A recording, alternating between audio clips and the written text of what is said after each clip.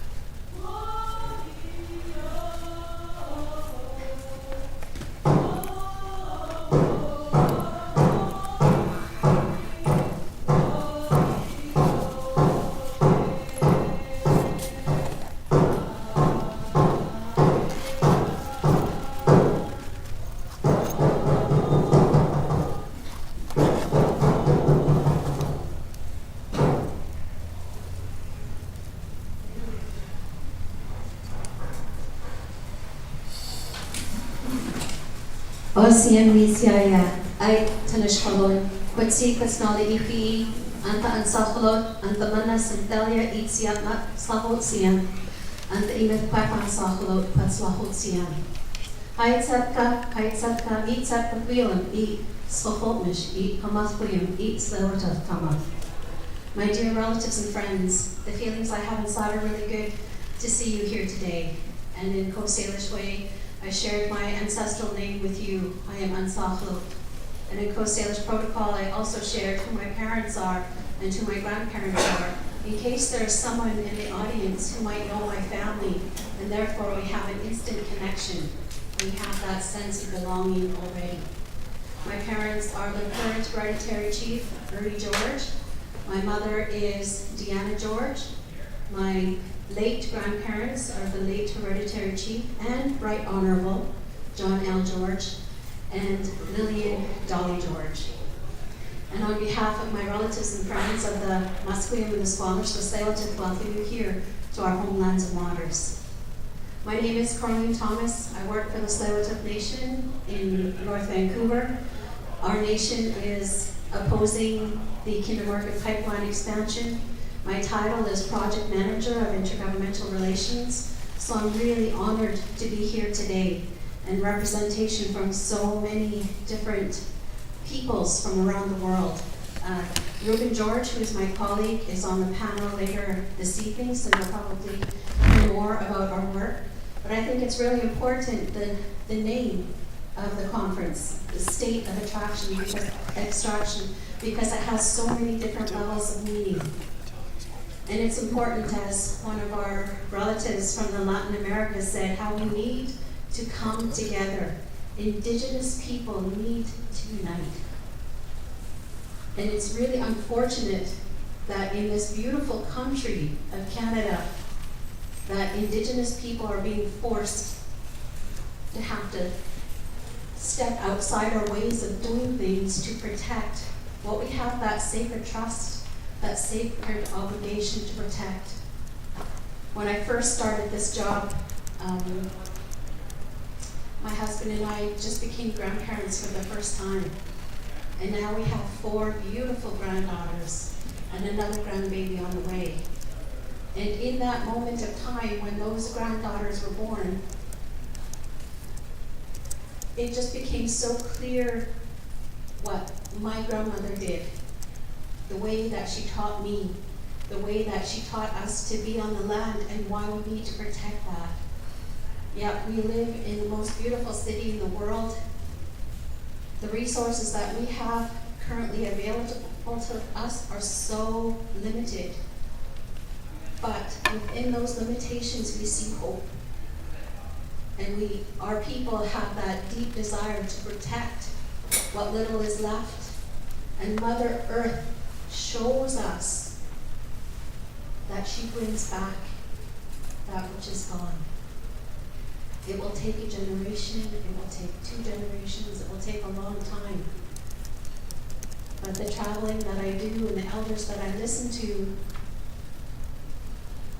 we think about those grandchildren yet to come.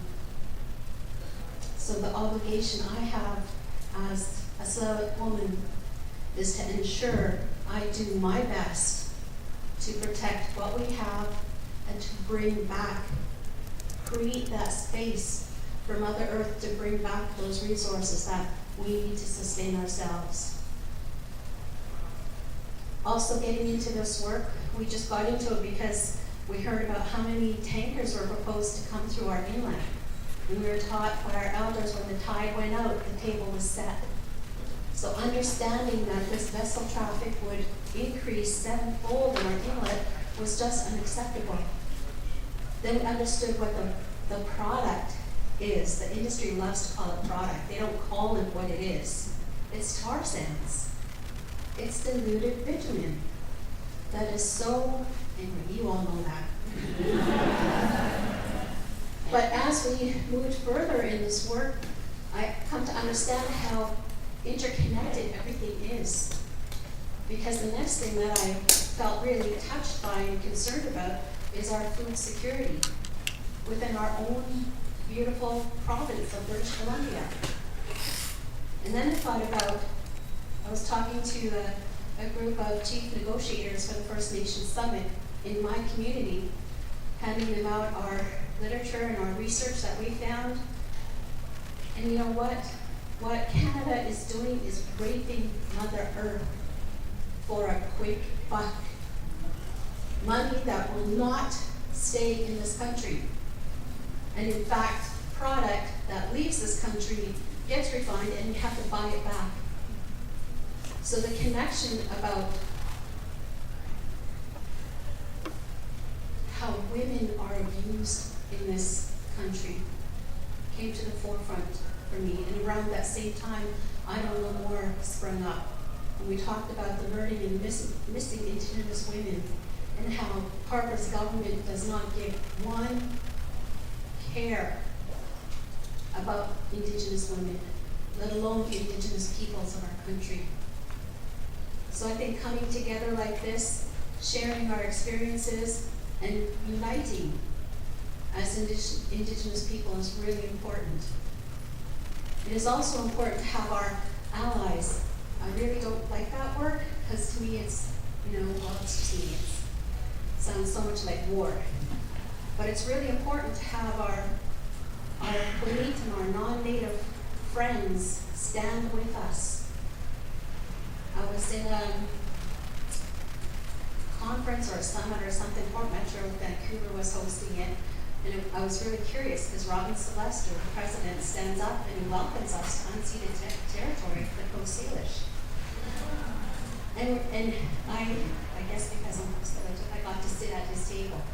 And one of the board of directors, I don't know if he's the chairman or what have you, but he also said the same thing. So I asked them, do you really understand what that means? Those words coming out of your mouth, do you know what that means? That you're on the unceded territories of the Coast Salish people. Because if you do, we would be having a way different conversation than we're having today. Neither of them answered, neither of them acknowledged, which was really strange to me because, when you're having dialogue, you think people would respond, but anyways. So I made them really uncomfortable. Hopefully I made them think a little bit more. And just on behalf of the Waututh people, I'm so glad you're here. I thank all the organizers for creating a venue like this because it is important that we all come together. The governments wish to keep us apart. That's their strategy, that if they keep us apart and funding each other over little drips and jobs of funding, that we won't unite. But there is too much at risk here. We need to put all that down and focus on our generations to come. With that, I don't have a song to share. I forgot my drum, but I will say a prayer. So if you don't mind, I will ask you to stand. And when I finish, you do not have to clap. In Croatian way, we raise our hands like this. And we say Haichka. Haichka means thank you to one person. So you're thanking me. Or you can say Haitsaka and thank all three of us. Okay.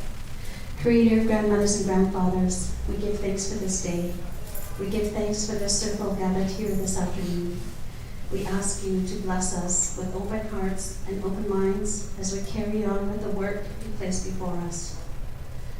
For all of those who are traveling far from home, we ask for safe travels, and we ask for blessings upon their families and friends and their communities that they've left behind. We give thanks for all the food that we will be consuming while we're here, and ask for special blessings on the loving hands that feed us. For these and other intentions we have in our hearts, we leave with you this afternoon, all my relations. Oh, and before I go, please sit down. I just want to really thank Audrey for taking our age-old way of welcoming and making it very contemporary. I'm really glad that she did it. And thank you all for participating with such open hearts and open minds. So now we have, so I'm sure those of you who do conferences recognize this is a very different way of doing conferences here. And I would like to say I'm grateful to SFU and the other organizers for including us. But part of me resists that because this is the way it should be. So I have an inner struggle about it. But let me just say that this feels good and it feels right. And to keep this going on a good note, we just have 2 more songs for you with my Haida brother Victor Thompson to keep everything going in a good way so that we set you off on the rest of the day with good energy. Our losses is long of Kalogin, Nung Jue Has, Hinidi Can. Each hot Sudanises, Agwan Can Guayari, Agwan Kinge Haspi Anasi, Sapagai, Angidang, Skinang, Hate Guy, Ilanga Suda, Wigi Hanton. And I'm not going to go into what I said, I just introduced myself. And the first song that I wanted to sing was a prayer song, so I just wanted to ask whether you could just record the song. It's kind of a sacred song, and I wanted to sing this song for all of you to take the song in for yourself, take the song and help you in your journey. and for Mother Earth. So it's a prayer song, and it's not to be recorded. So hoa.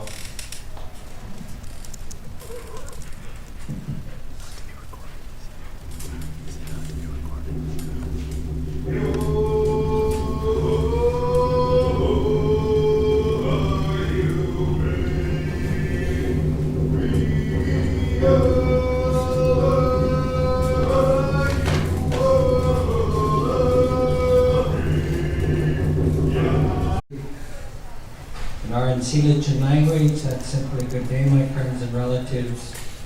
My traditional name is Stewart.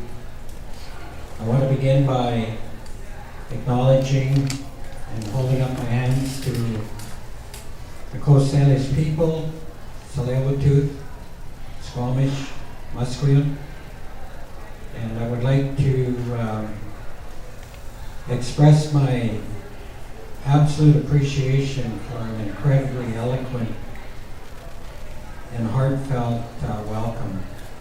I want to thank you for your songs and for your good words and helping all of us to center and put our hearts in a good place. I also want to thank each and every one of you for taking the time out of your busy lives to come together for the purposes of this gathering. And I got here probably 12:30, and I walked into this room and I was absolutely blown away by the number of chairs. And I have to be honest, I thought, wow, this is pretty ambitious. And I thought that we would proceed with this gathering and that all the people would be sitting up at the front. So when I got up and looked back there and saw the chairs filled all the way to the back, that's pretty impressive, and it bodes well for the next couple of days of being together. This reminds me of an event that took place here. It was probably a couple of years ago now. It was a shutout against mining event. And we had many of our brothers and sisters from Mexico and Central America and South America. And that was an incredibly powerful coming together about mining, about the exploitation of Mother Earth for profit. And I recall marching down the street, yelling in Spanish. And it was on a Saturday, and it was in the summer. There were a lot of tourists out there. And this whole group of people were marching down the street.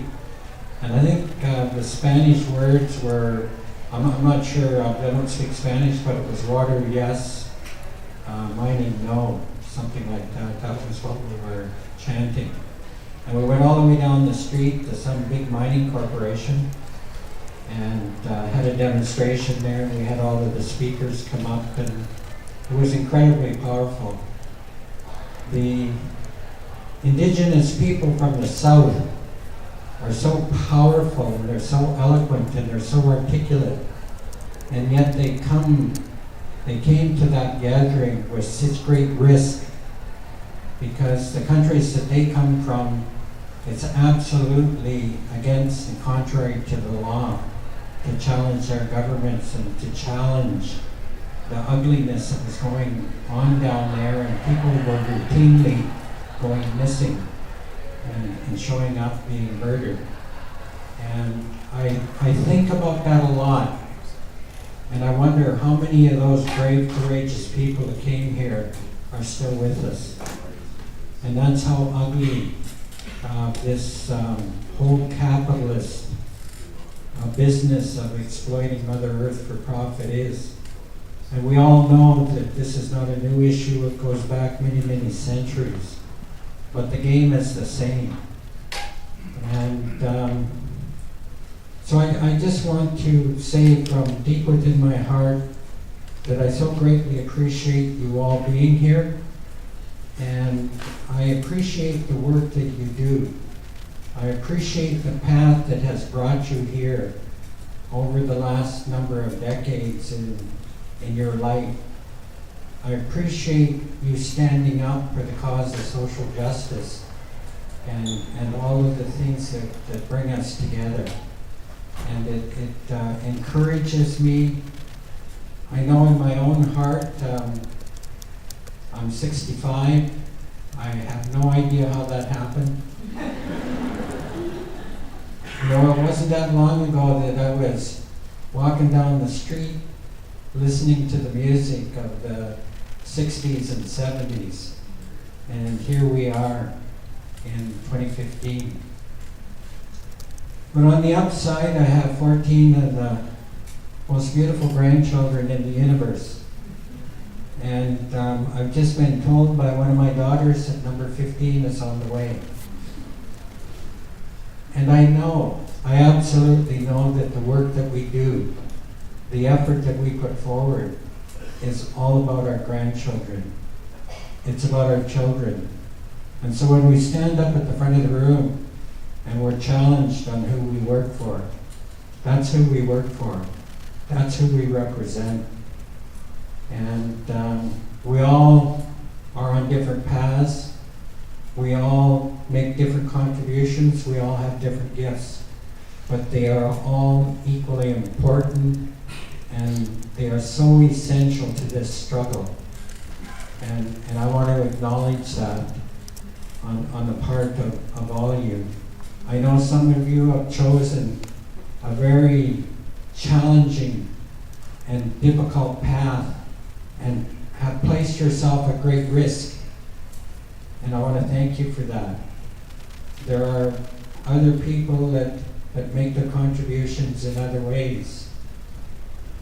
I'm really tired. I just got back from Ottawa.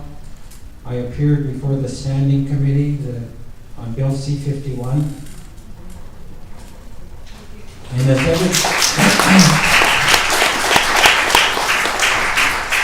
as everybody stood up here at the front, as cynical as I've become, I thought, wow, what a wonderful Bill C-51 picture that would make.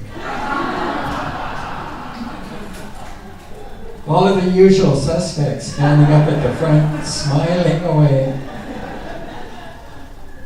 But we all know, and as I said to the committee, I said, in the view of the Union of BC Indian Chiefs, Bill C-51 is less about a Muslim jihad terrorist hiding under every bed and more about the Harbour government criminalizing our constitutional, legal, and civil rights to stand up and defend the rights and interests of our grandchildren. That's what Bill C-51 is about.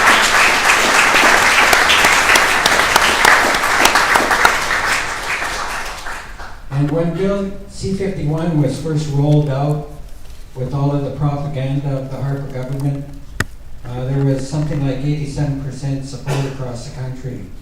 And that support is plummeting on a daily basis. The last I heard, it was in the middle 40s. And I just heard while I was sitting in a chair here, waiting for this to start, that the Harbour government is attempting to salvage this turn of events, and they've agreed to amendments. And apparently that's going to start. And the one thing they're going to do is remove the word lawful from that provision of the bill. But it's only as a consequence of the enormous backlash across this country. And all of the groups that made the effort to either go to Ottawa, which was no easy thing because firstly, they didn't want to have the committee hearings, and secondly, it was stacked, it was rigged, and they would have two witnesses that were in favor of Bill C-51. They were RCMP officials, police officials, officials from the intelligence community, which is an interesting statement. And in the middle would be someone that opposed the bill and was challenging it. but there was such a groundswell of opposition from some of the highly respected people throughout this country. I believe there was 4 former prime ministers, several former Supreme Court justices, a lot of civil rights, or civil, I'm totally tired. A lot of good people have been speaking out against the bill, and it's having an impact. So the one thing that I've made clear, and I know that everyone in this room knows and understands that, regardless of what kind of legislation this totally repressive right-wing government brings forward to silence our voices, to intimidate us, to criminalize our legal and constitutional rights, we will continue the work that we need to do to defend Mother Earth for future generations.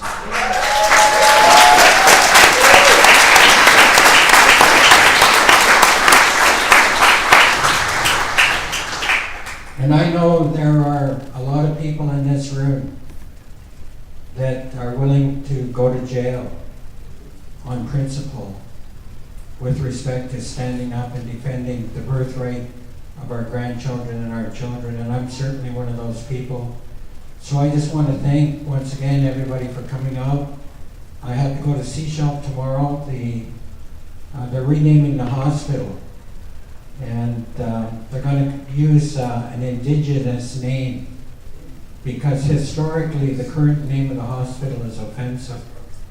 So that's where I'm going to be tomorrow. I'm going to be at the Site C Dam fundraiser Saturday night at the Wise Hall, I believe. But again, I thank each and every one of you for your good work and for your dedication and commitment. Why? Lin.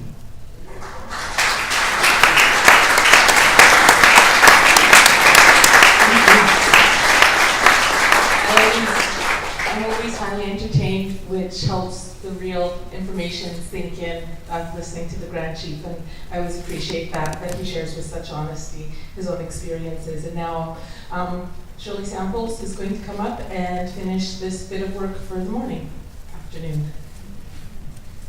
Thank you, Audrey. I'd like to invite all the welcomers to come back out to the front, please. Victor, you're included.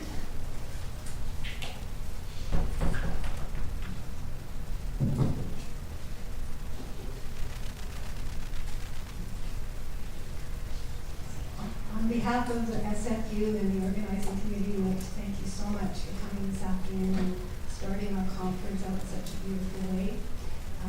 Our hearts are really full of love, and if this is the beginning of a conference, we're for a really amazing time. So Audrey, I'd like to give you a gift an appreciation for all of your hard work. You spend many hours in the community and helping all of us.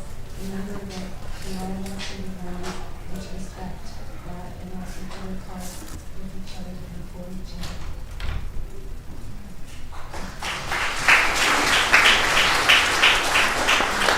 Grand Chief, you should come up too, please.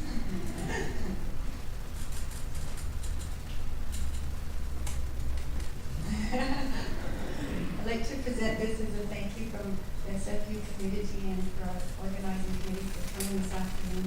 And your words were really wonderful and beautiful, and you made the afternoon complete. Thank you very much.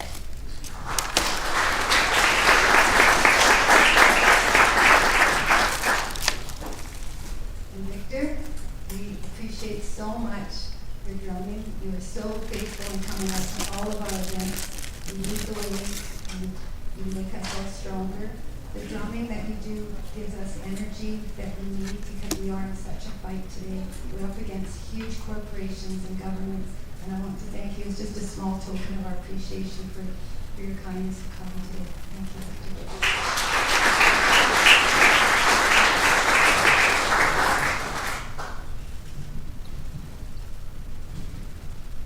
Carlene, I'd like to present this on behalf of SFU and the organizing committee. Thank you so much for coming this afternoon and using your energy and your wisdom and your forethought and all of the training and background respect that. We love your experience and you share with us. So thank you so very much.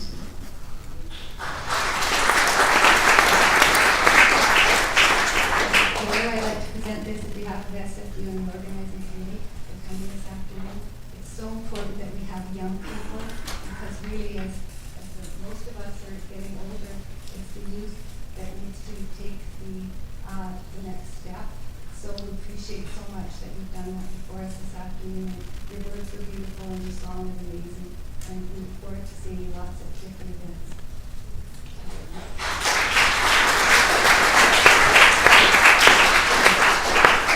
I just want to conclude with the thought that really hit me this afternoon was when we heard from all of the different presenters that we're going to have on the weekend is that everyone comes from a different part of the earth. And that really hit me because I thought, you know, the earth is our mother, and really when we come together like we are this weekend, we're actually standing up for her. And I just want to finish with a quote from Chief Seattle that I always bring to events because it seems to help me remember why we're doing what we're doing. And it says, "The earth is our mother. Whatever befalls the earth befalls the sons and daughters of the earth. This we know. All things are connected. Humankind has not woven the web of life. We are but one thread within it. Whatever we do to the web, we do to ourselves." So I want to conclude by saying thank you again for coming this afternoon, and I'll turn this over to Stephen, and we'll go on to the next portion of our program. Thank you so much.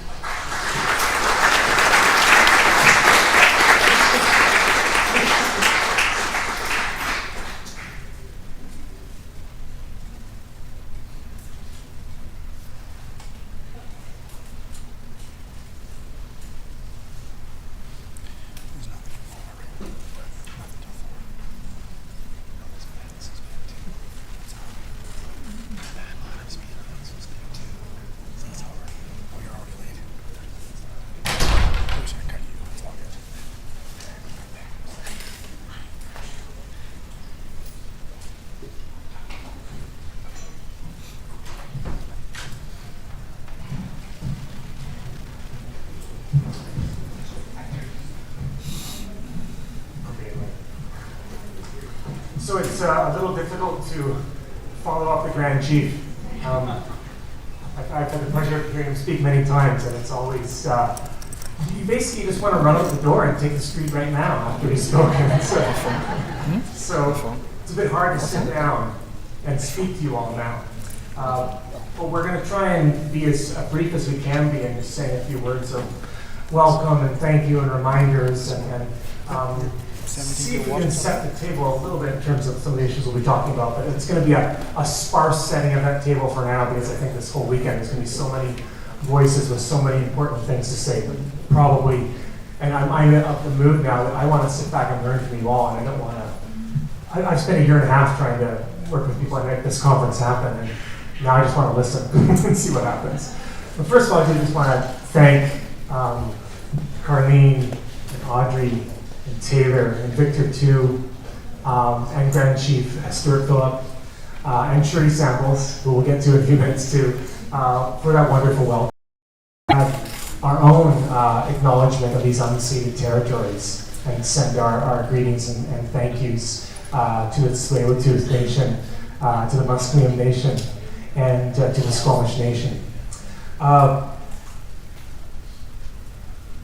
Yeah, and so I'm Stephen Collis with the Department of English at Simon Fraser University, along with my colleague Samir Gandesha, the Director of the Institute of Humanities, and a large crew of people that are about to have their names spoken into the air. I've been organizing this conference for quite a long time now, so I'm just going to turn it over to Samir for to say a few words on behalf of the Institute. Yeah, absolutely. Thank you very much, Steve. I would also like to begin by acknowledging that we're on the unceded territories of the Tsleil Waututh, Musqueam, and Squamish nations.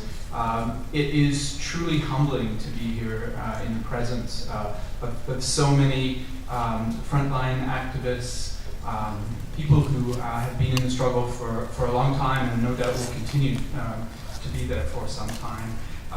I'd just like to say a few things about the Institute and also I have the happy task with Steve of thanking the many people who have worked so hard to put this conference in place.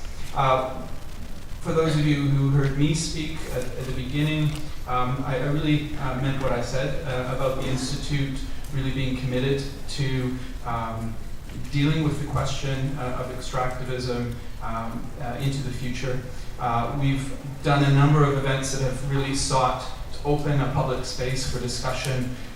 Most recently, we had a very successful and critical panel discussion of Bill C-51. That happened on Tuesday. There were 320 people there. It was also webcast, and there was a special discussion set up at Selkirk College in Nelson to discuss related issues that came out of that. The Institute has been around for 32 years. Its mission really is to use the tradition of the humanities, broadly understood, to try and address some of the key social, political, economic, religious, and legal questions of our age. And clearly, extractivism is front and center to that. It affects almost everything. And I'll have a few more things to say about that in a few minutes. But before that, I would really like to express a heartfelt thanks to Sansad and the Harry Sharma Foundation, Shin Banerjee, been huge supporters of this particular endeavor, and others as well. We've worked together quite closely in the past. Joe Hall as well, of Van City Office of Community Engagement at SFU, along with Andrea Kramer, who works closely with him.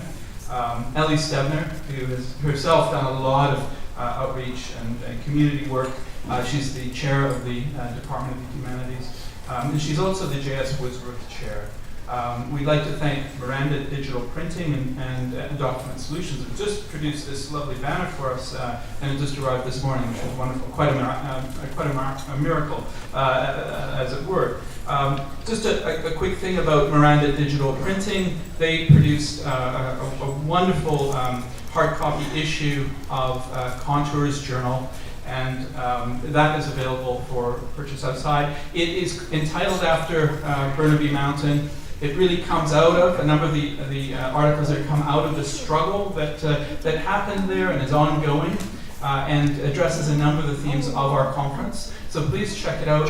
Our aim is also to have a publication, or maybe a couple of publications that come out of this event. Again, to keep the discussion going and to broaden public awareness of these and related issues. I'll turn it back. Yeah. A few more of our funders to thank, which is to thank John Craig and the Dean of Arts, Dean of the Faculty of Arts and Social Sciences at SFU, also John Driver and the Office of the Vice President Academic, the Joanne Brown Symposium on Violence and its Alternatives, the Department of English, my home department, and Laurie Anderson, Executive Director of SFU Vancouver, for his ongoing support of the Institute of Humanities. It was not easy to fund this conference. No one wanted to give us money. None of the available things you can apply for, even things that are earmarked, this is for public engagement of important social issues that impact everyone, blah, blah, blah, blah. We really like it if they touch upon issues affecting Indigenous people, blah, blah, blah, blah. None of them wanted to give us money. But we scraped together what we could from sources like departments of English and humanities and funny little things that you wouldn't think had a relationship to mining necessarily, but here we are. I really want to thank our organizing committee, and they've done an incredible amount of work. So I can try and run through this, but I can start over here with Shirley Samples, on my right, who, of course, you've heard from a little bit already, was helping organize the Welcome to Gestalt experience. Shirley is our Indigenous liaison for the conference. If anyone has any questions or anything relates to Indigenous issues and you really want to talk to an Indigenous person involved in organizing the conference, that's Shirley right over here who you'd speak to. And just fabulous. Shirley's a street activist, a street fighter at heart, but it's fabulous work she's doing with us.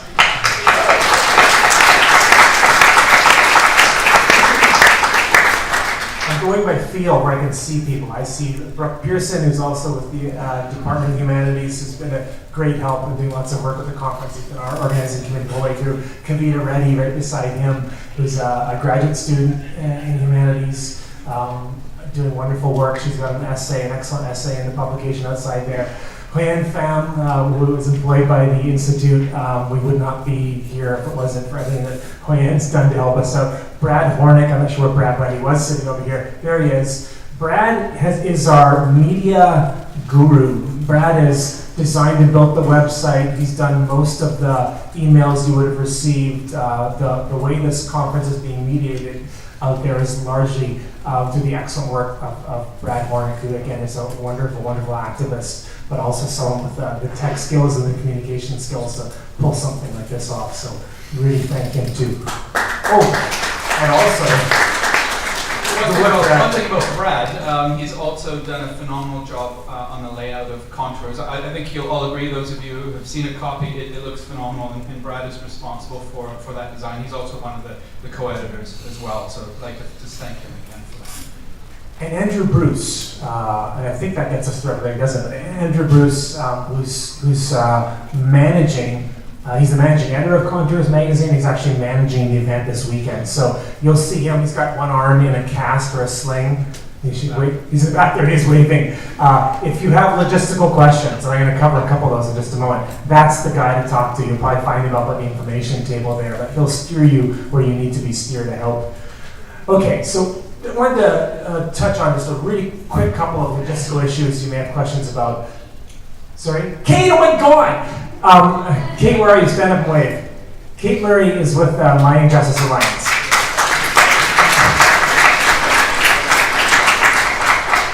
This is the problem when you go by who you can see rather than the list that's in front of you. Kate Murray has been organizing around issues to do with extractives and especially their impact in Latin America. And again, that's the incredible work that Mining Justice Alliance does for a long time now. I've known Kate since 2010 when Goldcorp arrived on our doorsteps. And she's just fabulous. Kate named this conference, so we kicked down thousands of names. Kate's good title suggestion came to the top, so we have her to thank for that and much, much more of the banners that are around, wherever the banners have gone. One of them's outside. Kate's arranged getting these here and like that. So, all right, that's our crew. This afternoon we're going to have a reception. That's actually across the road, so I just want to make sure you know where that is. It's in the SFU Center for Dialogue, which is right across the street from us here on Hastings Street. I think you have to go onto Seymour and enter from the little entrance to the hotel. But you can ask any of us and we'll help you get there. That'll be from about 6 to 7:30, then we have the keynote back here again tonight. Tomorrow morning and Sunday morning are a series of workshops and small sessions. We have an incredible amount of information and expertise on display. Those will be in a variety of rooms here on the first and second floor of this building. Again, out front you can find schedules posted and some paper copies to take away, and it's online as well to tell you where those things are happening. At 12 noon, there is a toxic tour because we will get inspired by the Grand Chief and we will take the streets and leave this building. So from noon till 3 tomorrow morning, yes.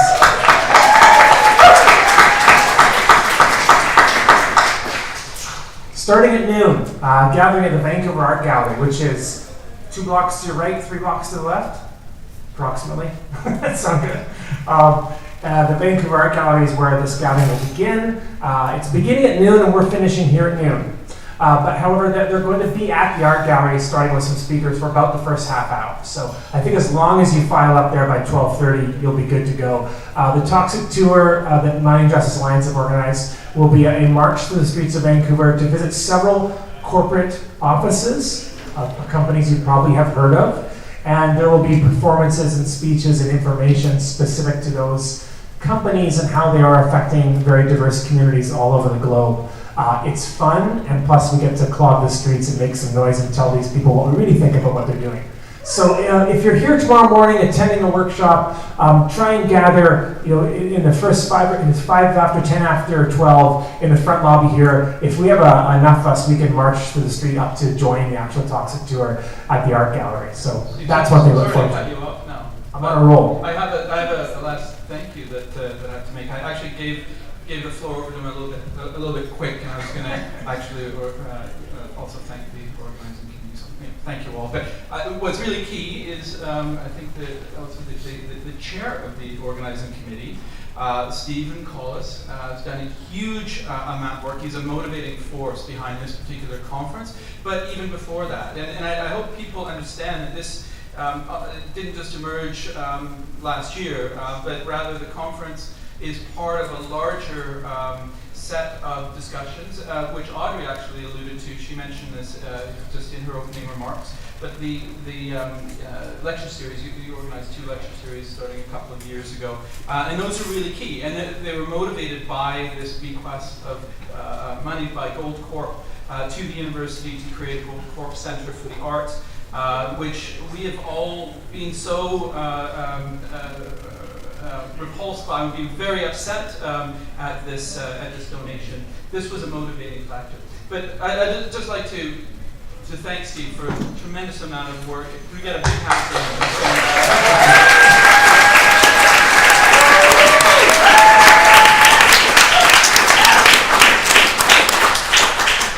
Thank you, everyone. Thanks, Samir. Yeah, and maybe I'll just really quickly just to touch on that one issue of the context of how we got here. But then we have a little, we're going to do a little group selfie before we say a few more comments to get the next group of people up here. So this does start in 2010 when Gold Corp donated money to SFU, and many of us at SFU, myself included, were fairly ignorant. We did not know exactly who Gold Corp was or what they were up to. And as soon as we simply Googled Gold Corp, we started finding out all sorts of interesting things, and that they did not exactly have a clean reputation out there in the world environmentally or in terms of human rights. In fact, there was an awful lot to look at that was questionable. So myself, Kate Murray, many people who are working at universities here in Vancouver and were stressed by this moment, this surprise donation by this company, began organizing around that issue. So we've been working on this for a while, but it's also really very much situated in the downtown east side of Vancouver, and in a process of gentrification, of out of control real estate bubble market that certain people are making an awful lot of money off of. And when the Gold Corp donation, that was part of moving SFU's art school downtown here into the former Woodwards building. And it's important to remember that history, that the Woodwards building, when it was abandoned in 2002, was occupied by something known as the Wood Squat for 92 days, was it? That's longer than Paris Commune, that's good. For 92 days, the Woodwards abandoned building was occupied by activists, many of them Indigenous, demanding Vancouver do something about the housing crisis and homelessness. And of course, Vancouver has not done anything about those crises. It has only gotten worse. So the fact that you have Gold Corp as an extractive company on the one hand, landing here with money to throw out to universities and symphonies and things like that, but is really part of that same problem that is not serving people's real needs for very basic things. A healthy and safe place to live, a healthy and safe lifestyle. So when we look at that picture of extraction, we're looking at something very complicated and large, and we'll be hearing a lot about that this weekend. Okay, a premise of this conference really is about solidarity. That's why we have people here from around the world, people from very diverse, different Indigenous communities around what is known as Western Canada, to bring everyone together and talk about this vast web that we're tangled in. We'll do a quick little act of solidarity here. There's a recently elected government in Greece, a left-wing government, Syriza, and they're dealing with one of many problems they're dealing with is a Canadian mining company called El Dorado, and a mine they don't want. So I'm going to ask Bill Hopwood, I think it is, to come up, say a quick word about that. We're actually going to take a picture and send it to Syriza right now. Thank you. I've been told it was really brief. Thanks for being here. Thank you for letting me speak. In the spirit of the acknowledgement, I want to say my ancestors were driven from their homes or fled their homes, and after much wanderings, found a home on the banks of the Fraser River in the Musqueam territory, and I thank you for that. So I'm asking you to do solidarity, just a couple of words. You can find out a whole bunch more about El Dorado. The mine is at Skouries in northern Greece. The people have been fighting it for nearly a decade. There's all sorts of corruption. One estimated that the corruption stole 400 million euros from the Greek people. Now that's why they got financial problems in Greece, because the rich scoundrel. I'll be brief. It'll ruin the aquifer on what is a really big issue in Greece. This Saturday, tomorrow, there's a big demonstration in Thessaloniki against the mine, and that's why we're doing this now, so that given the time zones, they will know about it tomorrow.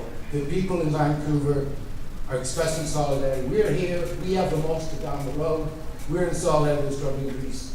I've got a couple of placards, one in Greek. No to Eldorado in Greece. I thank everybody for doing this. And if you want to find out more, go to Anti-Gold Greece. Put that in your browser. Anti-Gold Greece, and you'll find it.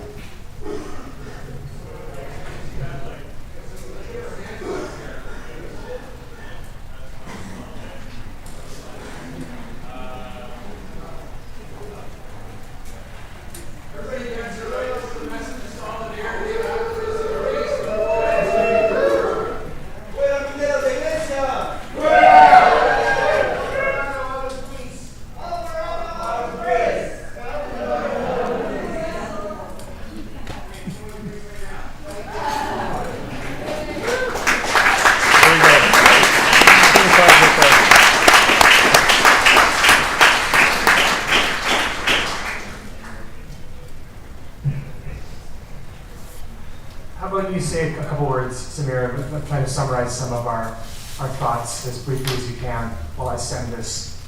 That sounds like a fair position of labor. Yeah, so just very briefly, we, as some of you will know, have come up with what we're calling a primer, kind of overview, some of the themes that we think are important. But I'm with Steve on this. I think we're really here to learn from all of you and learn about your struggles and how they might connect up. And I think that might form something of an answer to this bit of perplexity as to, well, why is it an institute for the humanities that is in some way part of this and providing a kind of context for these discussions to happen. And I think maybe one of the best answers was given by a speaker who was here not too long ago. His name is Ochieng, and he is based at the University of Paris, and gave a talk about what he was calling the financialization of nature. It was very interesting, looking at things called catastrophe bonds or cat bonds as instruments of investment and of risk management and so on. It was quite fascinating to hear about this. But one of the things that he said that I thought was really quite valuable and useful, I think, for our purposes specifically, is that he had a very quick and I think clear definition of what he was doing and of what he thought theory was. And he said that theory was about connecting different struggles together. Right? Rather than remaining in the particularity of the situation, which is of course important, right? We have to struggle locally. We have to be very attentive to place and our relation to it, without a doubt. But the idea is that we also need, and I think this is what we've already started to do, just in sharing at the beginning, is to look at some of the commonalities that we have in the struggles that we're engaged in. And so I think that was one of the things we're both reflecting in that piece that we put together and reflecting on. So that's one point I'd just like to make. Just like to make two others, and I'll pass it on to Steve. One of the things that comes up in that primer is a question about whether the state of extraction is now really sliding us as a country into a permanent state of exception. And what I mean by state of exception is a condition in which the rules, normal legality, stop applying sometimes. Maybe they stop applying most of the time, right? We have Bill C-51, which seems to codify in law that possibility of a permanent state of exception. I'm very pleased to hear from the Grand Chief that this government is actually entertaining the possibility of amendments to this legislation. But I don't think that an amendment can save this legislation at all. right? So that's a concern, and I think that that could be linked directly to this government's attempt to turn Canada to a new energy superpower, declaring energy as unequivocally in the national interest. And if something becomes in the national interest, everything else need not apply. I think this is the situation that we're in. And I think this is what Pam Palmater, the chair of Indigenous Studies at Ryerson University, calls Canada's state of emergency. So this is one of the things that we're talking about in that piece.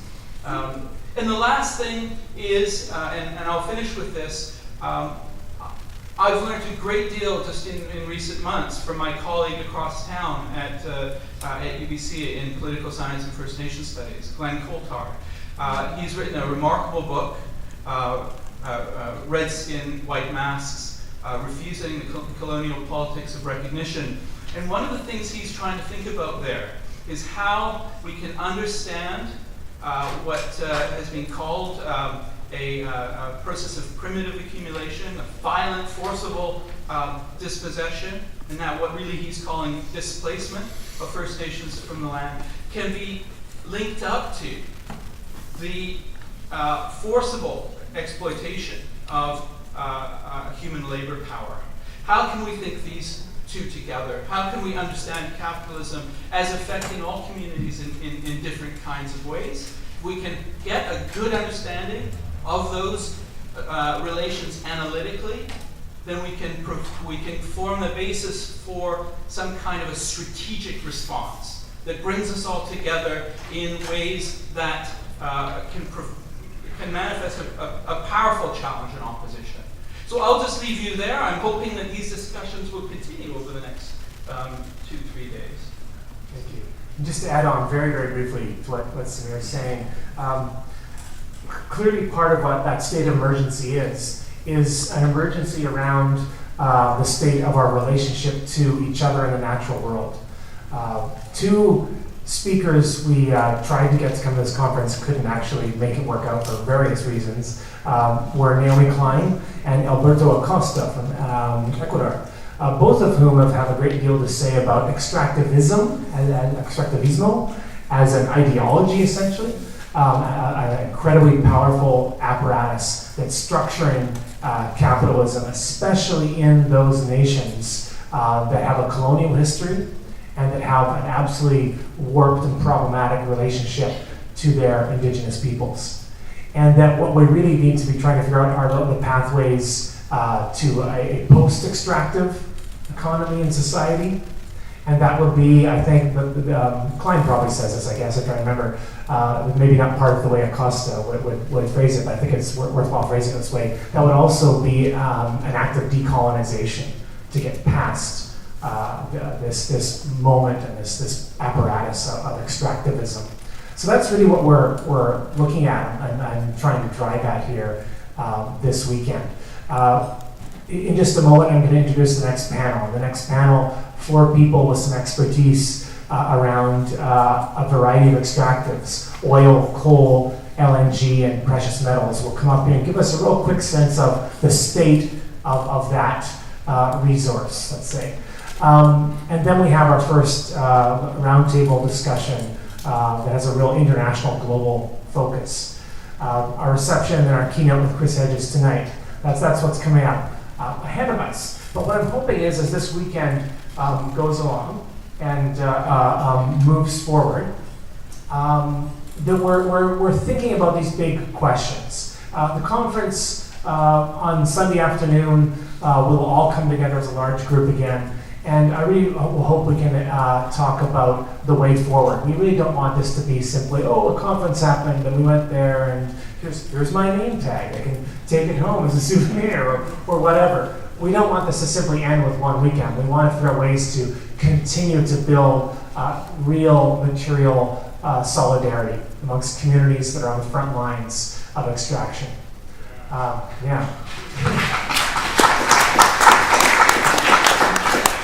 So here's some simple questions to keep in mind, and we'll come back to some of these on Sunday afternoon. And that is, if I can find it here. How do we begin to organize for a post-extractive economy? How can we most effectively support each other around the globe in this struggle? What resources, practices, and organizational forms do we need to have at our disposal for this transformation? What are the next steps we need to take? Now, you'll see the back of the room is a green painting tape square on the wall and some post-it notes. We're going real old school here. We were going to tweet, but some people can tweet if they want, and you can tweet hashtag state of extraction, and we'll have a look at those too. But real old school, any sessions you're in, if you hear a moment, a thought comes to you, someone says something, you think, we need to keep that in mind. Write that down on a post-it note and stick it up there. Whichever room you're in at any point this weekend, we're going to collect those, we're going to go through them in the wee hours of Sunday morning and try and draw a few significant points to help us with our discussion on Sunday afternoon. We'll also have some wonderful people say a few words at that final session to get us going as well. So that's the road ahead. The post-it notes are the back of the screen, on back wall back there, yeah. And Andrew and other people helping us out this weekend will have lots more post-it notes if we run out. Okay. So let me introduce this next, well, I guess we'll do this together, this next panel, and we'll move on. Sure. Am I done these two? Go ahead, start. Okay, yeah, so I'll get it going. The first speaker that I'll introduce is Professor Douglas McArthur. I just want to quickly note that Professor McArthur has agreed to be with us at the very last minute. Really appreciate that. He's been in the media recently, in particular in November, talking about a report that he and the School of Public Policy here at SFU released concerning Kinder Morgan and some of the, let's say, over-inflation of the benefits and the under-reporting of possible risks. And I think that has really helped to clarify the debate. And so Professor McArthur will be speaking about the question of oil. And also coming up will be Leila Darwish, the former BC Yukon regional organizer for the Council of Canadians. And the Council of Canadians, of course, have been paying a lot of attention to LNG in the last little while. So Leila's going to join us to talk about LNG. Also coming up will be Jennifer Moore with Mining Watch Canada. Jennifer works on the Guatemala Gold Corp campaign and on supporting communities, organizations, and networks struggling with mining issues throughout Latin America. So she's going to talk about precious metals. And our fourth speaker is Kevin Washbrook. He's a coal guy. Kevin is director with Voters Taking Action on Climate Change in Vancouver, and Kevin has been a part of a number of very noteworthy actions that have happened in the last couple of years around the expansion of coal ports here in Vancouver and the transporting of coal, some of the nastiest, dirtiest coal there is out there by rail through our ports. So if those four people could come up and join us and take the table, please make your way out. And we'll lay out some groundwork specific to these particular extractives.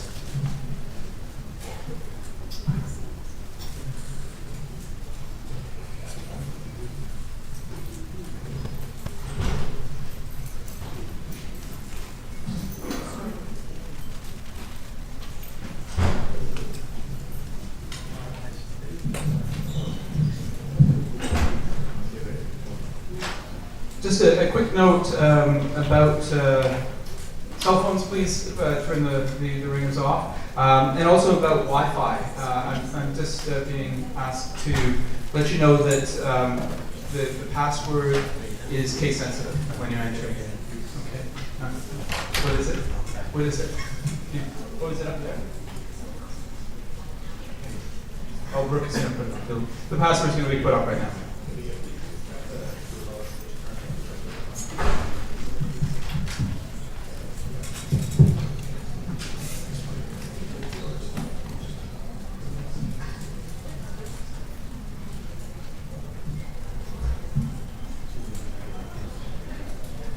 Check 1, 2.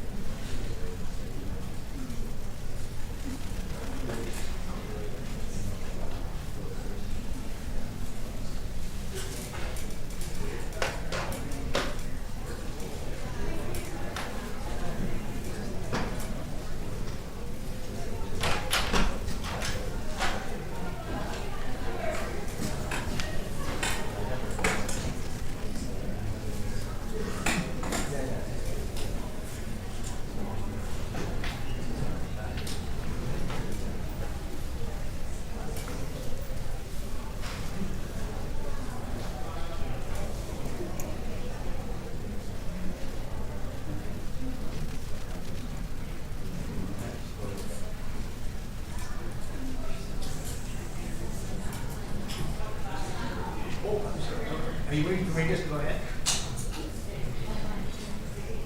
Okay. Thank you. Thank you very much for the invitation to be here. Thank you for the invitation and the opportunity to speak to this important conference. I'm going to say a few words about oil and the oil industry. It's a complicated, complex industry with a complex history, deeply embedded in South Canada's psyche in various ways, and deeply embedded in Canadian both federal and provincial policies, and of course an industry that is dominated by some very big players. Let me just say that to some extent the oil industry is facing a new situation in relation to the people of Canada. It's been around for a very long time, as you know, at least going back to Alberta in the immediately post-war period. The oil industry kind of flew under the radar as far as extractive industries and the difficulties and problems that were confronted by the citizens and communities. The oil industry tended to be kind of localized in terms of its impacts. People, First Nations lands were affected, the local community lands, farmers' lands were affected. But there was no larger mass of objection that brought people together and brought these linkages that we heard talked about for very, very many years in the oil industry. These were localized issues, localized challenges. Many people very passionately fighting the oil industry on farms and on First Nation reserves and some other local communities. But generally speaking, there was no larger connecting force that the oil industry had to face.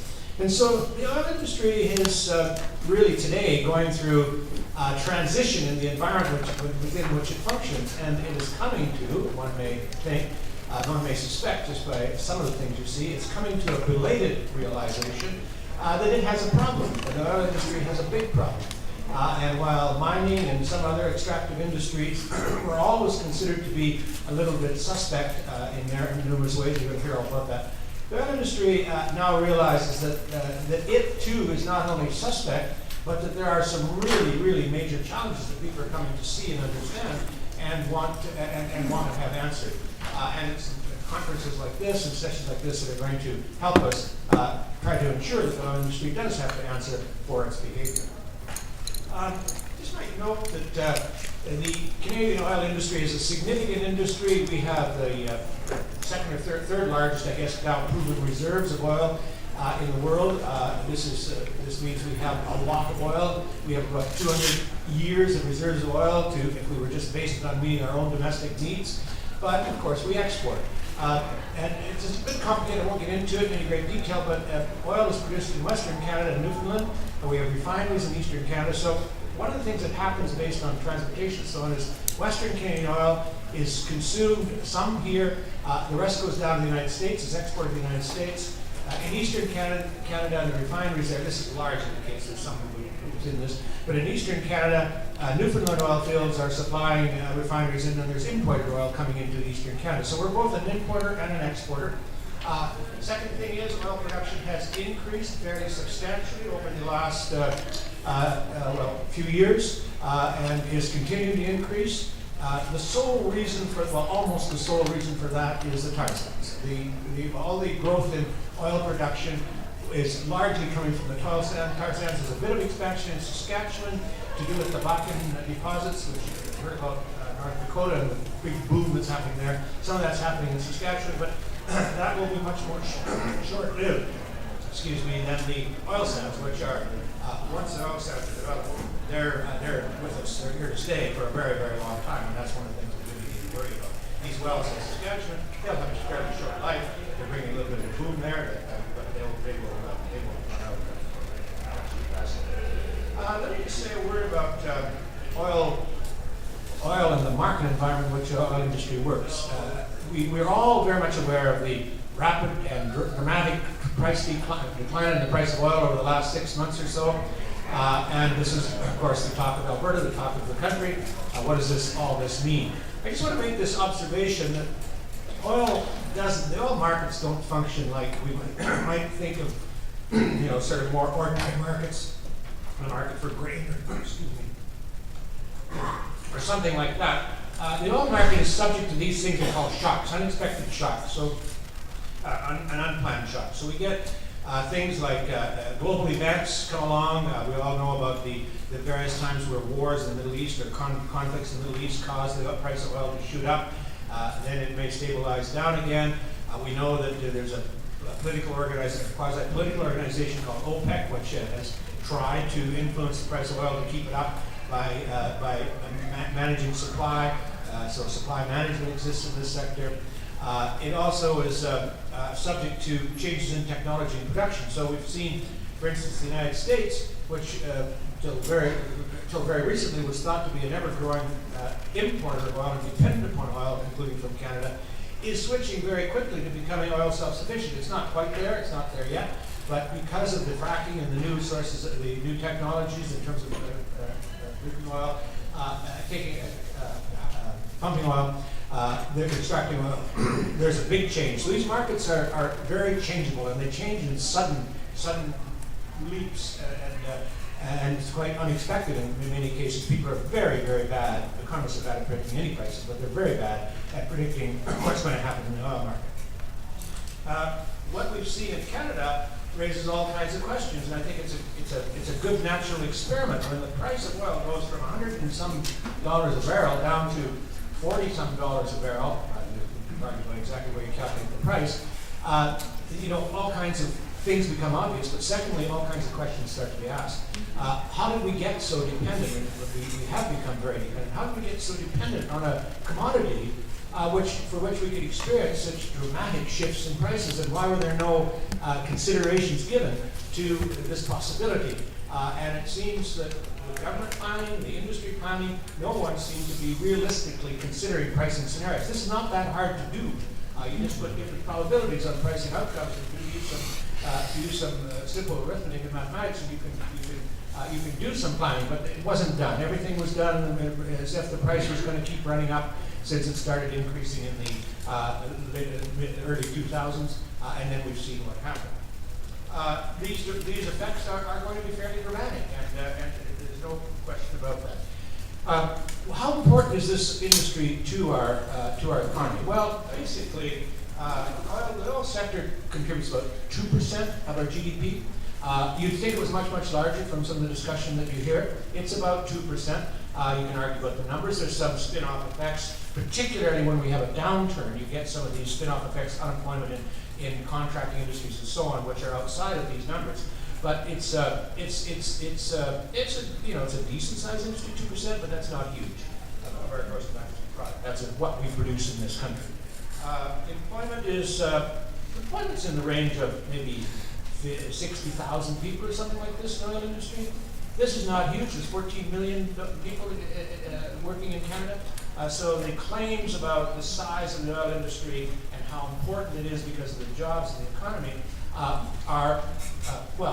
the kind of claims that are made by the industry and government are an exaggeration. And this is something we found, which I'll talk about a little bit in our report. I'll talk about in a minute. Another thing I just want to make a point about is understanding the oil industry and what the oil industry has done to Canada. Some of you have heard the term Dutch disease. About 4 years ago, I gave a talk over at Woodward's on the Dutch disease and the contribution of the oil industry to this, and a few other people started to talk about this, and we were just completely discredited by the media and by government and so on. They simply, made us out to be completely unrealistic, silly, stupid, making up stories that were just to undermine the Western Canadian oil industry and the Western Canadian position that had been strengthened. By the way, the oil story is also part of this. Alberta and Saskatchewan in the West are back in, and now we've got power. There's a lot of narratives that go with this. The Dutch disease is what's attributed to when you have a product like oil, a commodity like oil, a single commodity, runs up prices go very high, and exports grow in a market that's gone through a fairly short-term jump in demand. This drives out manufacturing industry. I won't get into all the details of the adjustment within the economy, but manufacturing goods become much more expensive, labor becomes more expensive, you get more migration of labor across the country, and it essentially drives out more traditional, long-term, stable, sustainable manufacturing industries. And this has happened in Canada, and most economists are beginning to acknowledge this, and it's created many, many challenges for us in how to move forward in terms of maintaining and sustaining our manufacturing industry. One of the things that's said about oil is it contributes tremendously to provincial and federal revenues, and that is true. The oil is by its nature, we collect rents from it, it creates royalties, it has a surplus that's created in value. Some of that goes to government through the collection of royalties and taxes, and these numbers are fairly significant. But there's another side to this, and that is that a good tax source is one that's not only substantial but that's stable.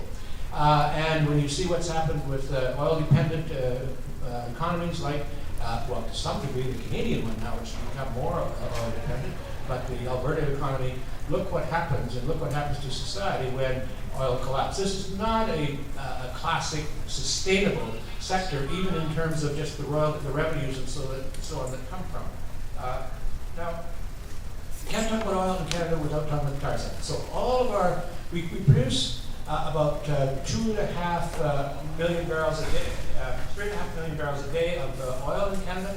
About 1 million of that comes from what's called conventional oil. The rest is all coming from tar sands. All of the growth in Canada in the future is going to come from tar sands.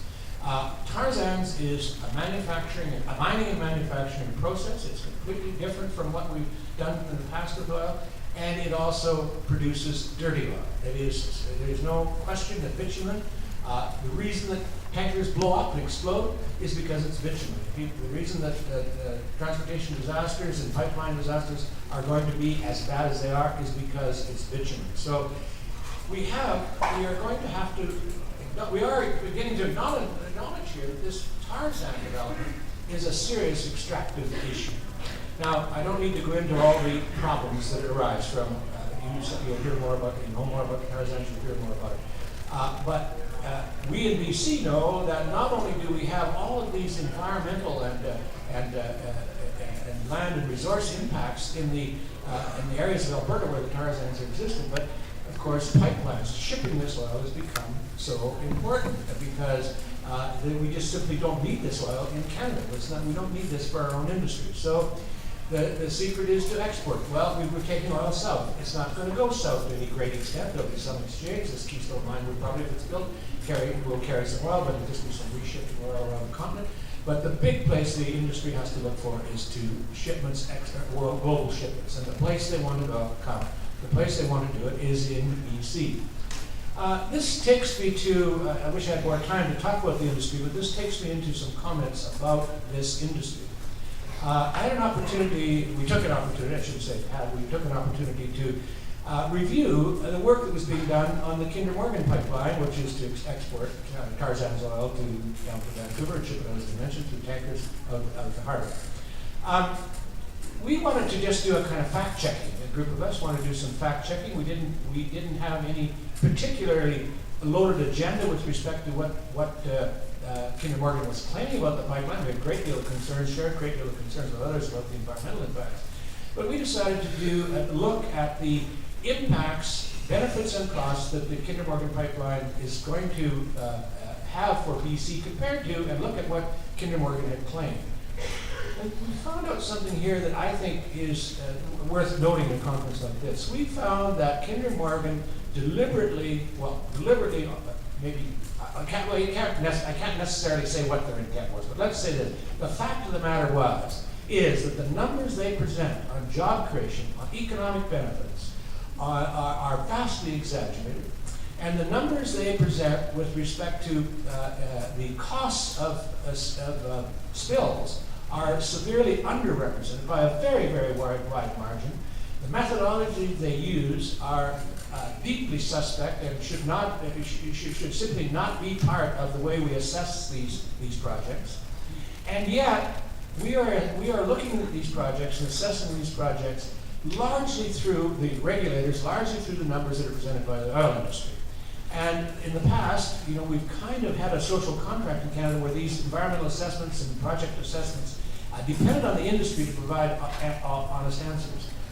We're not getting that now from this industry. Something has changed in the sense of the view this industry has about how it can treat its government and its regulators. Now, why is that so? You're going to talk about that and speculate about that. But two things I just want to note in closing. I don't know which other things here to say, but the time is sort of short. The first is we are seeing a serious deterioration, a serious undermining, a serious decline in the quality and substance of our analysis and review of these projects, which all of them require huge amounts of commitment of public infrastructure, huge utilization of our resources, huge impacts on our environment. Whatever any of the oil and oil transport developments from here on in are going to have massive impacts. What we are finding is the assessment process, the way that regulators and governments assess these things, has declined in terms of its substance and its integrity to such a degree as we're not really getting honest assessments anymore. That's something we should think about, because this is a place that we do have the opportunity to have checks and balances with government. Second thing I mentioned, the oil industry is facing some difficulties with Canadians. But I want to just caution you about, or say something about corporate cultures. What I've seen in the oil industry, and I've watched the oil industry and studied the oil industry for many years, the culture of the oil industry has now become one of a bully culture, an antagonistic culture that people have disregard to the people, a belief that governments are just getting in the way, environmentalists are getting in the way, people who do serious academic and other research are getting in the way. It has become a hostile, nasty, non-cooperative culture within the oil industry. And this well, it's just something we need to understand and realize and think about in terms of how we deal with this industry. The last thing is I wanted to mention about the environment the industry works in, and I don't have to go into this in great detail with you, but we do have a policy environment now where the oil industry is largely become part of the political culture that the party in power and the governing elites have attached themselves to.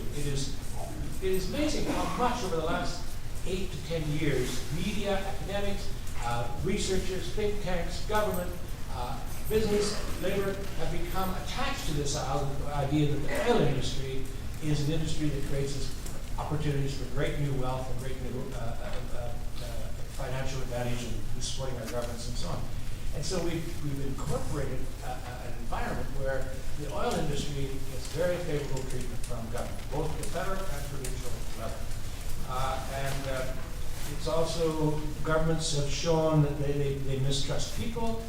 We mentioned, we're under suspicion if we raise questions. Any of us have been involved in this fight. Many of us know that we end up on lists, and this is a direct result of the linking together of what's the national interest of the government with this particular oil interest. And this is poisonous. It creates an environment of mistrust, of suspicion of each other, of corruption, government corruption, and other things that have gone with these petro-states we've seen before.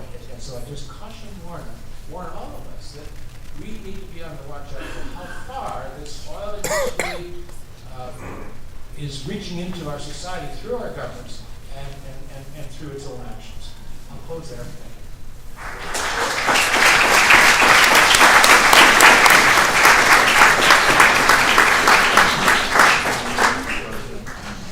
Okay, so I think we're going to move on to fracking and LNG now. My name is Leila Darwish, and I want to start off by acknowledging that we are on unceded Coast Salish territory, and it's an honor to be here. And to be speaking about some of the important things we're speaking about today. And also, this is a really long room, so it's kind of daunting trying to look back and see the people in the back. And I hope you guys are still awake. It's been a long afternoon. Just to give you a little bit of background about me, is I used to work for the Council of Canadians, based in BC. And it was through that work that I got a lot of exposure to working on fracking and LNG. How many people, just raise your hand, know what LNG is? All right, pretty awesome. Usually I do presentations, I have to explain it. I'm still going to explain it if anybody was too shy to raise their hand because they didn't think they wanted people to know that. But liquefied natural gas, that's what we're talking about when we're talking about LNG. And what it should be called is liquefied fracked gas. And when the government started trying to push this project onto communities, they got pretty savvy and they said, you know, people don't like fracking because we've been hearing about fracking for a while. There's countries coming out against it, there's communities coming out against it. So maybe we'll try to call it something natural sounding, like liquefied natural gas. And so if you ever kind of bring this up with industry, they get really worked up if you try to say LFG or liquefied frac gas, but you can't really talk about LNG unless you talk about fracking. And so when it comes to BC, we are going gangbusters on the fracking. There's no elegant way to say that. It's been going on for many, many decades. In the northeast portion of BC, what is known as Treaty 8 territory, Fort St. John, Fort Nelson area.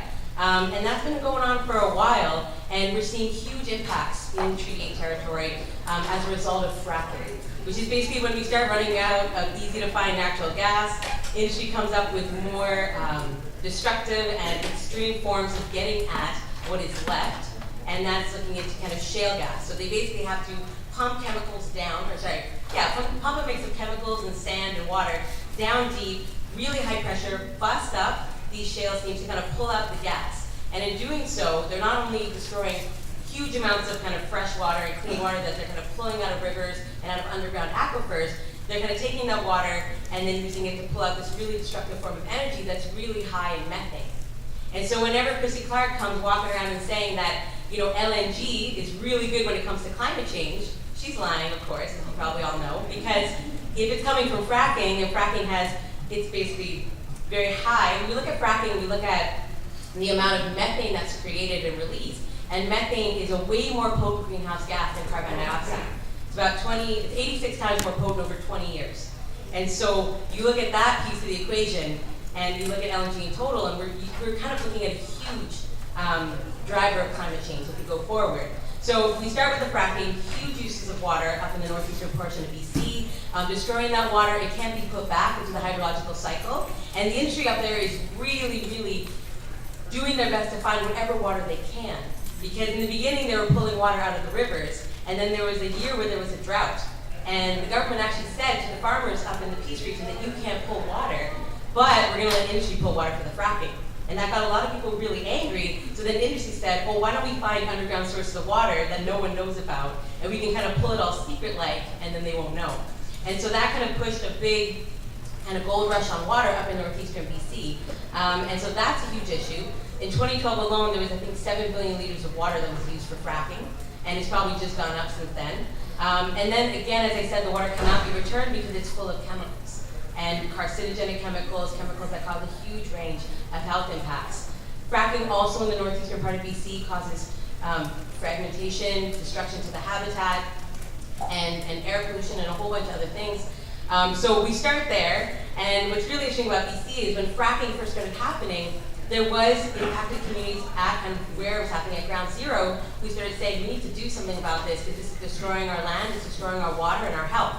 And a lot of environmental groups didn't pay attention because they didn't want to work on it, they thought it would be too difficult to win, and they turned a blind eye. And now people are starting to pay attention because if you don't deal with something at the source, it starts to come to where you are. We look at the tar sands, we notice that same thing with fracking. Now because we didn't do enough diligence in supporting folks in the beginning of actually fighting this when it was really impacting in Treaty 8 territory, we're seeing pipelines and we're seeing what we call liquefied natural gas terminals being proposed at a huge rate and an unprecedented quickness, I would say. So when I started working at the Council of Canadians, that was less than a year ago, it was about a year ago, there was 12 liquefied natural gas terminals that were proposed, and now it's up to 18. That's a lot of liquefied natural gas terminals. Pipelines, we're looking at dozens of frac gas pipelines that would take that gas that's being fracked up in northeastern BC and then move it across the province to northern, kind of the northwest, kind of Prince Rupert, Kitimat area, and then also down south to LNG terminals that are proposed in Squamish, as well as Delta Richmond area and Vancouver Island, Campbell River and Sarita Bay. So again, people were really paying attention to LNG, and then it started to come closer and closer and closer to the places that we all call home, right? A few things, just so people kind of understand LNG, is you take that fracked gas, and then you ship it via pipeline. Once it gets to the terminal, you have to supercool it to be about minus 163 degrees. That takes a huge amount of energy to do that, and then you're going to basically load it onto these massive super tankers. These super tankers, some of the biggest ones in the world, with the size of 3 football fields. And again, it's really interesting that a lot of people have gotten really worked up about tar sands tankers, but are kind of not as concerned about LNG tankers. And one of the reasons for that is when government and industry was going to communities and trying to sell LNG, and they were saying to people that they have a choice. They're like, you've already said no to the tar sands pipelines, but natural gas, it's good for you, it's clean, you can't say no to everything. And if there's ever a spill, it'll probably evaporate in form of rainbow. And we all like rainbows, especially on the coast. And so people were, they kind of bought that to a certain degree. And what people have been finding out when you start digging into it is that if there ever is an accident with an LNG tanker, it is not a situation you want to even be near in any way, shape, or form. So what you have is these massive tankers with huge amounts of super cooled liquefied natural gas. If they were to get a collision or a leak of some sort, the gas would not evaporate into the air because it's very, very, very cold. So what it would do is it would actually form kind of a vapor, a low fog, that would kind of run along the water, and if it caught any kind of spark or anything like that, it would light up in a massive explosion. And this is a big deal because when I say mass explosion, I mean fireball of death. Not to be a fearmonger, but I'm actually decreasing that because when you actually read the fine print, it's worse than a fireball of death. So the thing with that is, you look at a lot of countries that have been doing LNG, and it's been going on for decades, not in Canada though, and there hasn't been an accident yet with an LNG tanker. Doesn't mean there can't be, and you don't want to be the first place where that happens. You look at a lot of the projects that are being proposed for Canada, and the people who are proposing them, the companies, have very little experience in LNG, if any.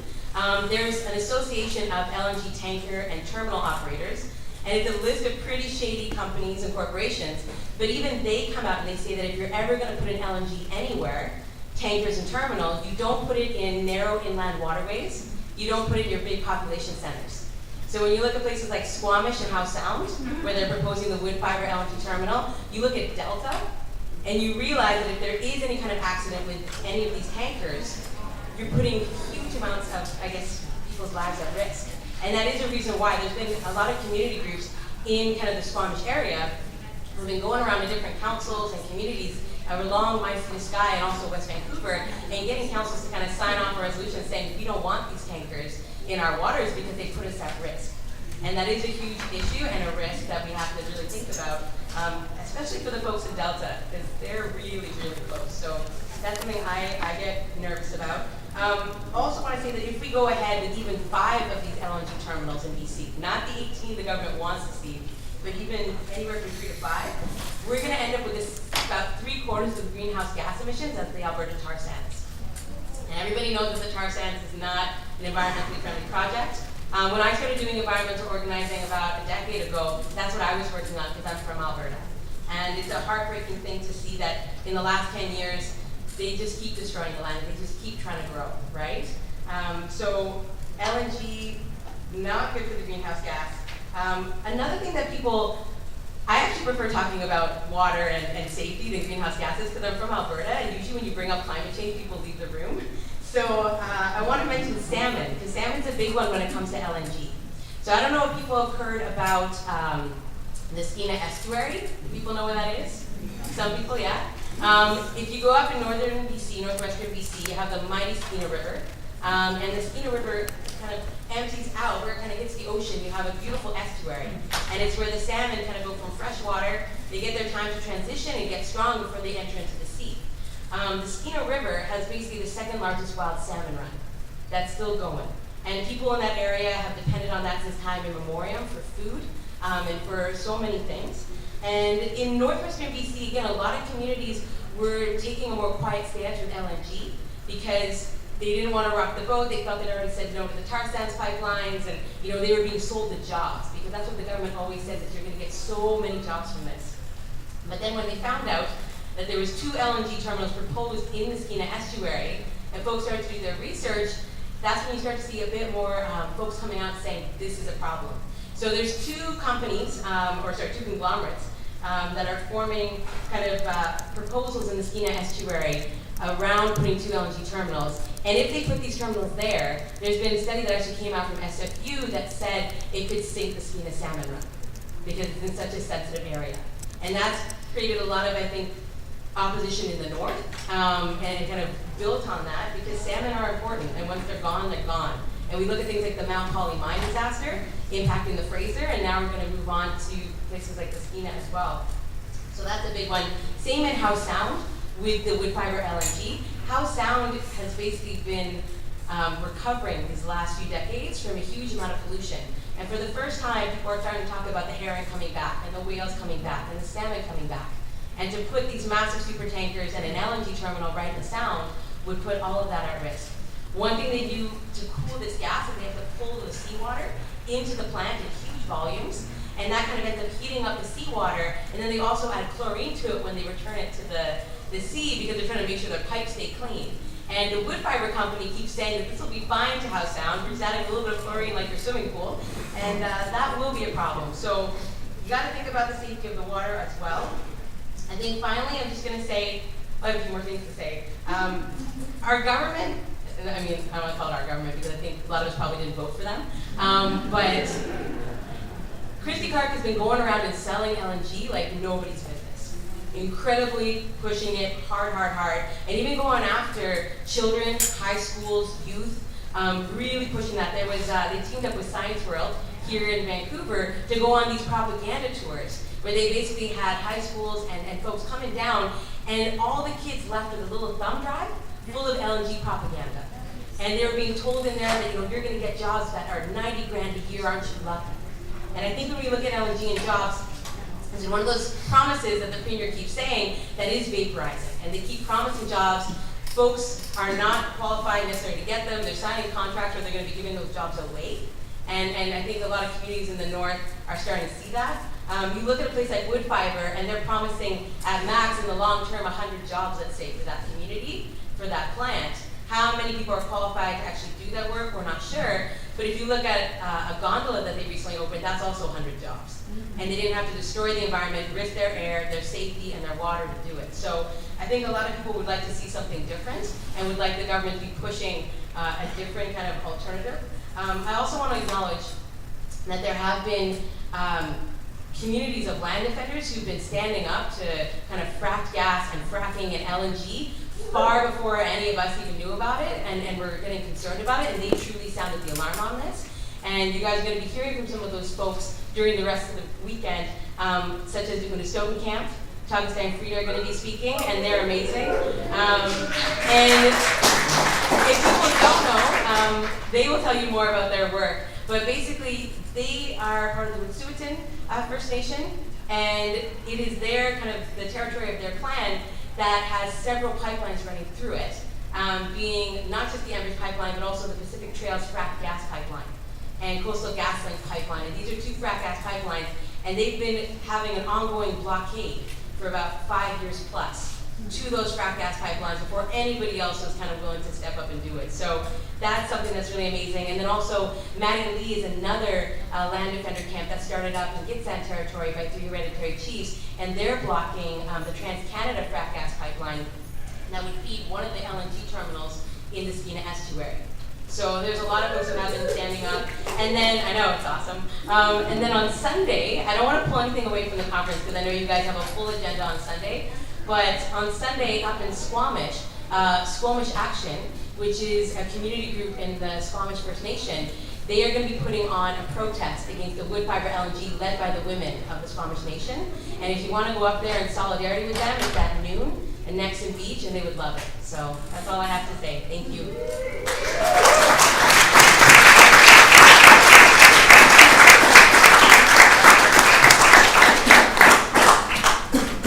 Thanks. It's really good to be here and have a chance to listen to everybody else on the panel, hear a little bit more about the other extractive sectors in this country. I spend a lot of time very focused on hard rock mining, and I think it's really important that we're putting these different pieces together. I think maybe something that's a little bit different about Canada's hard rock mining sector is how globalized it is. So I'm going to talk a little bit first, just the size of the sector and what that model is that we've created here at home that we're now exporting abroad, and then try to talk a little bit about where things are at in terms of Canadian mining around the world and the framework that facilitates it and ensures that the many of users connected with it remain in impunity, and then try to wind up with some of the ways in which peoples are resisting around the world and ever more vigorously, despite the tremendous risks that they run. I think it was mentioned right at the top that Canada is home to some 75% of the world's mining corporations. Principally, we've got some 1,500 plus mining companies that list on Toronto stock exchanges. It's important to know that of those 1,500 companies, which have over 8,000 projects, only about 90% of those are speculating, don't have an operating mine anywhere. Some of them might be actually carrying out exploration, prospecting work, dirty work to try to divide and conquer in communities. But there's also lots that are just raising funds on the stock exchange and not doing much at all. About 10% of them actually have operating mines. Of those 8,000 projects, about half of them are found scattered across the country. Canada provides tremendous tax incentives to facilitate mining exploration here at home, and really has built the country on quite a sort of colonial model, considering that mining is one of the highest uses of land and facilitating free entry for prospectors, regardless of whose land, whose home, whose water those they are entering onto.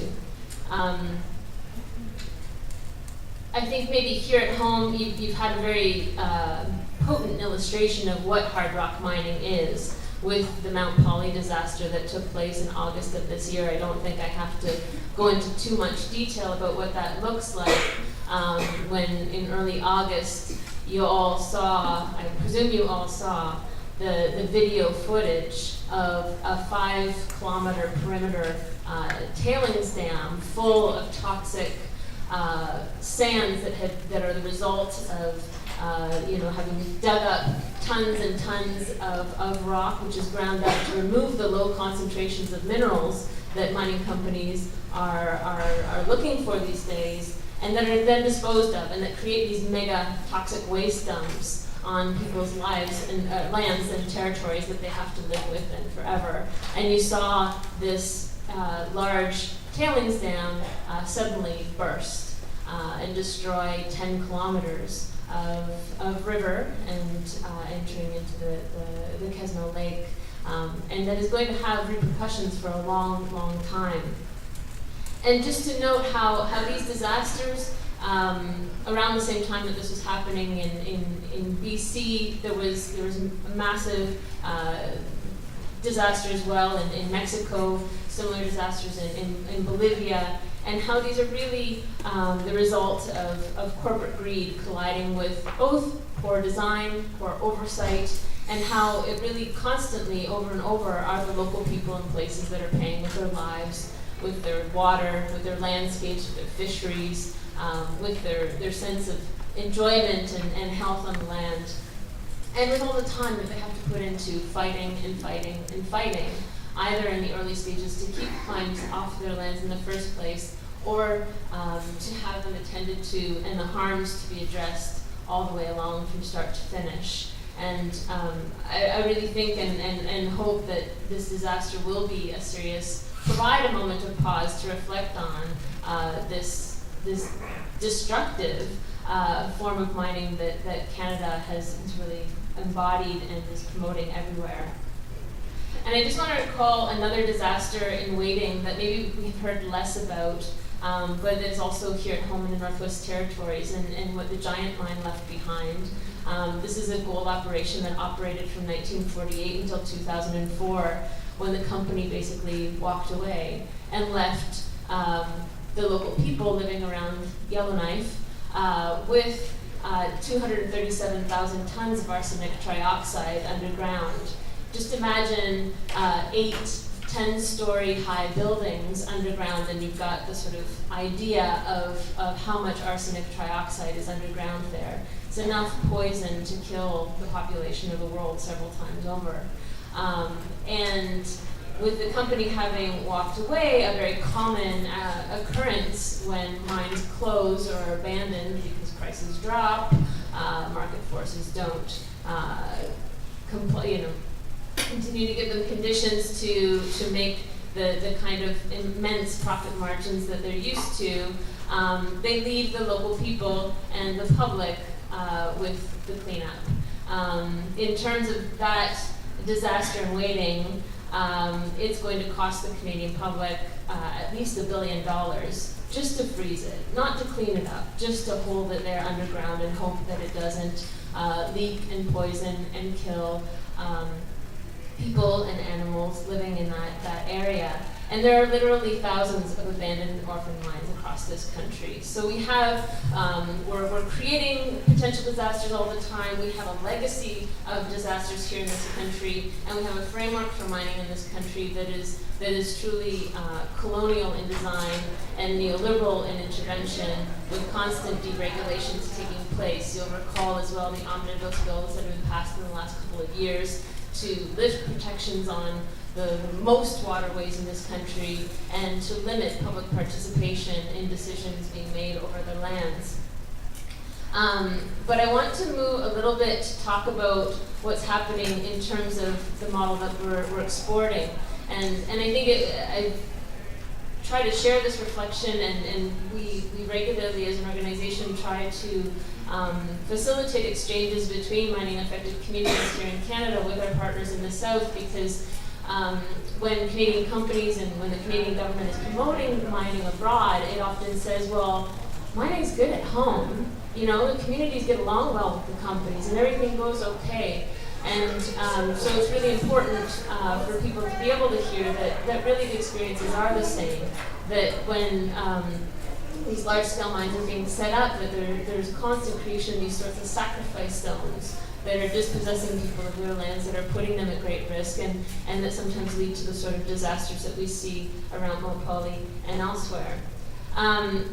What we've seen recently, and so just to kind of update on where things are at in terms of the framework for Canadian mining overseas, Canada recently, the Canadian government recently reaffirmed its commitment to the so-called corporate social responsibility framework for mining overseas, which largely adds up to a dysfunctional series of complaints mechanisms that don't work, that reinforce a framework of permissiveness, of impunity, that defines operations of Canadian mining companies abroad. It ensures that there is no accountability when companies are implicit or complicit in human rights harms, in the sorts of violent crimes that we can see associated with their operations, or the serious environmental and health harms that are also taking place.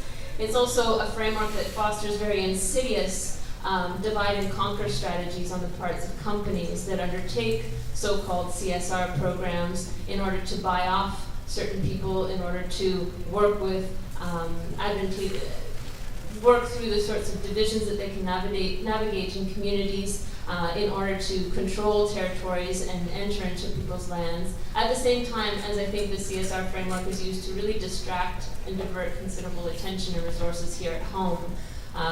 One example being the new Institute for Resources and Development that was set up at SFU in UBC with $25 million of overseas development aid in order to facilitate academics participating in interference in the policies and institutions that govern the natural commons in other countries. It's also important to note that 4 days after the Canadian government in November this last year reaffirmed its support for the CSR strategy for the overseas mining sector, that it also, that 4 days later, it recommitted itself as well to paving the way for Canadian mining companies. So it's not just that the Canadian government is hands-off in terms of upholding the sort of framework of impunity that Canadian mining companies enjoy, but it also is very, very active in terms of facilitating and enabling their operations where they may be. There's a couple of primary ways in which the government is doing this and that it re-announced at the end of last year, which include economic diplomacy on one hand, which the government has defined as channeling 100% of the diplomatic corps to serving private interests overseas. When we understand how much of Canadian foreign direct investment, which is the large bulk of it, is dedicated to mining sectors in other countries, that adds up to a lot more support for mining companies. And we've started to see through a series of access to information requests precisely what that looks like.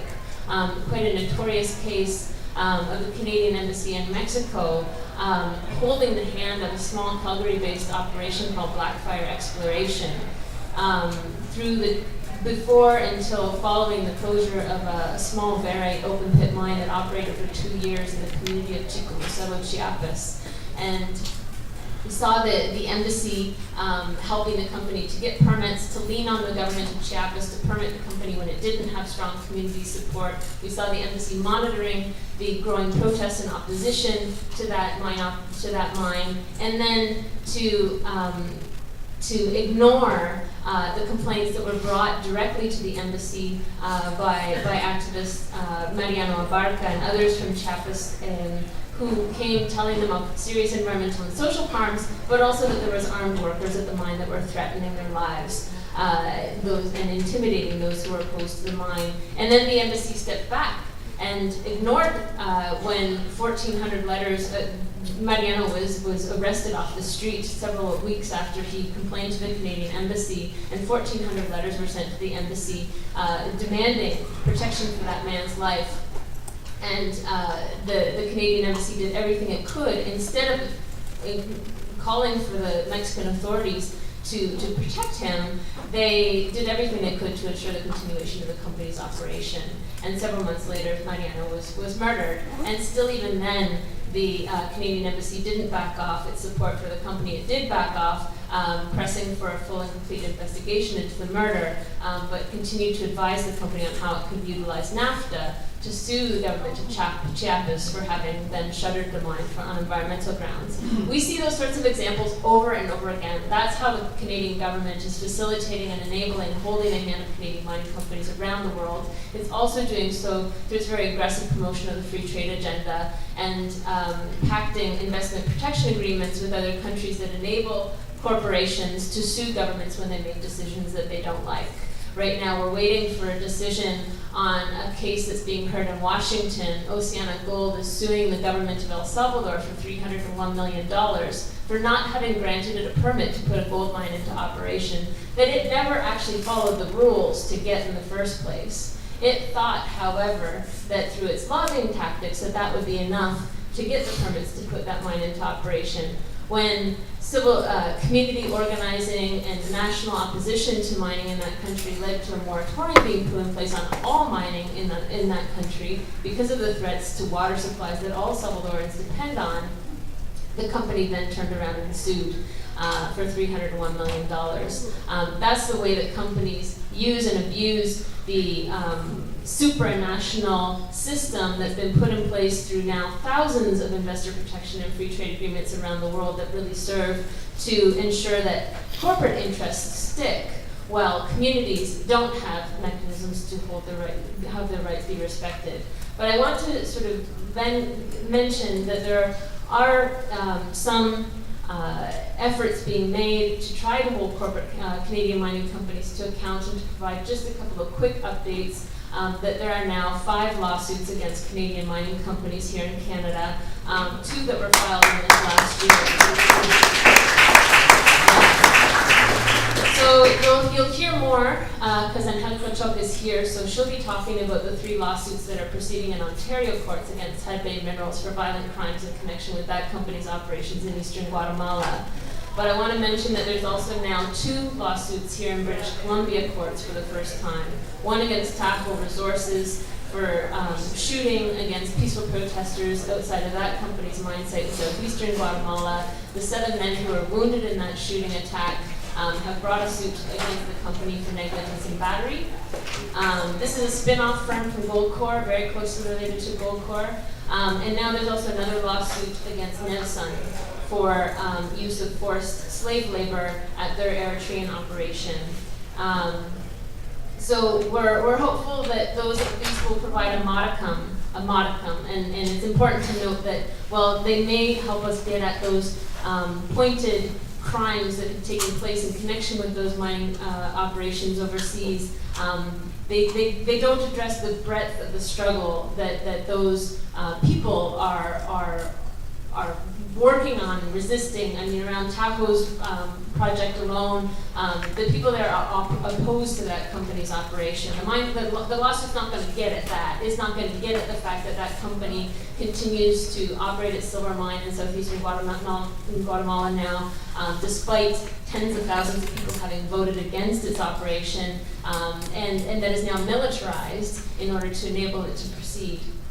So there's a lot more to be done in terms of how we can support the mining affected communities around the world. And I want to just go through 2 points.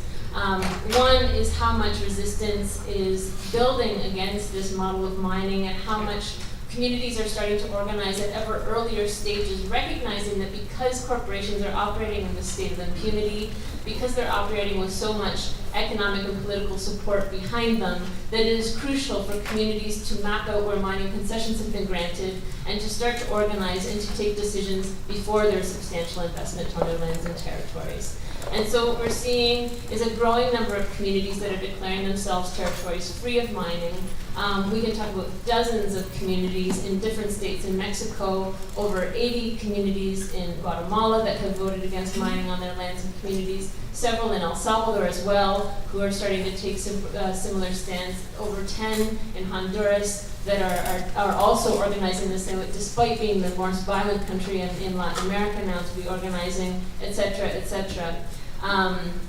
And that this kind of local opposition has also been swaying national opinion polls. You've got over 60% that are opposed to mining in Guatemala. You've got a moratorium on all mining in El Salvador, still mass opposition to mining in Honduras, despite the fact that it's advancing, and bans on mining, open pit gold mining in Costa Rica, in several provinces in Argentina, and major projects that continue to be stalled are considerably delayed throughout the Andes from Colombia on right down to Chile, including Barrick's gold, somewhat $9 billion project Pascua-Lama that is stalled on the border between Chile and Argentina, precisely because people have been fighting with all they've got for the last 15 years.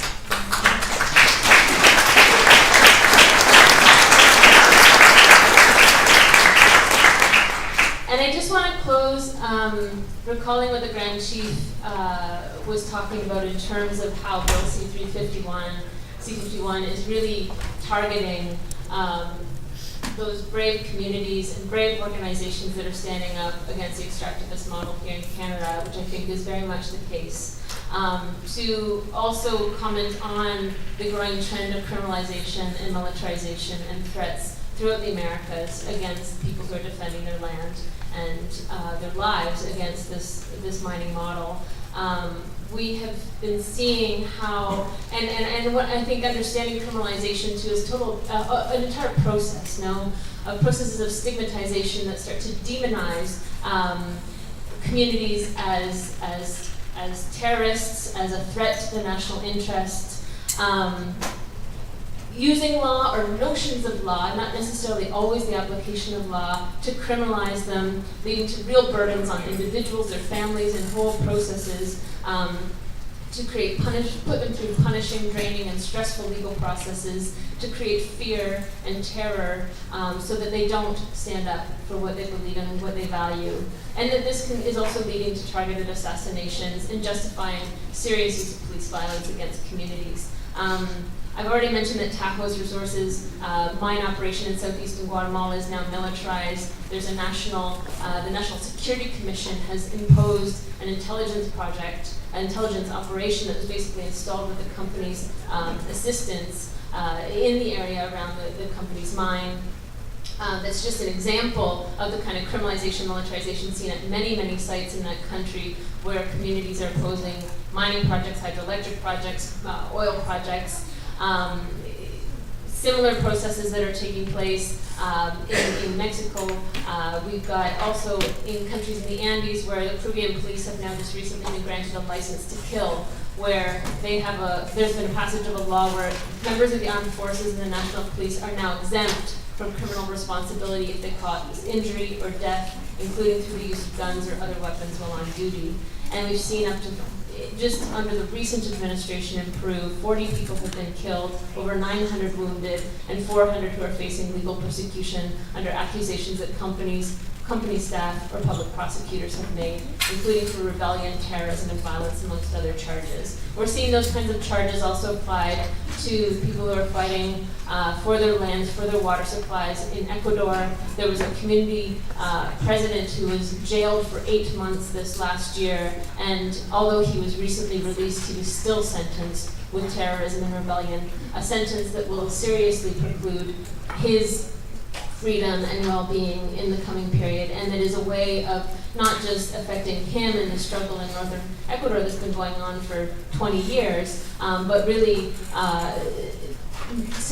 create conditions of fear amongst many communities in that country that are sustaining long-standing fights against mining, against oil, and a model that doesn't serve their well-being.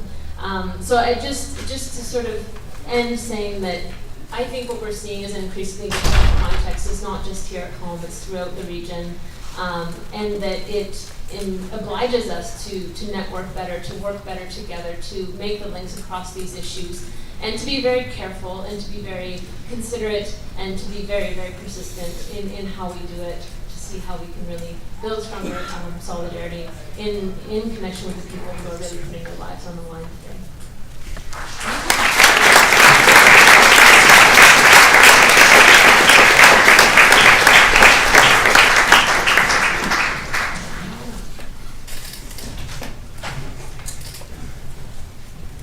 I don't normally think of coal as a good news story, but compared to hard work mining, it changed my perspective. It's a privilege to be here and to live in post-extractive. And I wanted to actually organize this event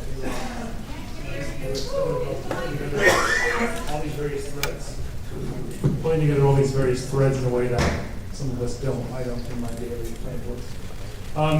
I wanted to say to the speaker on oil who's left that he thinks that oil has a problem, coal has a much bigger problem, and its narratives are exhausted entirely.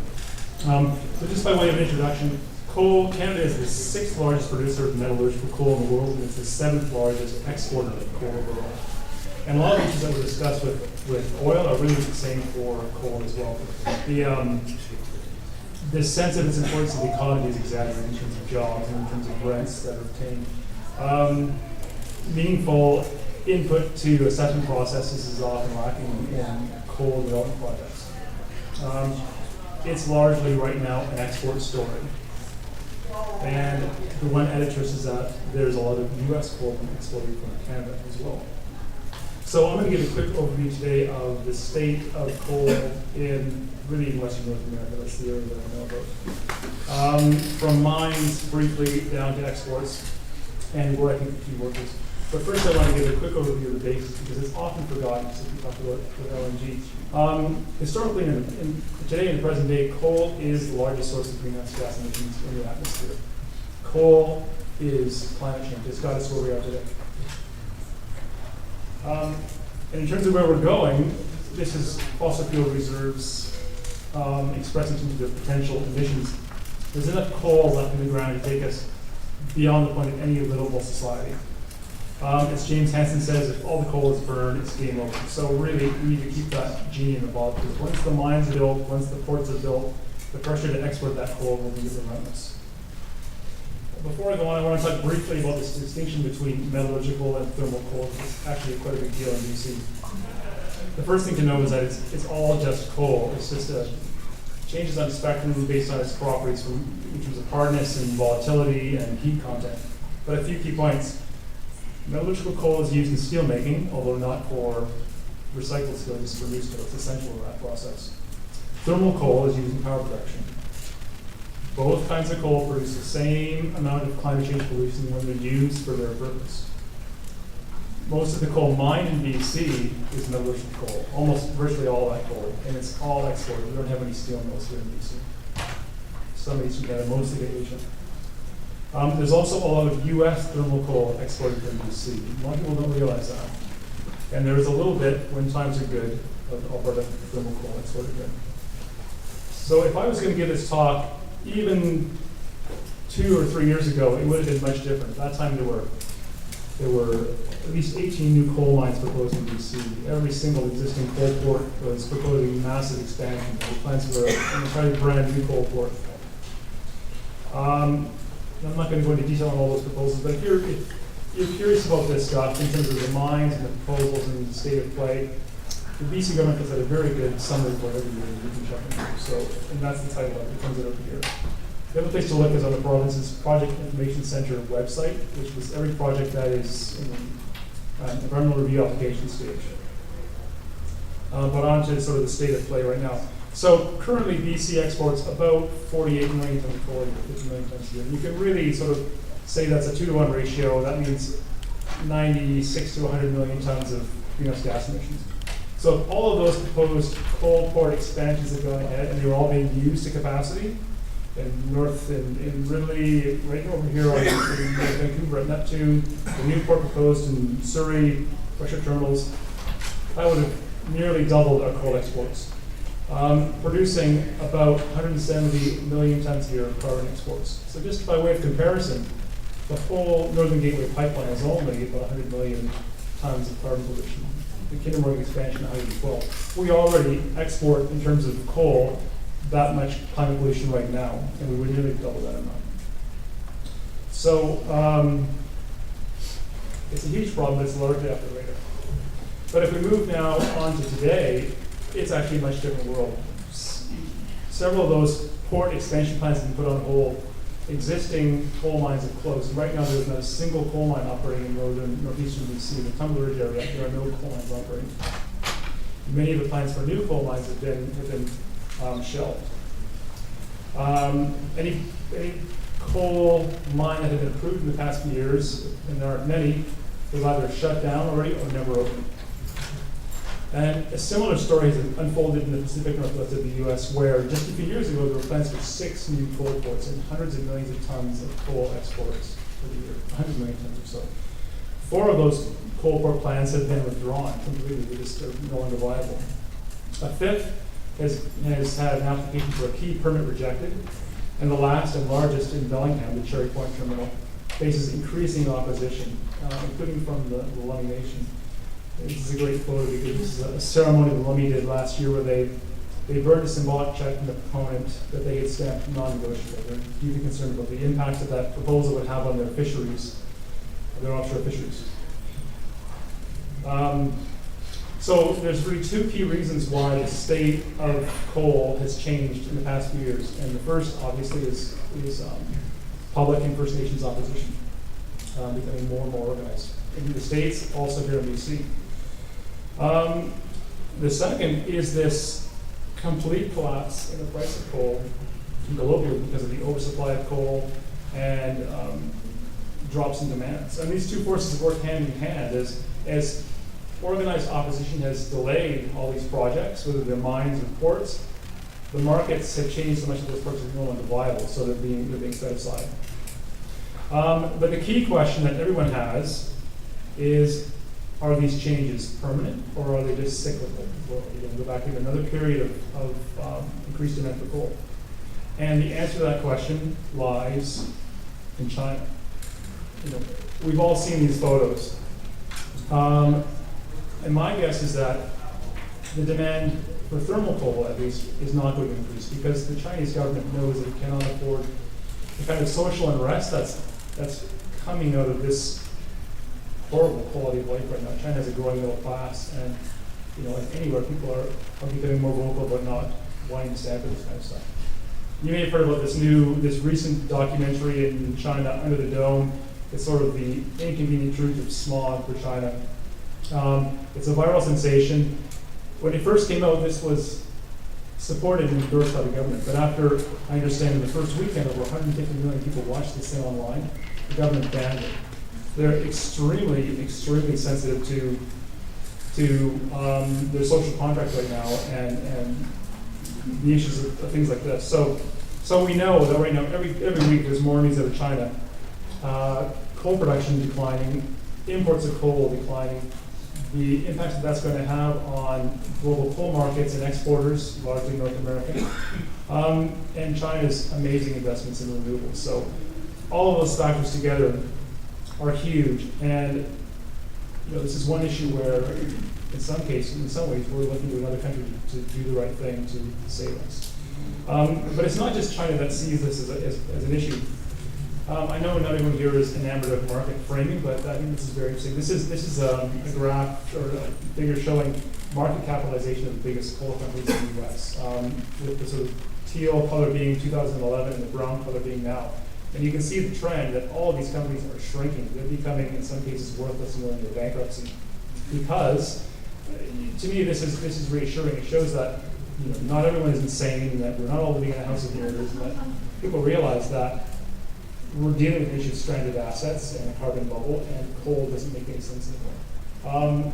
Some of these coal companies are players in BC as well. It's falling off.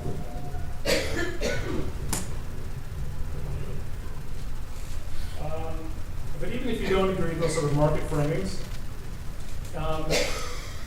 there's a wide consensus now that the vast majority of coal has to stay on the ground, because we simply can't have a world that's cooler than 2 degrees increased Celsius by burning coal. This is a recent article from Nature saying 80% of the coal remaining has to stay on the ground. The International Energy Agency, no radical grassroots organization itself, says the exact same thing and has said so for several years. So what does this mean? Are we done? Can I go home? Is the fight over? I don't think so at all, actually. This is from a public presentation by West Shore Terminals, Canada's largest coal port, and often the busiest coal port in North America. This is something that they put up publicly. And the fellow on the right, I think, is Al Gore, breathing fire.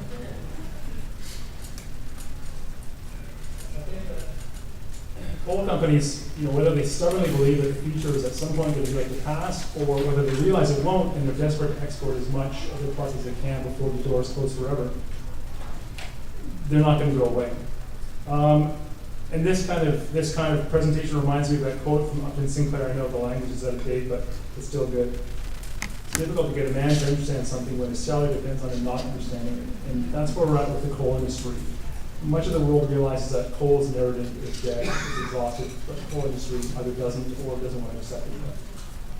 So for the coal companies that want to keep on selling coal, increasingly that means export, because demand in the States and demand in Canada is decreasing, whether that's because of gas or because of laws saying you can't produce electricity from coal. It's all changing. And so if that means exports, that means that BC, and especially Metro Vancouver, are on the front lines of stopping the increased or the continued use of coal, because we are the front lines of exports right now. If they can't export the coal, there's no point in mining it.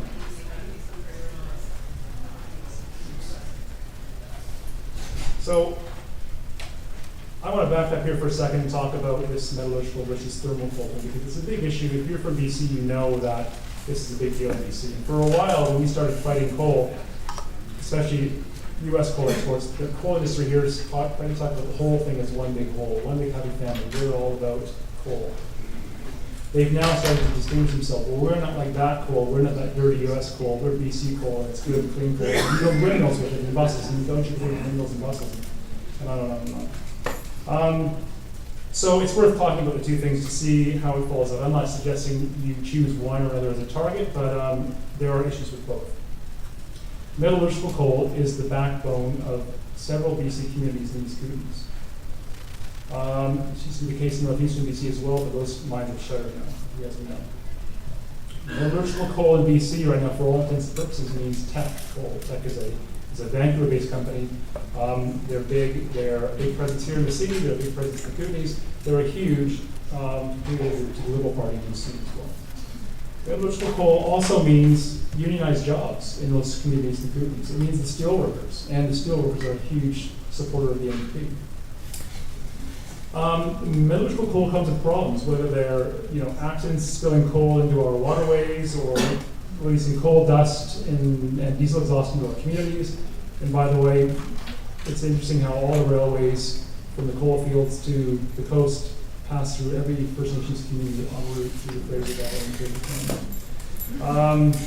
It leads to accidents offshore when ships crash into piers and spill coal in the ocean. And metallurgical coal, as I said, it's just as big a problem for the climate. Some people say that met coal and steelmaking is a source of 10% of the world's climate emissions. So it's a huge deal. And if we're going to sort out how we live in a post-extractive world, sorting out how we deal with steel and making steel is going to be a huge issue. And no one here is prepared for that. No one in BC is talking about that. The communities don't want to know about it. The government needs to acknowledge it. There's no talk about a transition or anything at all. It's a huge issue. When we talk about thermal coal in BC, we're mostly talking about coal coming from the Powder River Basin of the United States. A whole huge vast area of coal deposits. Some call it Saudi Arabia coal.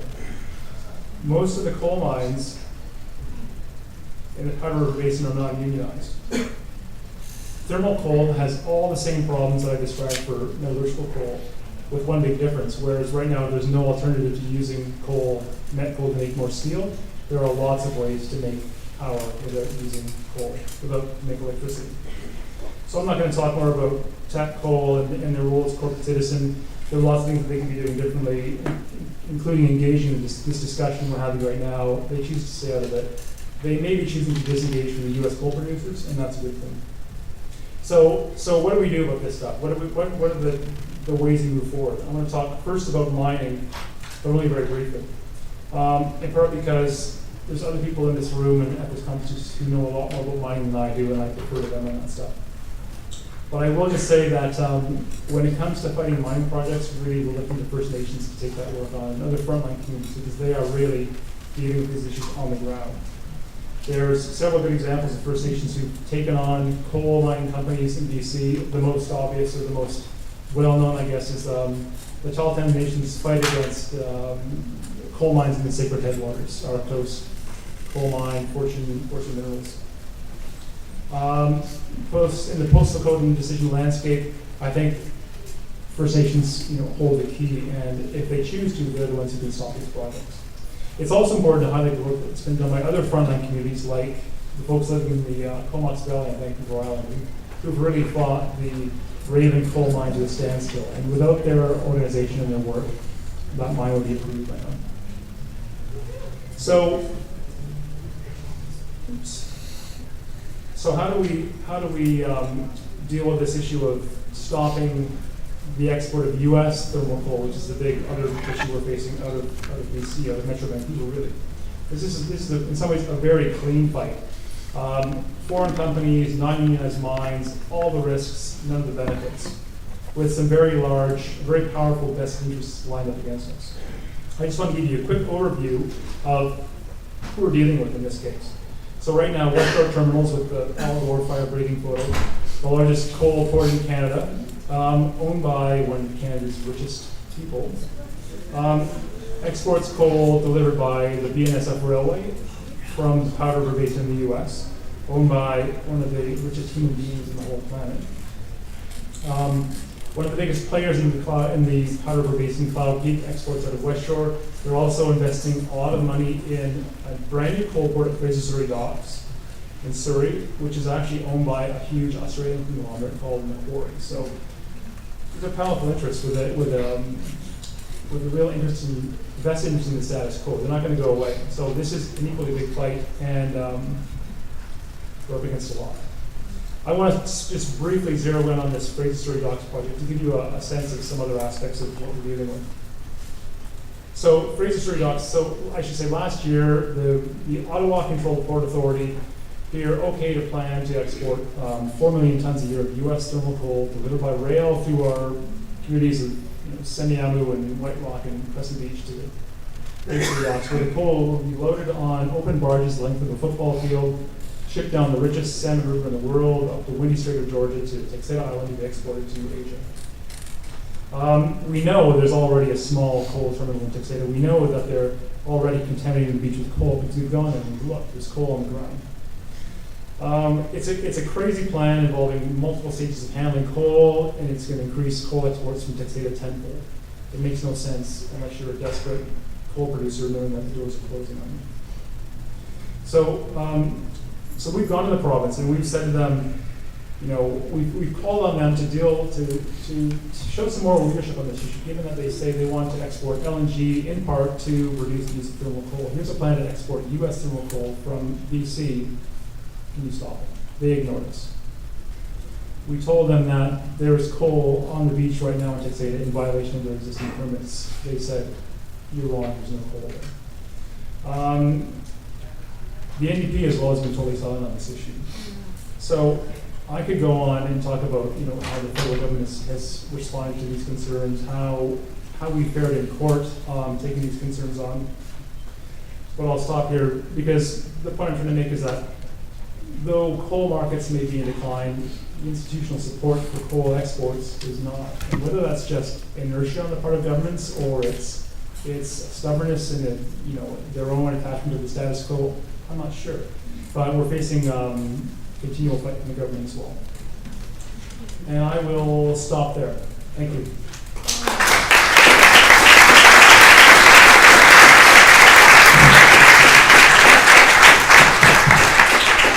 Okay, we're running a little behind schedule, and I think that'll be okay. I'd love to take just like 5 minutes here as a question or two, very brief question, hopefully.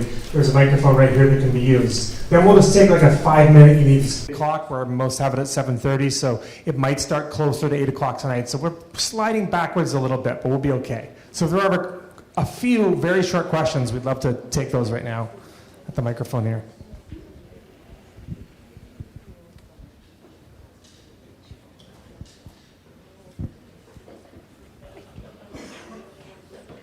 Hi, this question's for you, Kevin. I just want to know, Texada Island, has there been any protest there about the coal going through that community? What's going on there? Is this on? Yeah. There has been quite a bit, and it's been widespread. The protest, I forgot to mention that the Seashell Nation came out in opposition to this project. Folks on the Sunshine Coast, on Texada and the Skeety, on Vancouver Island. But it's not universal. Texada is, in many ways, you know, a remote resource-dependent community, and there are people there who are in favor of the project. As well, Slam Nation in Powell River came out in support of the project too. So that was disappointing to us, but that's the reality. Yeah. Thank you. You're welcome. Yo, Gila Kessler. Gila Kessler, how much I look quickly. Gila Kessler, Gilkame, Salish, Squamish, Musqueam, Waututh, Chatsalano, Nugwa, Gesu Gila, Gilkame. My name is Dan Wallace. For Leila, this is actually for you. I think one of the things that would really help people understand a lot about the frack gas danger zone that we're actually in right now is to actually talk about the issuing of licenses and how many new drill rigs are being set up from past to present. That's really important, and also to talk about Site C and its relation to fracking for gas. So it's really important that people understand the true numbers, the true figures, to make sure that that's clear. Okay, I can try to do that. We had 15 minutes to speak, so I kind of skipped a few things. Thank you for that, Dan. So I think in terms of fracking, if we're going to go ahead with our LNG ambitions, or the government's LNG ambitions, which is the better way to say it, it would require 50,000 new fracked wells to kind of go in northeastern BC, and that's about double the amount that's been drilled in BC in the last however long they've been drilling. So that's a huge increase in fracking and in wells that would be drilled in northeastern BC. That, again, that area is already absolutely overwhelmed, and people have been saying that they already can't handle the development that's happening. So that's for, like, let's say anywhere from 2 to 5 LNG terminals. That's not talking about 18. You look at the National Energy Board, and they've been basically just issuing licenses like it was toilet paper in terms of how much you can, export with LNG. And so they've actually issued licenses for more kind of gas than we have right? Which is really interesting. And that's been leading a few folks to kind of wonder like where they're going to get that gas. If it's not coming from northeastern BC, are they looking at the Yukon? Are they looking to frack in areas that previously weren't economical because there wasn't the infrastructure? And the moment you start putting the pipelines to get to the tankers and you start kind of opening up certain areas for infrastructure, it actually allows the development of what they call midstream resources. And that's something that folks in the Skeena area were starting to notice because they sit atop Bowser Basin. So that's kind of like Hazelton Smithers area, and beautiful, beautiful rivers through there. And they actually uncovered in some of TransCanada's gas pipeline proposals this kind of talk about developing the midstream resources. And again, before it wasn't economical to do that, now at some point in the future it could be. Right? So that's a big thing. When it comes to the Site C Dam, which is a huge mega project that people have been opposing in BC for decades upon decades, and Treaty 8's been opposing it, settler communities have been opposing it, and the government pretty much rammed it through, or are trying to ram it through right now. And it's facing many legal challenges, which is amazing. In the beginning, everybody was wondering, where is the electricity? Like, why do we need Site C Dam? What's the point of it? And the government could never give a good answer. And sometimes they said, oh, maybe it's for the LNG. Other times they said they were going to export it to California. The energy produced from Site C, just basically one LNG terminal would suck up all that energy. That's how energy intensive LNG is. And so we still don't really know where Site C is going. Hopefully it never even comes to pass because of the legal challenges and all the resistance to it. But I guess I hope that gives a little clarity to what you were asking. This will be just one more question and then we'll take a break. I have actually a piece of the puzzle that I've been finding out. I've been chasing LNG around with their Science World Tour. I did Squamish, Nanaimo, and Kamloops. While I've been chasing them, I've been finding information about they want to dredge the harbors. They have to dredge the harbors because these boats are too big. I'm from Shawnigan Lake, and on Friday,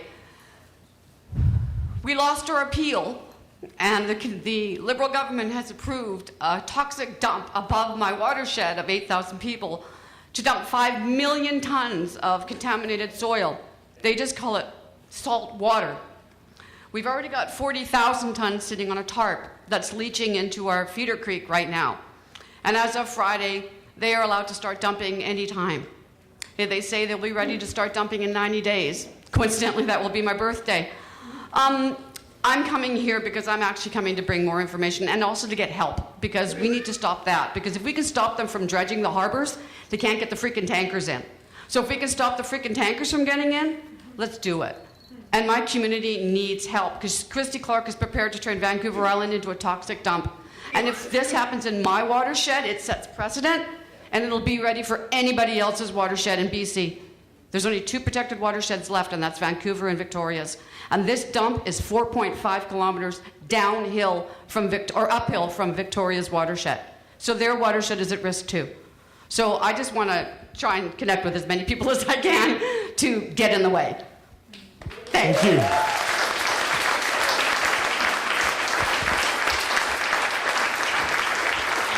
I think with that, we'll take a brief pause, just 5 minutes, and then I'm going to get the next panel up here and we'll keep rolling. Thank you very much.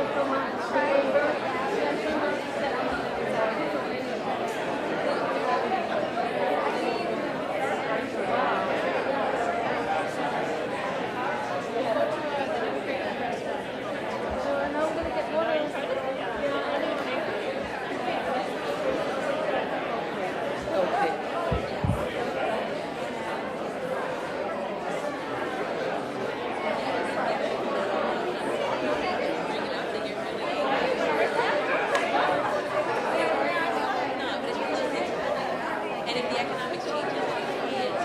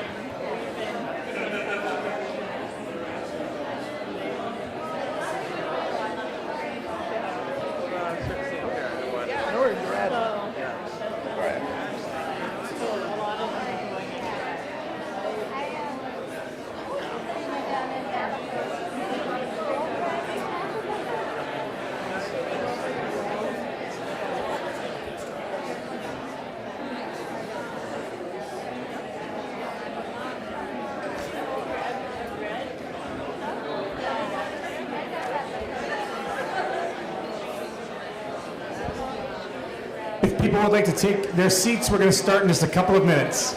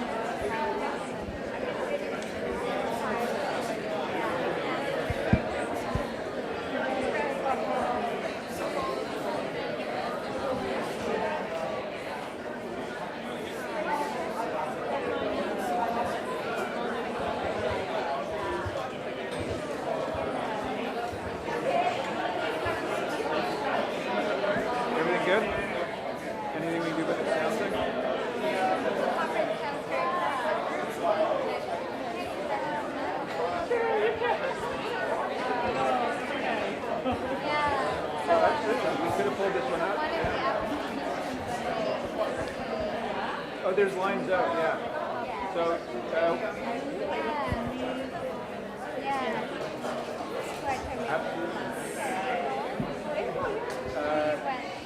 workshops this morning. And the afternoon,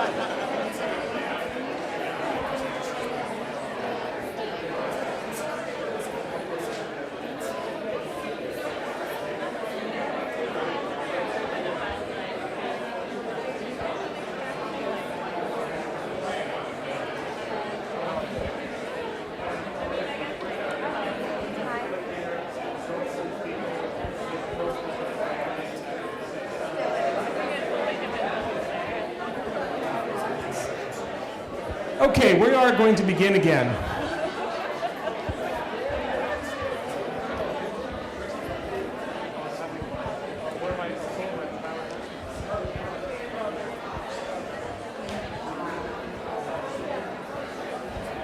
I'm going to very, very briefly, in order to save some time, introduce our panelists.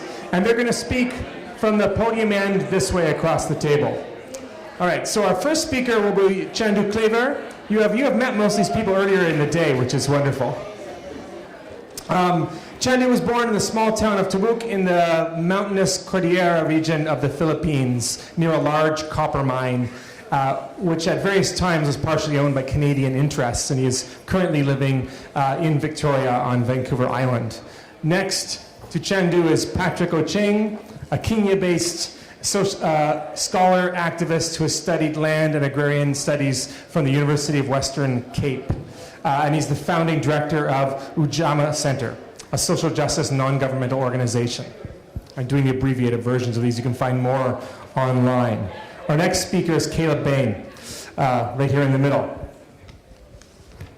Caleb is a Dene activist and an attorney, and is, I like this description, the focal point of a new documentary about to be released, about basically right away, isn't it?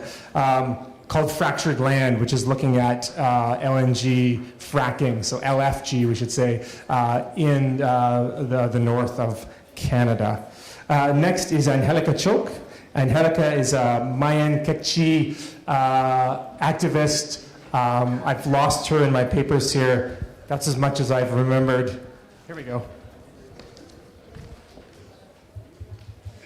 From the community of La Union in the municipality of El Estor in Guatemala. Next, or finally here, is Rueben George. Rueben is the Sundance chief. I once introduced you as the Sun King by mistake. The Sundance chief of the Tsleil Nation, right out here on these waters we're sitting beside right now. So welcome everyone.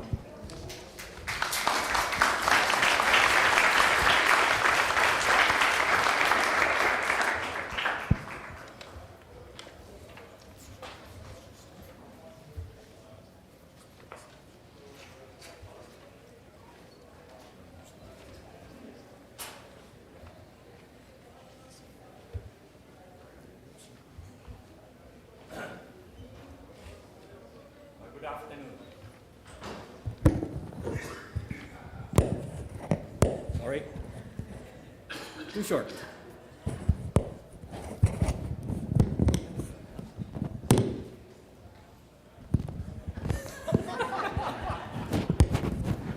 Okay.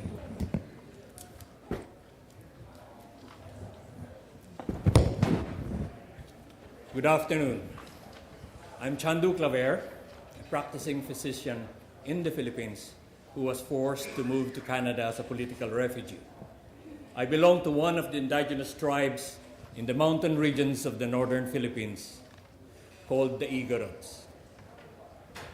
For this presentation,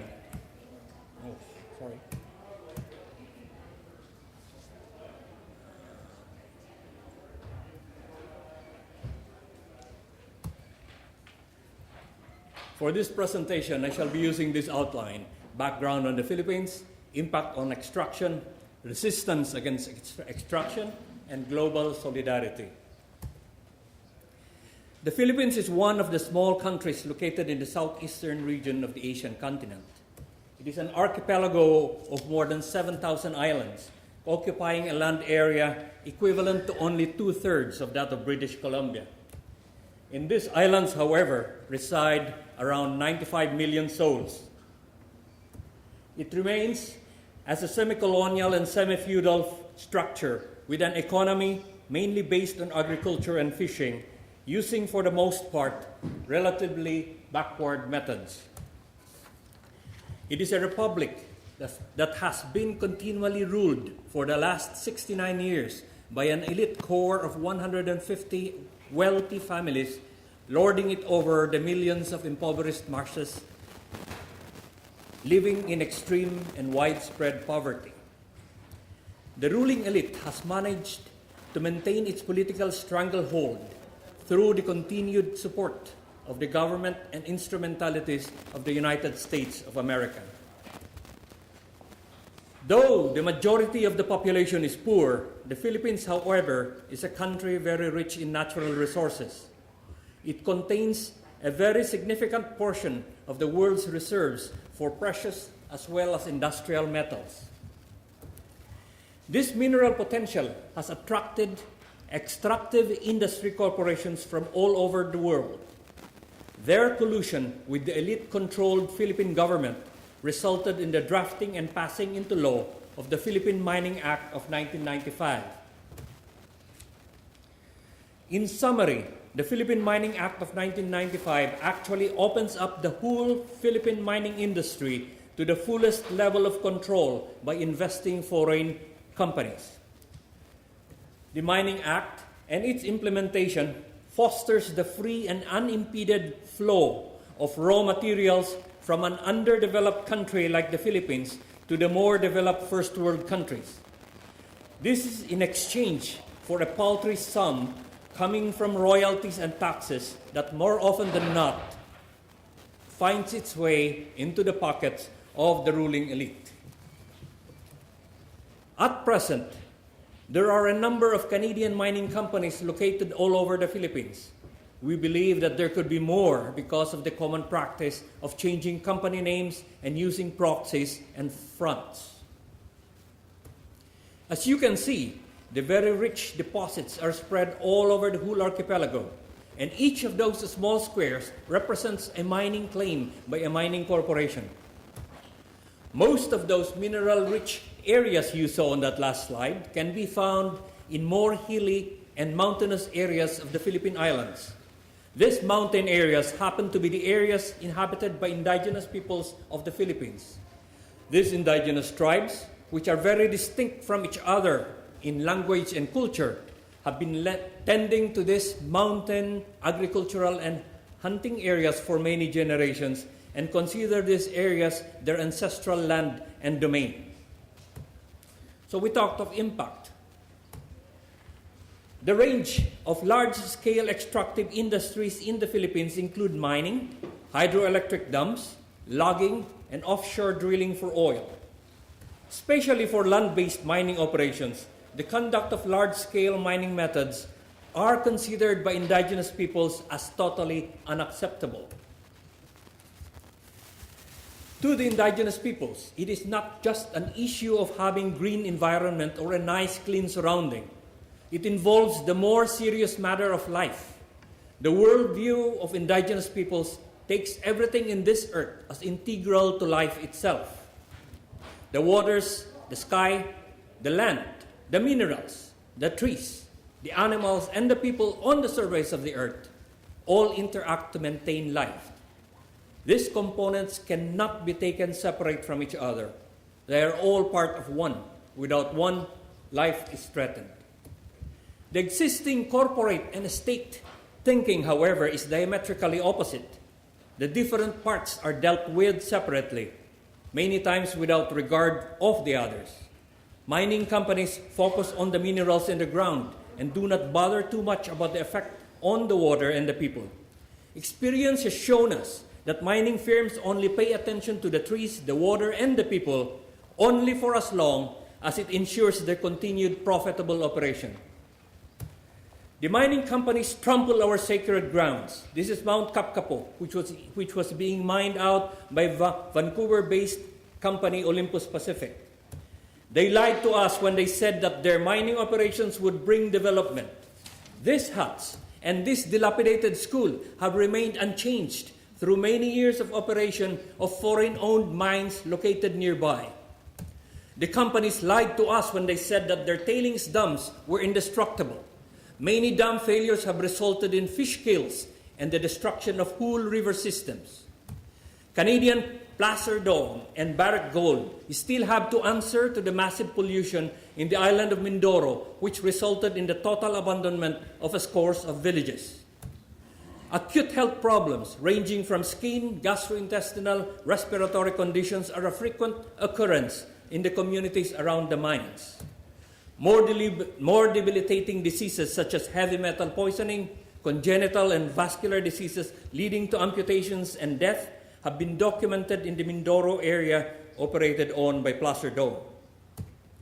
Foreign mining companies such as Canadian Ivanhoe Mines were involved in the operations of Lepanto Mines. These operations caused the major ground subsidence, resulting in sinking of even major towns. Newer methods of mining have resulted in severe deforestation and the loss of watersheds. Water tables have shifted so much that whole traditional farming areas and even whole villages have been abandoned. And to discourage opposition and to quell resistance, the Philippine state has sent in the Philippine Army.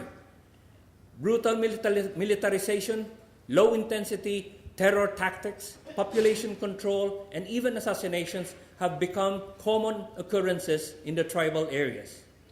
Army troopers have been sent to occupy village health centers and schools, as well as the houses of residents of villages affected by foreign mining corporations. Community members are continually harassed to try to dissuade them from voicing out their opposition. The present President of the Philippines, Benigno Aquino, has just ordered the formation of a paramilitary force to protect mining companies. It is called the Investment Defense Force, which is led, armed, and trained by the Philippine Army, but partly funded by the mining companies. This slide shows the paramilitary checkpoint protecting Toronto Ventures, incorporated in southern Philippines. And failing to quell resistance, the Philippine state, through its military covert units, has instituted a campaign of assassination and abductions targeting the voices of opposition. At present, this has resulted in the death of more than 1,000 activists and oppositionists and the total disappearance of hundreds more. Many of those victims were indigenous peoples and anti-corporate mining activists. This increased ferocity on the part of the Philippine Armed Forces comes in the wake of increasing presence and influence of American armed forces in the Philippines in its so-called War on Terror program, as well as its recent Asian Pivot Initiative. When state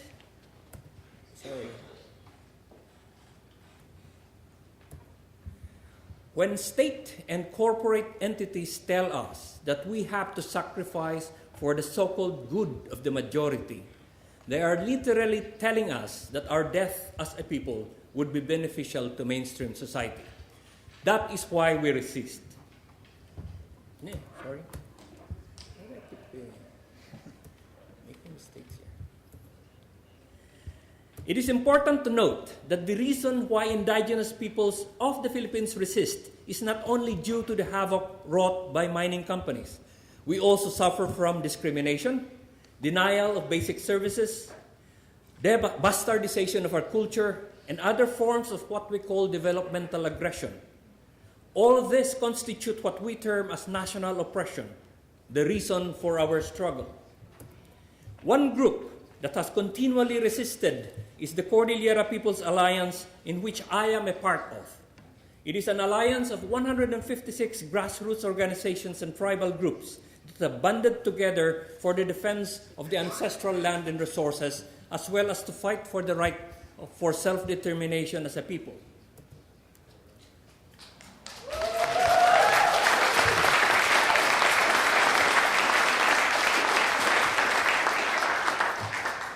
The main focus of the Cordillera People's Alliance is community organizing at the level of the villages. Through awareness building and capability building, communities start to think and act as one. Situational analysis, political savvy, and leadership development eventually leads into concerted community-initiated actions on issues affecting them. With growing experience in struggle, organizations become stronger. The alliance can only be as strong as the collective strength and capability of its member organizations. This provides the mass base that is necessary for any struggle or resistance to prosper in a wider and more prolonged scale. The forms of resistance and struggles against national oppression in the Philippines take many forms. The whole concept of resistance for the Cordillera region, for example, is the concept of FETAD, or the concept of total defense. This traditional concept calls for the total mobilization of people's material resources from all tribes for the defense of the land. Legal advocacy may take the form of legislative lobbying, both on the streets and in the halls of Congress. The intense lobbying of the Philippine indigenous peoples over many years, for example, actually resulted in the inclusion of the right to self-determination for the Moro and Igorot people in the 1987 Philippine Constitution. Sorry, skip jumping.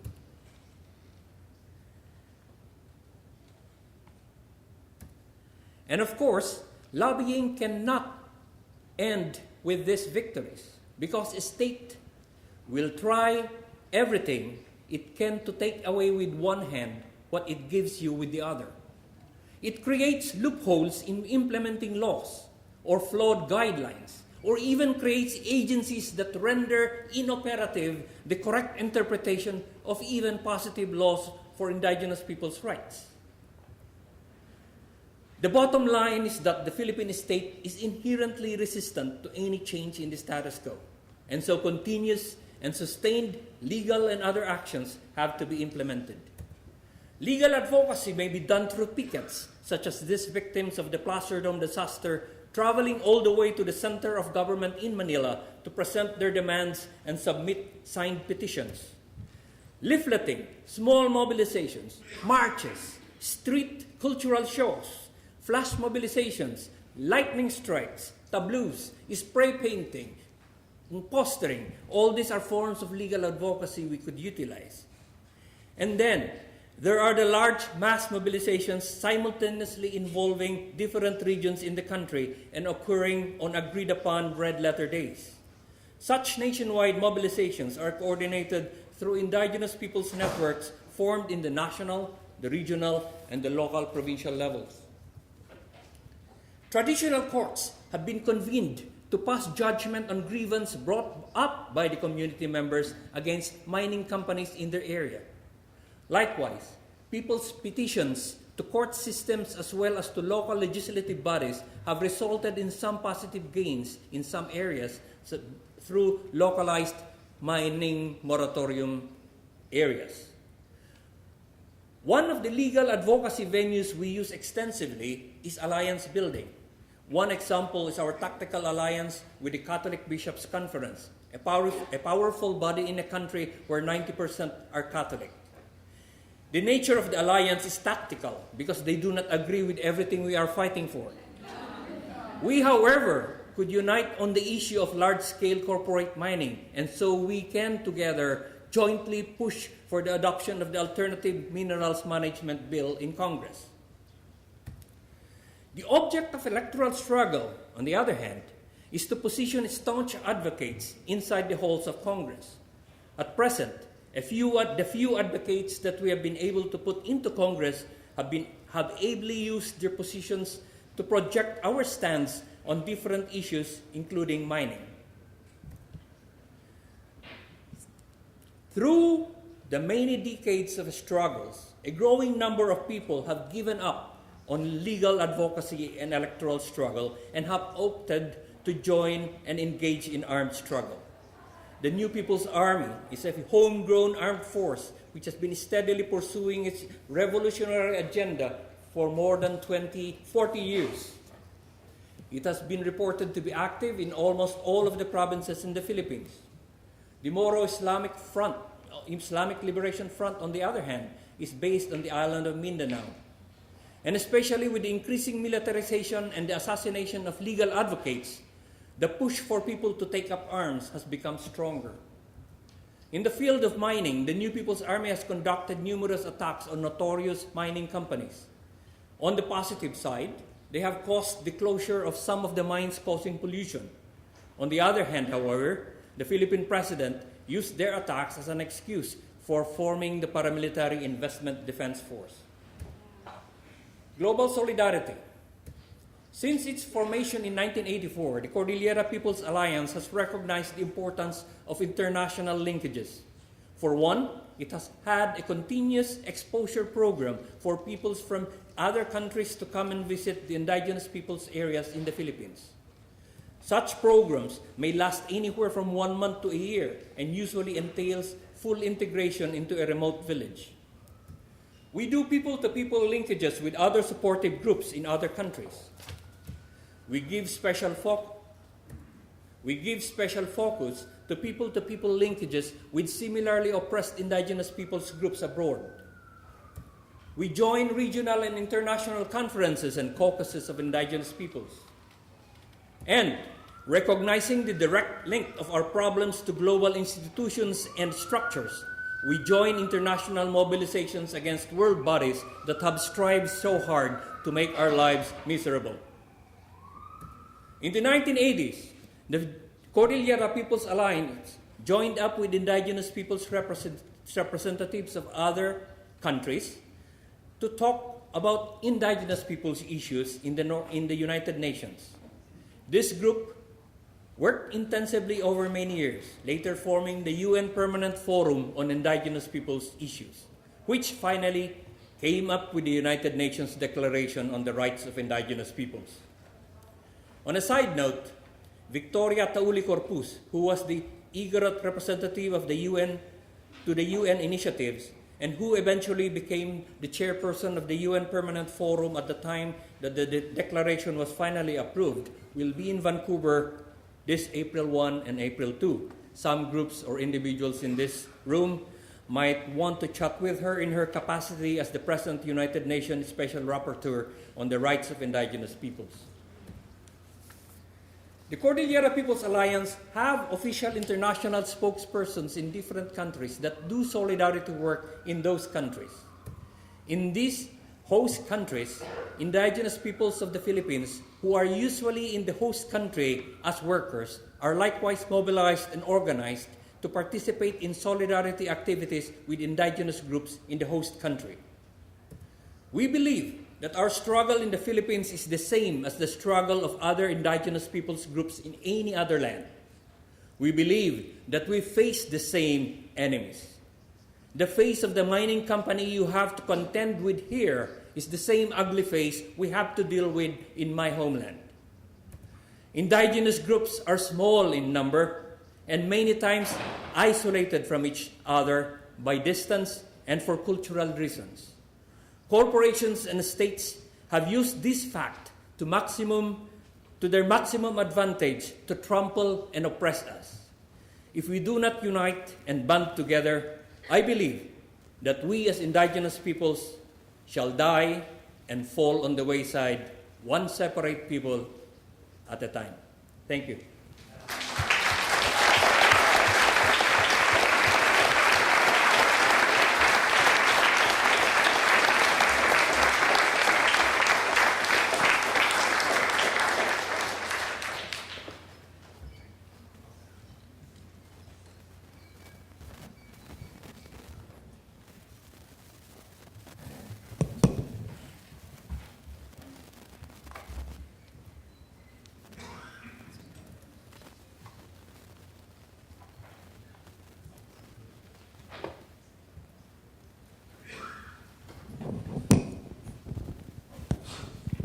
Yeah, it's very difficult to speak after indigenous people of the Philippines, but I will really try.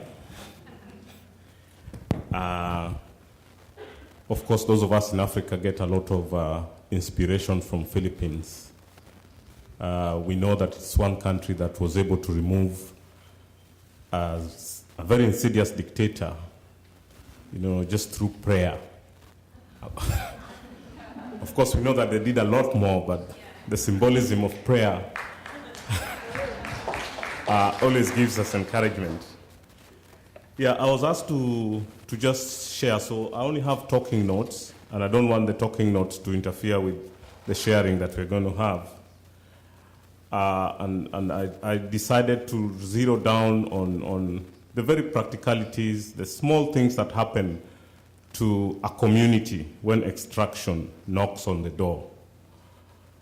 Kenya is not so old with extraction. And Africa, and Kenya in particular, is presented as a place where new discoveries are happening. But I wish to disabuse us of this notion that they are discoveries. I think these corporates knew about these minerals many, many years back. But then there's a tendency in the discourse now to present it as if discoveries are being done and something new and fresh is happening, and therefore we are becoming a very important destination for extraction. And that also is part of the story that I think activists must engage with. This kind of presents the map of Kenya. I didn't want to locate it for you where it is on the global map. But what you see in this map are the blocks of exploration with regard to oil, that is happening in Kenya in particular. And I need to confirm that this may not exactly be accurate because the state in Kenya doesn't provide information. And if it does, it provides it in tidbits, and sometimes it's also not very truthful, so that then you don't do the right thing. And that's part of how they are managing opposition to extraction. 67% of this country has territories that are, inhabited by communities. And therefore, those are indigenous community areas and communal areas where people live and farm and earn a livelihood. And most of what they're calling discoveries also happen largely in the 67% landmass. And so extraction is in direct conflict with livelihoods of the people. When you look at maps of mineral and hydrocarbon concessions, often they are more extensive, than the actual area that these people mine. And sometimes we are accused as activists, of relying on concession maps that, don't really represent the true picture. But for us, there are true, real, and perceived areas of uncertainty because there's a lot of uncertainty that comes with, mining. And so in the country right now, coal has been discovered. So there are areas of the country that are going through the coal discussions that were shared here. We don't know whether ours is metallurgical or thermal. But it's interesting. I have to go back and ask these guys, is your coal metallurgical or thermal? Because it has implications, isn't it? And then we have a whole area of the country that has oil and gas in the coastlines, both offshore and onshore. And then in the northern part of the drier areas, there are discoveries of oil and gas. And we have Canadian interests, we have British interests, and French interests that are pushing for things there. And that kind of presents different kinds of problems. From the areas where they have found precious metals, we also have Canadian companies pushing to mine precious metals, and they have licenses, and they're already ongoing with extraction.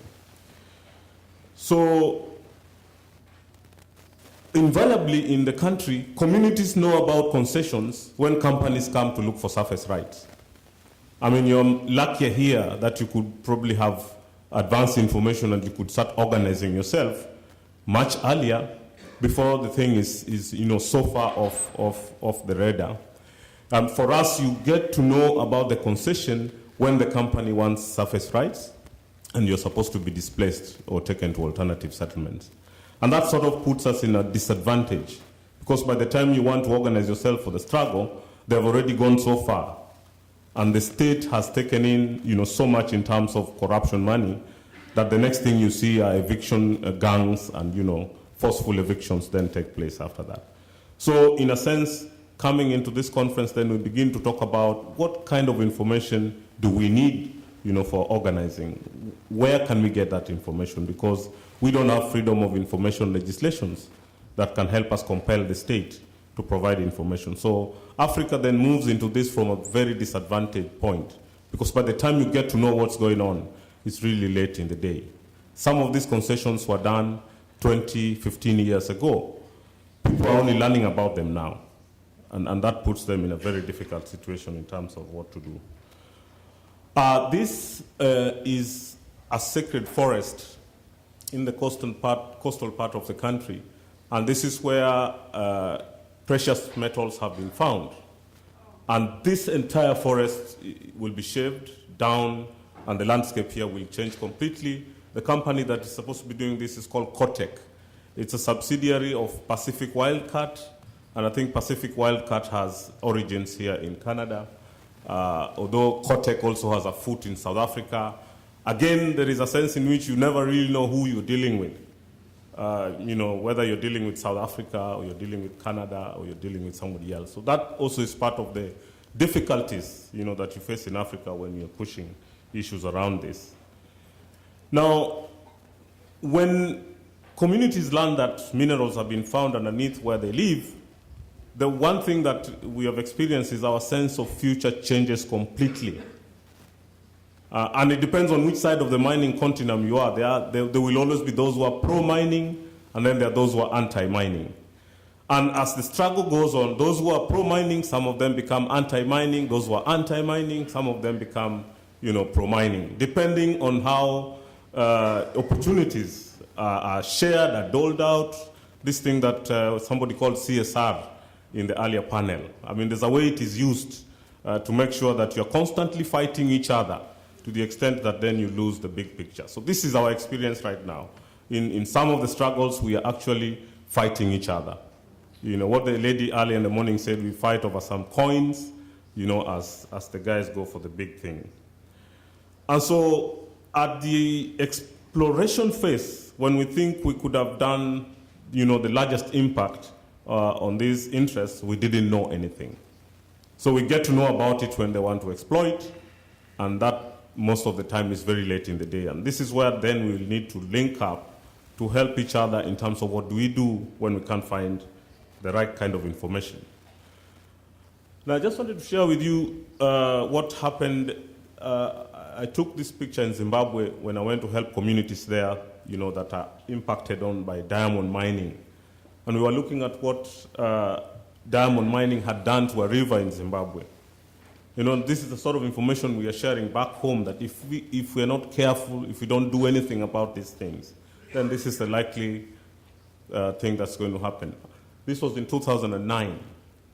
Now, for the work that, I went there to do just as an exchange person to help communities, I got arrested in Zimbabwe for saying the wrong thing, What the Zimbabwean government had done is to bring in the military in the diamond mining area to put up roadblocks. And if you had an asset that you could not explain how you acquired, the state confiscated it because they suspected you were selling diamonds. And so in our discussions with the community, we were sort of saying, ordinarily, law and order is kept by the police rather than the military. I mean, so if the military is sent out, it's like saying they've declared war, on one part of the country. That got me arrested, and I was going to be charged with treason. My luck was that, one of the organizers of this was an attorney who knew people in government, and somehow they negotiated my release before they took me in.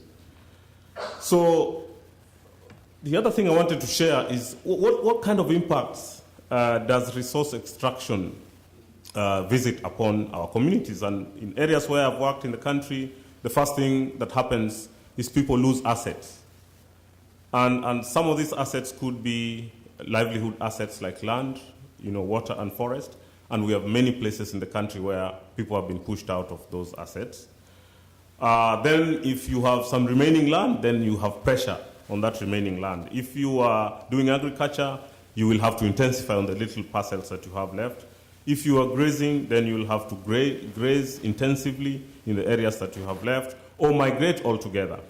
And so what happens is rural communities get decapitalized. They lose ordinarily what they had, and their resilience is impacted on negatively. So those who say extractions have benefits, I think this is a picture we need to associate with, because if you add that to contamination of water resources, then you have a whole different picture of extraction. And to tell communities about this is not easy, because the state comes to them and the state tells them the promise of development is here. Your poverty will be sorted out, there will be jobs. And then you have activists trying to say the opposite story. And so you're presented as anti-development, anti-poverty eradication, and therefore then you have all these issues. I don't know whether that context is also available in other places, but that's what we go through every day, the conflicting information and the variances. Now, the other thing that we have seen is loss of ways of living. I mean, the first thing that extraction does is to transform the landscape that you're familiar with. It even changes your everyday calculations, because once a mining interest comes into a neighborhood, you begin to see fences, you begin to see armed guards, you begin to see trespass signs. Even, the salons that you used to visit to do your hair become expensive, because there's inflationary, tendencies. So when you talk to communities, those who had a lot of hope when the extraction was coming in begin to start having a lot of different stories. And it's something that we need to understand so that we help people relate to this in a very practical way so that they're able to understand what to do with it before it comes in. Third is many of our communities have lost their ability to control the space on which they live. And public roads suddenly become private roads. I mean, you can't move in after 6 p.m. The company puts fences and armed guards and dogs, and we have cases where communities have had their children mauled by dogs or killed because they were trying to move into an area that the trespass laws. Now, if the mine workers live in camps around the community, it has different impacts from where mine workers travel from other places to come into the community to work. And so part of the problem is, what advocacy do you do with which issue? I mean, because sometimes we tend to present it as, there's a one strategy that you could use in every other place. But our experience is that in all the places where extraction has visited, you need different strategies and approaches to confront it, because it generates different kinds, of outcomes. And that is one experience I thought I should share. Now, for those who think extraction brings opportunities, in our experience, we know that there are opportunities if they're there. But then these opportunities are unevenly distributed. That's why protest is the first thing that communities engage with whenever extraction comes near them. And then if the opportunities from CSR, which is so talked about by governments and companies,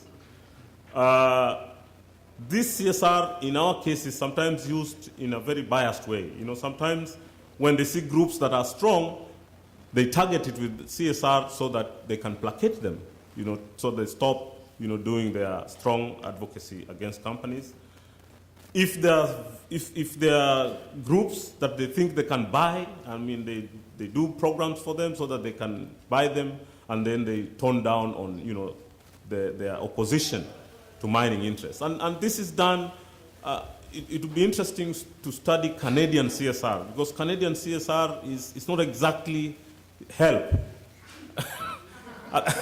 I think Canadian CSR is intended to push the corporate interest, to its logical conclusion, and they are very good at it. They will know who are the community leaders that are strong, and they will target them with support, school fees and things like that, so that they are able to tone down on their rhetoric against the company. Now, a third set of opportunities that extraction has generated in my experience has been this question of local service providers. And communities are told, you can now supply us with eggs. Our workers need to eat chicken, so how about starting, chicken farms so that you supply the extractive company, gang labor, advertising, and so on and so forth. But then what happens is a lot of people from the urban centers who have capability to do this move into the local areas so that they do these supplies. And what that does to the locals is that it pushes the locals further, to the edge. And then grievances begin to occur between these urban, suppliers and, the local communities. And before you know it, the company has pit us against each other. And as we do our fight against each other, they continue with their operations. That's a very interesting development that, we're still wondering, what do you do with it? The fourth and most significant one are the financial opportunities, that, are promised by extraction, tax and all the royalties and so on and so forth. But then the distribution of these depends on the national government, and invariably the national government doesn't care about the territories. So what happens in our case is that all these revenues are centralized, and they're taken to the center. And once they're taken to the center, then economists in the room will tell you there's something called trickle down. So we're supposed to wait for it to trickle down. And my experience is that it hardly ever trickles. And so most of the time we end up waiting forever. My grandfather waited, my father waited. I suspect I'm still waiting for it to trickle down. So what this means is that we need each other, because the promise of employment, for example, is the one that government uses a lot, that you get jobs.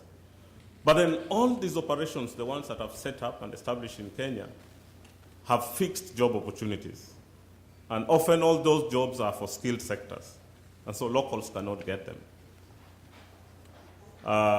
If labor lives in camps around the community, then the feelings of dissatisfaction, begin to happen in the community.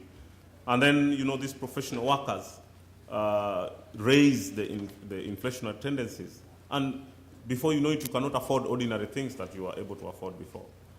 I mean, whereas my younger brothers can be employed because they have the energy to work in an extraction interest, my mother, for example, wouldn't be.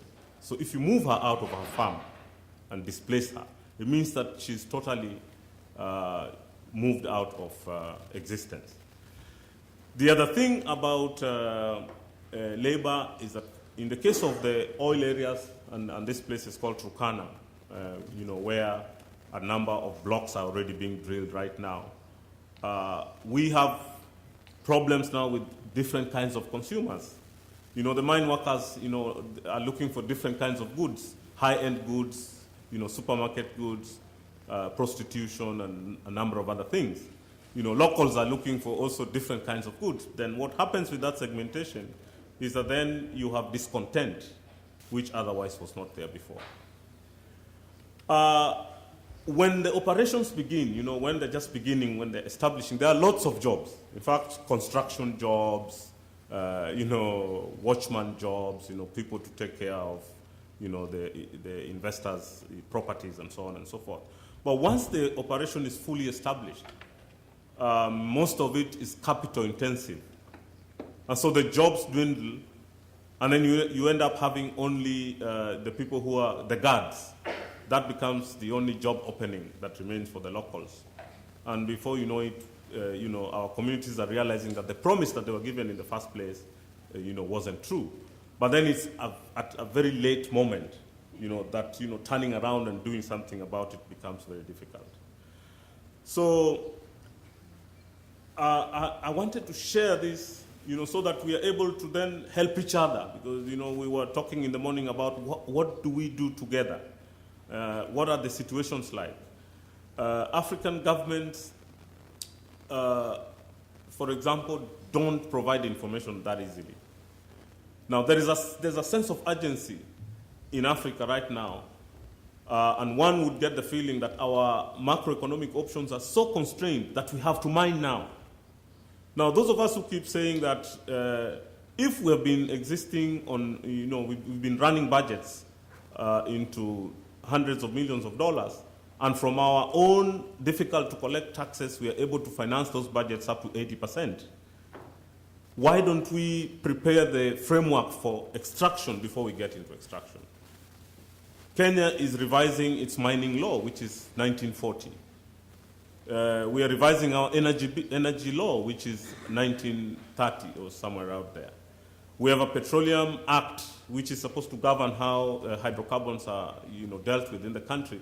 That is still a bill in Parliament that is still being discussed. Many of us are saying, why don't we finish that process before we give out licenses and allow companies to begin to operate? But the government is in a hurry to allow these companies to operate before sorting out the frameworks. So you have a situation where you really don't understand whether this government is proceeding in the best interest of the people, or perhaps there are individual benefits that people in state are getting from these companies. Now, when we study carefully the rush to mine, part of it is in a push that is not coming from within. And one then begins to feel that hydrocarbon companies, lobbies in these sectors are pushing African governments to concede, most of their subsoil resources in a bid for them to get into these things before the African governments are prepared, for it. Now, part of the problem is that China has been rushing into Africa. Now, the traditional former colonists are worried that the minerals that they discovered while they were colonizing those countries might fall into Chinese hands. And so there's kind of a new scramble for Africa, if you like, which I think presents, a very different context that sometimes is often not spoken about. And this is something that we need to engage with and then find out what do we do. Because what happens is exploration companies may come from Canada. Once they hit sufficient deposits, they'll sell the interests to perhaps a Chinese company. Because the Chinese company is much more ready to trample on human rights, and they don't give qualms about it. I mean, they don't really care about that very much. So Canada may say, well, yeah, now that we had explored and we found it and we got our money, let's sell those interests to another guy who is a little bit more unconcerned about small things like human rights. So that again presents a sort of different kind of situation because African governments have this look east policy where they've been doing China-Africa summits and kind of determining what they can do where. And so when we talk about working together and joining forces, I think we have to pay attention to those cleavages that sometimes make it very difficult, even if we joined at the hip, but then the person who was coming to exploit was from China. If we didn't bring China on board, and one begins to ask, when you come to forums like this, you don't see a lot of China, you don't see a lot of Brazil, and a lot of India. But those are the new places where demand for metals and so on is pushing the booms that we are talking about. So I thought, let me just flag those, so that when we think about what to do, then we. I was also asked to say something little about our responses to these things, whether we have been resisting or redressing. And I think the context that I painted tells you, when you don't know something, you probably don't even know how to respond to it. And lots of Africans, lots of civil society in Africa don't have enough information. And the information asymmetries is huge. There's no anticipatory information. Nobody knows the mineral maps. Nobody knows how much we have underneath. We only know that we have some minerals underneath on the word of the companies. So companies come in, they explore, they even tell you how much you have, and the African governments then sign mineral development agreements with them based on what the companies say. In the context of Canada and precious metals, for example, Canada is bringing back to Canada entire ore, shipping the entire ores to come and separate them here. I mean, any kindergarten child will tell you there must be something in that ore beyond what they've declared. Because if there was nothing else, they would separate it in the country so that they carry something light, back into Canada. And these are the sort of areas where we need to collaborate to find out what exactly are we talking about. So the period between granting a concession for exploration and prior to exploitation, I think is the place where activism can make more sense. And yet that is the period when we don't have enough information and we exactly don't know what we have underneath and what is going to happen around it. Then there is also the actual dispossession of communities. When communities are actually dispossessed, that's when they begin to see the urgency and the need, for them to respond very seriously about this, or when their water is contaminated, or when their river dries up. Now, often that will be a very late moment, because a lot of damage will have happened. Now, so Africa is coming into this at a very late moment, and I would like all of us to, subject our minds to what do you do with somebody who is starting, not at the starting point, but is starting at some very late stage in the continent. Now, the youth in Africa are looking for jobs, and they're looking for, white-collar jobs, jobs that can make them wear ties, and walk into offices and use laptops and so on. And so when you speak to them about, resisting opportunity, they kind of think you're crazy. I mean, what's wrong with this guy? He made it, he doesn't want us to make it. So again, mobilizing the youth of Africa to begin to see the problems in this. And I think this is where a lot of connection can happen between us and Canada, because there are a lot of young people who realize the folly in this development paradigm that we are talking about. Increasingly, political institutions and authorities are also getting to engage with this. And in 2010, we did pass a more democratic constitution that allowed the country to have two levels of government. You have the national government and the county governments. And the county governments are beginning to have a resource nationalism, where they're feeling that they should get specific benefits if a particular extraction exists in their territory. And we are capitalizing on that, because that might lead them to do political organizing that is needed to push the national government to at least make sure that the subnational level is getting enough share from whatever exists in their territory. The potential for it is there, but also the danger is there, because invariably political organizing sometimes spills over into violence, what my colleague here had touched on. And so what we do know, and I'm just finishing, is that this idea of multiply effect doesn't really work, just like the one of trickle down. And I think we need to start writing other discourses so that economists, also stop, putting us in a situation where if we have subsoil resources that we have to mine them now. I mean, if we look at intergenerational equity, we could say that why don't we let these resources be until future generations will be ready to exploit them? I mean, is that a position we can consider? We've seen what others have done, those who went for their subsoil resources. And the story this morning is about Canada and how it has gone about it. I don't think it's necessarily a rosy story. So if we can delay, the possibility of that story, why not? And this is what Africans also need to be told, and people need to share a lot more with them on those issues. Finally, the places where I think we really need to do more work is in dealing with institutional arrangements. Africa, at the African Union level, has been discussing this issue of extraction.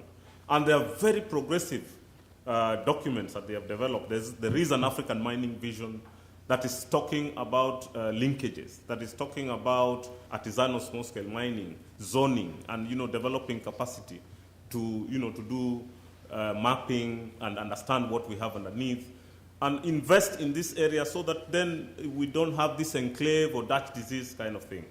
But then when individual African governments proceed, they do bilateral negotiations with companies without paying attention to commitments that they have made at the African Union level. So this is again another area where we could support each other to push African governments to at least follow through on commitments that they have made, at global and continental, institutions where they are members. I guess it would be nice to stop there, because what we do need is more roundtables, more direct action, a lot of discussions with each other, and I can respond to questions if they are there. I decided to make this a bit general, so that we don't get muddled up with specifics. Thank you.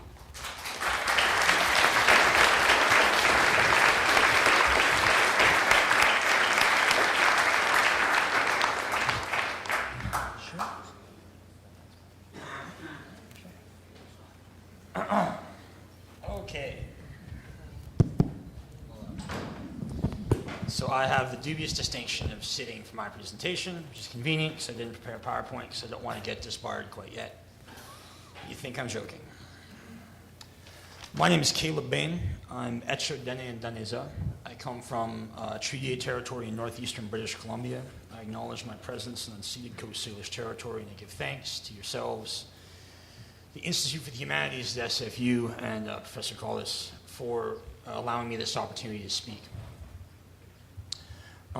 I've been asked to, like my co-panelists, to parse out and engage with the question of global community impacts and resistance to extractive industry. I will preface with this. I've thought about this for a while. I apologize, I'm kind of out of it. I've just spent the last 2 days getting tattooed on stage in Montreal, so I'm kind of like having a rough week. Awesome too, though. My thesis is that the interconnected complexity of extractive industry is creating high-value targets for sustained academic and critical analysis, inquiry, and activism. The superstructure, both physical and non, is creating a situation where the interconnected linkages between extractive industry is creating places for real change. However, those places for real change are being rapidly protected. And it's interesting, I listened to my co-panelists, and Chandu, you spoke about the Investment Defense Force. And I'm a lawyer by training, and we have something similar in law, but it takes the form of certain law firms. It takes the form of critical infrastructure investigation teams. It takes the form of laws. It takes the form of strategic litigation against public participation.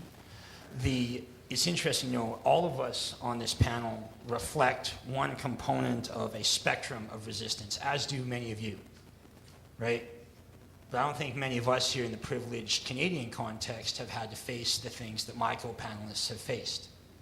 And I find that interesting. I am exceedingly privileged as a man, as an Indigenous man, as a person in Canada. So I preface with this. I think there are places we can make change. I think those places are being protected by vested interests very quickly and very strategically. And consequently, if we know of a high-value target, and I use military terminology, it's something that appeals to me, but it does, by definition, put me in a box where I become, something like what would be, dealt with under Bill C-51. And for those of you who know me, and kind of some of the other projects, I get angry getting put in boxes. The first time I was on the National, I was half naked throwing a tomahawk. So you've got this big tattooed native guy throwing tomahawks on national TV, which really reiterates and creates a different kind of box. And I'm wary of being boxed in. So if we are going to do this work, and if we're going to engage with extractive industry, we have to do so in a very strategic way, but being wary of both the counter resistance, which is very strategic, highly intelligent people, at least as intelligent as anybody in this room, with no disrespect, are working on this problem. And I would challenge anyone in this room who is actively working against those of us who do this to raise their hand. CSIS, RCMP, anybody? No, and we laugh, it's somewhat flippant, but I'm not joking. There is people in this room who will be working for CSIS or the RCMP or certain law firms or certain other interests, and that's reality. We undergo real-time active surveillance. And myself, perhaps not as much as some of my co-panelists or those other people in this room, but I find it interesting. We sit here in this, privileged quasi-ivory tower next to, fairly significant resources next to a port. And we discuss these issues. And I just want to contextualize and make it quite abundantly clear that this work and the people on this stage exemplify a spectrum. And here we have this privilege. Here we have the information that you spoke of, Patrick, the need for information. Here we do have ATIP legislation.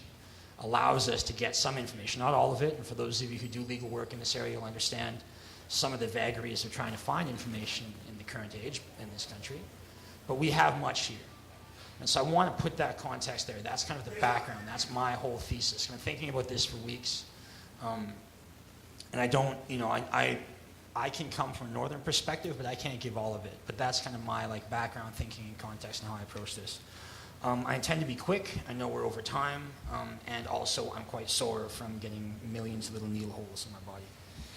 So I'll give you a quick background of my territory. One thing I should say, I'm the executive director of the Keepers of the Water Society, which wasn't mentioned in the introduction. I don't talk about that much. It's a fairly recent development. And I'm going to conclude with some comments about that initiative and that project relative to my larger analysis. As noted, I come from the Treaty 8 territory of northeastern British Columbia. My dad is Dene, so he comes from what's called the Horn River Basin. My mom is Daneza Cree Soto, so she comes from the Montney Shale. I'm next door to the WAC Bennett Dam. The first productive wind farm in British Columbia is the Doki Phase 1, named after my family. We have a lot of the thermal coal in BC up in our territory, not all of it, but a good chunk. And those are kind of, shuttering down and shuttering in, but they're by no means closed. I'm very privileged in that we don't have uranium or diamonds to our knowledge, because like many of the other countries exemplified with the people on this, on this panel, the more resources you have, the more pressure is going to come to bear. And because we're treaty, we understood this from the very first. In 1898, the year before Treaty 8 was signed, the oil sands and the tar sands in the Athabasca were found. Now, there's not necessarily a causal relationship, but it's interesting. When we look at the history of resistance and extractive industry, you will see these dynamics. The legal clothing, the veiling with legitimacy and with mechanisms that call for seed release and surrender and payoff and corporate social responsibility and whatever terminology you want to adopt to veil the extractive in the legitimate. In my territory, the biggest issue in my view, and many of you who know me understand kind of my perspective on it, is oil and gas development, because we have 60 years of conventional and about 10 to 12 years of very large-scale unconventional energy development. Frack gas is big, and this really exemplifies my point. The thing is that the frack gas in my territory is going to go to the West Coast and go overseas. So you're going to impact all the pipeline communities. Very good point, Leila, about pipeline communities being brought online. You build a giant pipeline, but then the intervening spaces get wrapped in. Once you have a large energy corridor, you have a mechanism to kind of pick off in between communities. And this is terrifying. But it also illustrates how significant the wind can become, because all of these developments are interrelated. The frack gas in my territory also fuels, literally, in Siu2 tar sands development. The wet gas in my territory provides the petroleum distillates that form condensate, that form diluent to go in diluted bitumen. And so you have a mechanism, if you shut down one development or delay, to actually, because of the interconnected nature of extractive industry in the contemporary period, you have an option to delay other processes. As the woman was saying in the last panel, if you shut down the dredge material dump facility, you stop the dredging, which in turn impacts the ability of the ships. So, we can sit here and think about the difficulties, and they are many, but I think there are a lot of strategic weaknesses as well. My territory, the most obvious, because I work on fracking and frack gas, is LNG pipelines and condensate. Related to that is, of course, infrastructure. Many people in this room understand that hard infrastructure development locks you into a given development paradigm, a given development process. The thing is, there are strategic points along any development path whereby, when they make a final investment decision. How many people know what that is, FID? Some people? Okay, final investment decision. That's as important as an environmental assessment certificate. That is as important as a lot of other things that people have put their energy, their time, their analysis, their litigation skills, their litigation money into, and I think that's interesting, because some people in this room and others engage in the realm of banking, and some engage in the realm of law, some engage in the realm of action. And in my view, in my territory, unlike the other territories described here, we haven't done that. I reject largely the rights-based construct of Aboriginal reality in Canada today. And I do this as a result of my law degree and my experience in the oil and gas field. I do so because I think responsibility is really the key. I think that when you look at extractive industry, if you take a rights-based framework, as was done in my territory, you find yourself sort of innately or inevitably wrapped up in kind of the colonial project. It's very easy to be, and I hesitate to use this term, bought off. At a minimum, it's very easy to be invested in the process. But when you adopt, like some of the people in this room, my friends in the back at the Unistoten camp, for example, and others, Secwepemc Women's Warrior Society, boop, boop, you see that responsibility invigorates a great deal. The problem is that in my territory, we didn't undertake that in a sustained way. There are spots of resistance. We were watching when the Tahltan evicted Shell from the sacred headwaters. I was fighting a coal bed methane development at that time under a formal process as a member of the West Mobility First Nations, as an employee from my nation, and I failed. And I have to apologize for that. I have to apologize to you. I have to apologize to those yet to come. I have to apologize to my co-panelists, because the money and resources earned by those corporations in turn paid for further expropriation, extraction, and other environments. But if you look at things like that, you can see how the responsibility-oriented framework, as opposed to rights, really allows for some progressive movement. And I think a lot of people in this room, academics and otherwise, will understand that and engage with that. In my view, in my territory, the Indigenous people where I'm from have often used the rights-based framework, and as a result, I don't think we have been as sustained or effective as we could be. And that's some of my family. Both my grandfathers were chiefs, as was my mother, and all of them gave a great deal of their life energy to this rights-based framework. And so I don't mean to disrespect so much good work. I have the privilege of youth and education. I shouldn't be calling out people who gave so much. I stand on the shoulders of giants, and rightfully I should be judged as disrespecting them. But at the same time, I don't have the luxury, and neither do you, of allowing a non-critical lens to color the lessons that can be gleaned from our failures and our successes. And that's a critical point in my mind.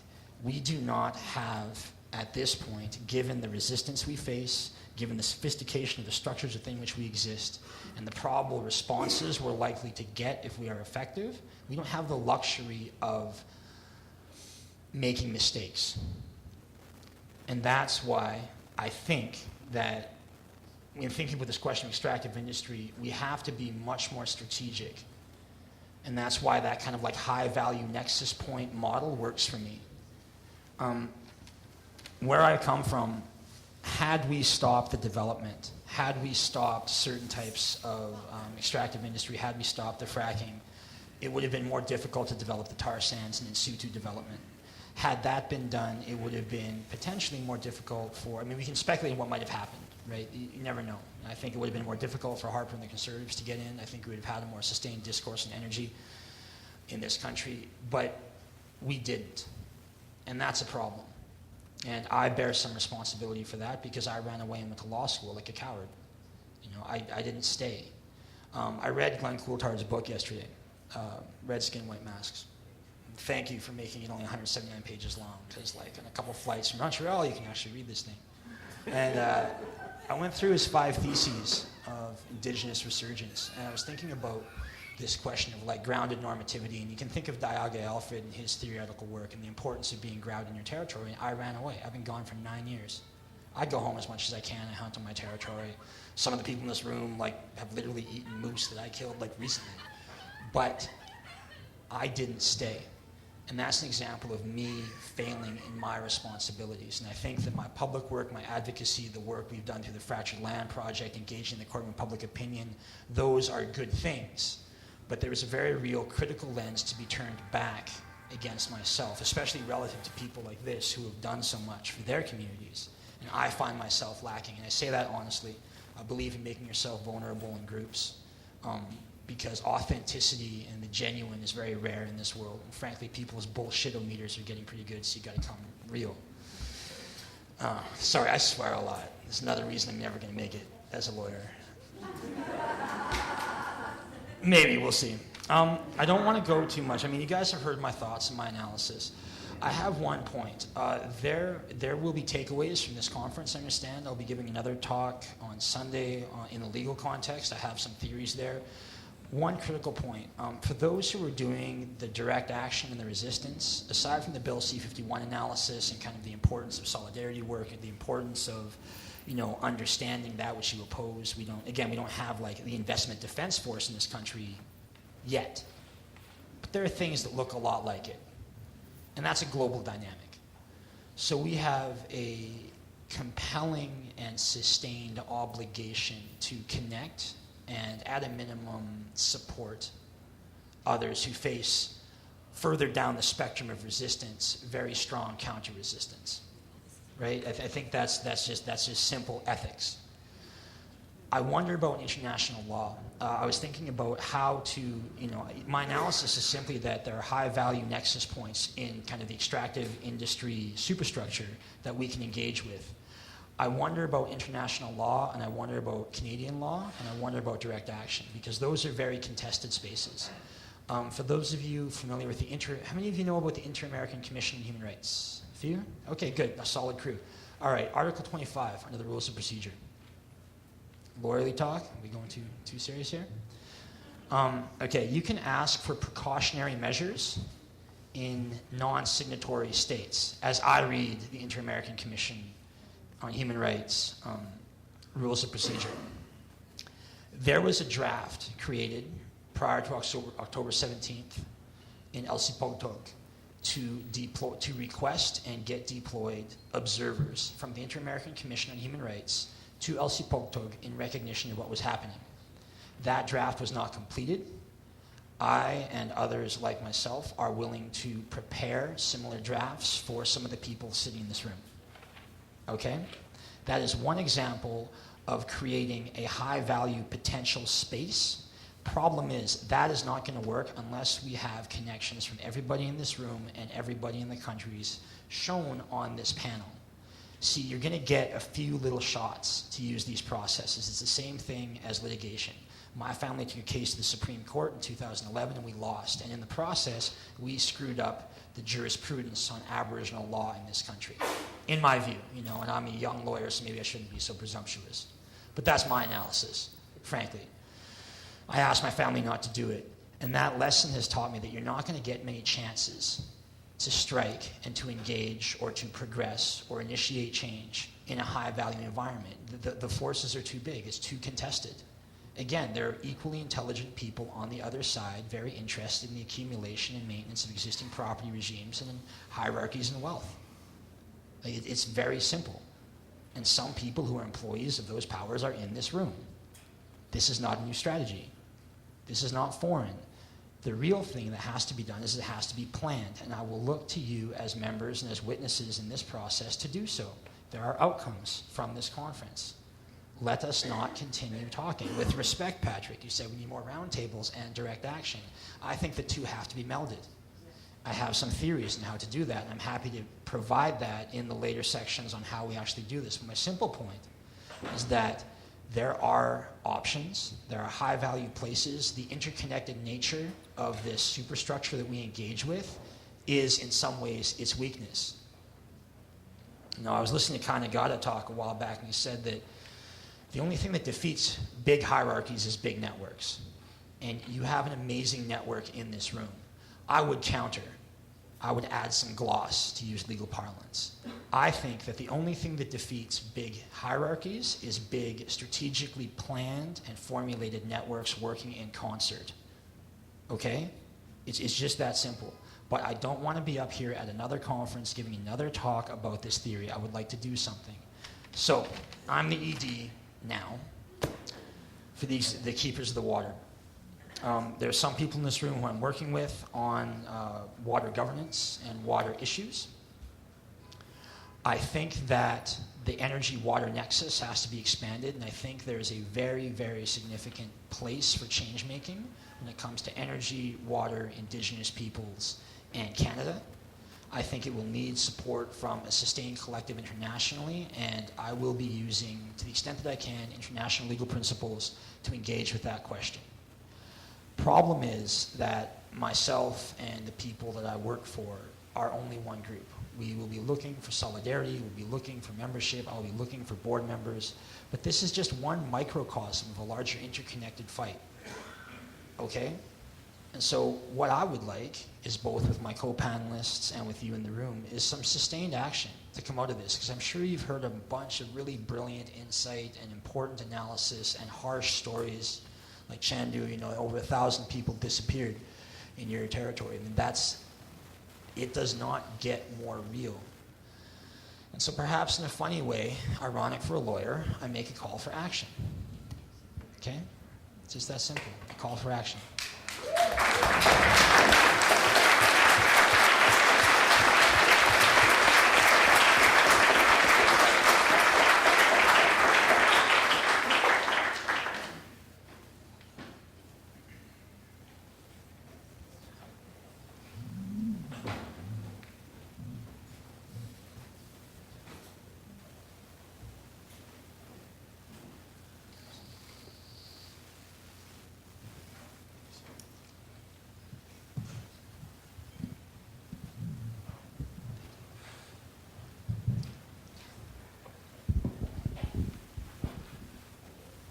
So we're going to do Angelica's presentation with consecutive translation because we don't have enough of these little devices to give out to everyone. So Angelica will speak for a bit and then I will translate into English. Entonces, si da pausa de vez en cuando y puede pasarlo en inglés. ¿Cómo ya? Muy buenas tardes, mi nombre es Angelica Choc, Maya Kekchi, mujer indígena de Guatemala. Good afternoon. My name is Angelica Choc. I am Maya Kekchi, indigenous woman from Guatemala. En primer lugar, quiero felicitar a mis compañeros ponentes y creo que bendita soy entre todos los hombres aquí en esta mesa. And first, I want to thank my fellow presenters, and I think I am blessed here as a woman amongst all these men at this table.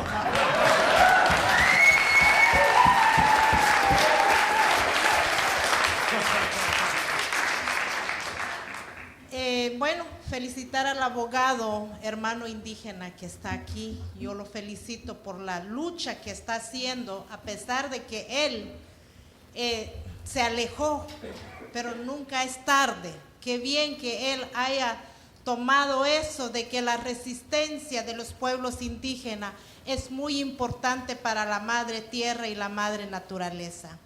And I also want to thank my compañero here, the fellow indigenous person, lawyer, who apologized for leaving his territories, but he brings important skills back.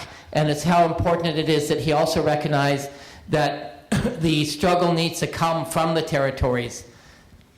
Ojalá que los tatuajes le hayan quedado bien, que él ha dicho. Yo también quiero mi tatuaje, el sol que sale todas las mañanas y lo quiero en mi pecho. And he spoke of getting tattooed. I too want, I'm looking now for a tattoo. The sun that comes up every morning, I want that on my chest.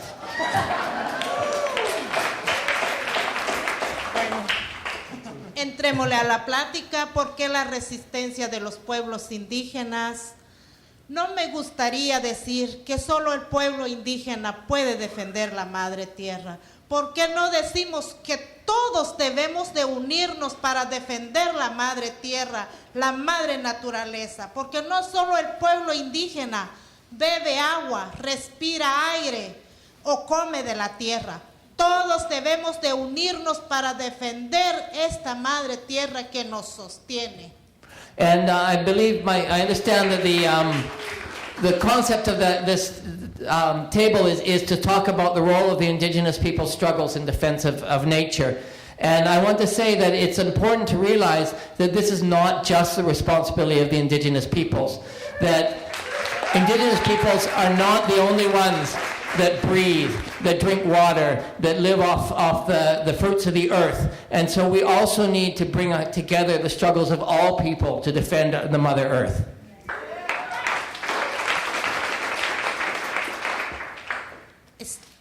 Mis hermanos que están aquí han hablado tanto de los grandes impactos que cometen las empresas mineras en diferentes países.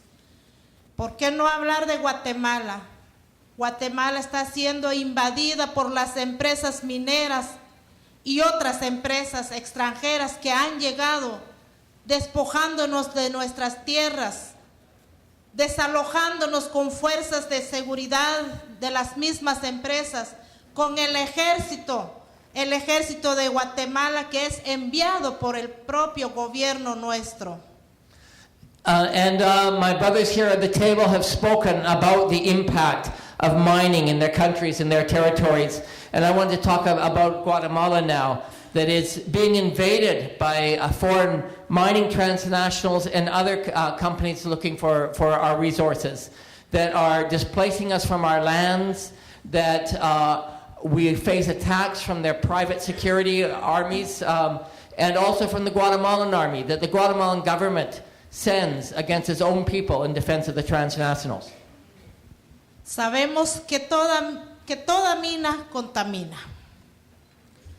Así que nosotros, sea donde sea en cualquier país, las mineras están cometiendo grandes impactos al medio ambiente, al agua, a la tierra.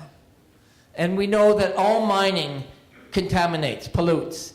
And from our experience and from we've heard through our work, we now recognize that all over the world, wherever the mining companies are operating, they are having very negative effects on our air, our water, on our overall environment. Quiero agradecerles a todos ustedes, los que están aquí en esta sala, que han venido a escuchar las ponencias de cada uno de nosotros, pero ojalá que esas ponencias de cuántas violaciones a derechos humanos han causado las mineras, que le queden de conciencia a cada uno de ustedes. De repente, en África, en Filipinas, en diferentes partes del mundo, se están cometiendo esos abusos, pero ¿de parte de qué empresas? Se sabe que la mayoría de las empresas son empresas canadienses. And so I want to thank everyone who's come here today to listen, but I hope that you also get fixed in your consciousness that these terrible destruction and impact that's being carried out by mining, whether it be in Africa, in the Philippines, in many parts of the world, for the most part are coming from Canadian companies. That the majority of mining companies in the world are Canadian. Quiero compartir un poco lo que a nosotros nos han causado como pueblos indígenas en nuestro territorio, en Guatemala, cometido por la empresa Hedges Mineral, compañía guatemalteca del níquel, su subsidiario. And I want to share with you that now a little bit about how that's taking shape in our country, in Guatemala, and the impact on our people, on our Mayan people, of a company called Hedges Resources and its subsidiary in Guatemala, the Guatemala Nickel Company. En los años 2007, 2008, 2009, se cometieron abusos a derechos humanos. La empresa minera entra forzosamente, violentamente, desalojándonos de nuestras tierras, quemando nuestras casas, robando nuestras pertenencias, abusando sexualmente a mujeres y asesinando a líderes. In the years 2007, 2008, 2009, the company moved into our territories to drive us off, burning our homes, robbing our belongings, sexually abusing the women in the communities, and murdering our leaders. Estoy aquí porque sé que yo mantengo la resistencia para defender mi territorio, para defender mi tierra, que la empresa ha querido despojarnos, nos ha querido sacar de ahí. Pero nosotros los pueblos indígenas mantenemos una resistencia fuerte, a pesar de tantos sufrimientos que yo he pasado junto con mis hijos. Porque en el año 2009, 27 de septiembre, la empresa minera asesinó a mi esposo.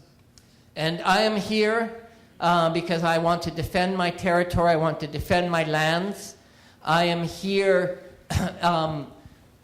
as part of that struggle. I am here despite the suffering that I've gone through and my children have gone through, because in September of 2009, the company murdered my husband.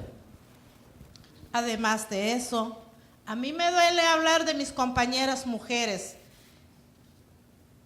Siempre he pedido fuerza a mis ancestros, a mis abuelas y abuelos que se han ido, de no llorar. Pero a mí me duele lo que les han causado a mis compañeras mujeres, 11 mujeres que fueron abusadas sexualmente por el ejército, por la seguridad de la empresa minera. And also, it always hurts me to talk about my comrade women. I always ask for strength from my ancestors, from my grandfather, from my grandmother, to be able to speak of this without crying. Because during that period, 11 of our women were sexually abused by both the army and the private security that the company had hired. De todos esos abusos a derechos humanos, de todas esas grandes tristezas, destrozos que nos han causado, que me han causado, mi resistencia ha sido más fuerte.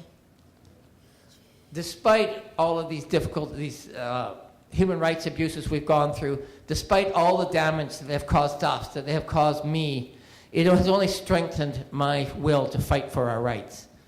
Yo soy madre, soy abuela, pienso en el mañana, pienso en el futuro de mis hijos, en dónde van a vivir, a dónde se van a ir, qué les voy a dejar yo y por qué no voy a defender el territorio que nos pertenece, porque somos nativos de esa tierra y nosotros no debemos de salirnos de ahí.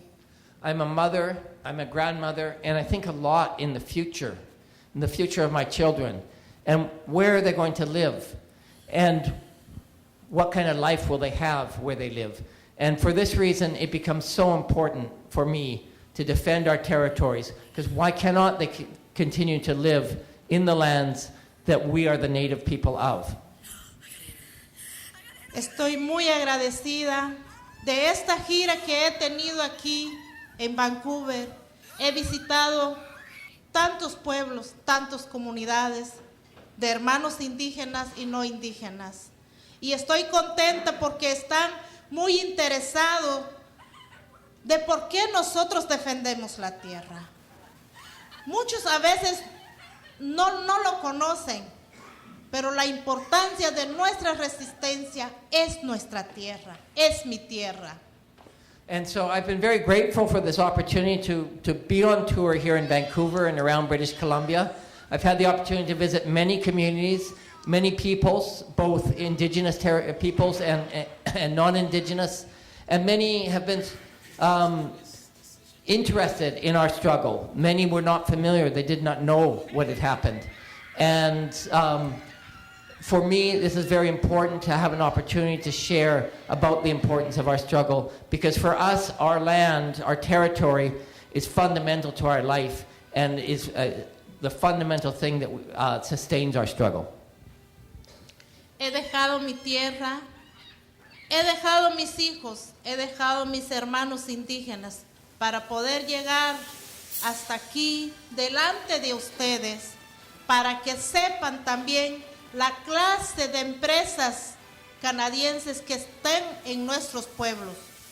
Lamentablemente, 2, 3 o 4 son los que manchan la imagen de este país. And I've left my land, I've left my children, I've left my brothers and sisters, Indigenous brothers and sisters in Guatemala, to come to help share with you a bit about the kinds of things, the kinds of companies that are operating in your name in our country. Because there may be just 3 or 4 of these companies operating in our country, but those 3 or 4 alone have stained the entire image of Canada in Guatemala.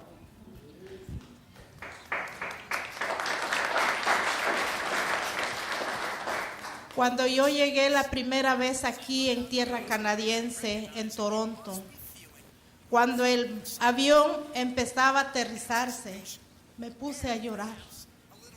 Porque yo pensé que todos eran asesinos. Yo pensé que todos participaron en el asesinato de mi esposo. Yo quise decirle al piloto que nos fuéramos de regreso. And so the first time I came to Canadian lands, when I first came here to Toronto, As the plane was landing, I was frightened. I thought that all Canadians were like the companies, that all people in Canada were involved in the murder of my husband. And so I wanted to tell the pilot to turn around, to take me back. I didn't want to come to this country of assassins. Pero ya voy llegando 4 veces aquí en Canadá, en tierra canadiense, y me doy cuenta que hay hermanos que tienen ese corazón, que sienten ese dolor que nos han causado, que me han causado. Veo la solidaridad, yo estoy muy agradecida, y esto es lo que debe de haber como hermanos, porque somos hijos de una sola madre, la madre tierra, y de un solo creador. And but this is my 4th visit now to Canadian lands, and I've seen that there's something different, that there are people everywhere that are working in solidarity. And so now I feel a connection with the people here, and I recognize that we are all the children of a single mother, Mother Earth, and a single creator.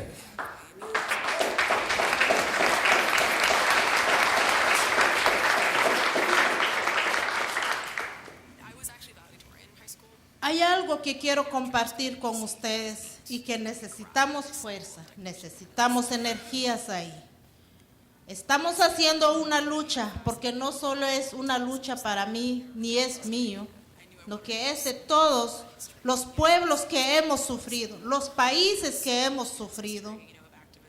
Estoy muy contenta de un pequeño logro que hemos tenido como pueblos indígenas en Guatemala, de haber traído nuestra demanda aquí en Canadá y que se haya aceptado para que la empresa minera y canadiense sea juzgado aquí. And I want to share with you a small achievement that we made, because we were all different people suffering the same kinds of attacks, different countries, and that we have made a small step forward in achieving that a Canadian corporation, for the first time, there's a trial moving forward against it for abuses that it has committed abroad.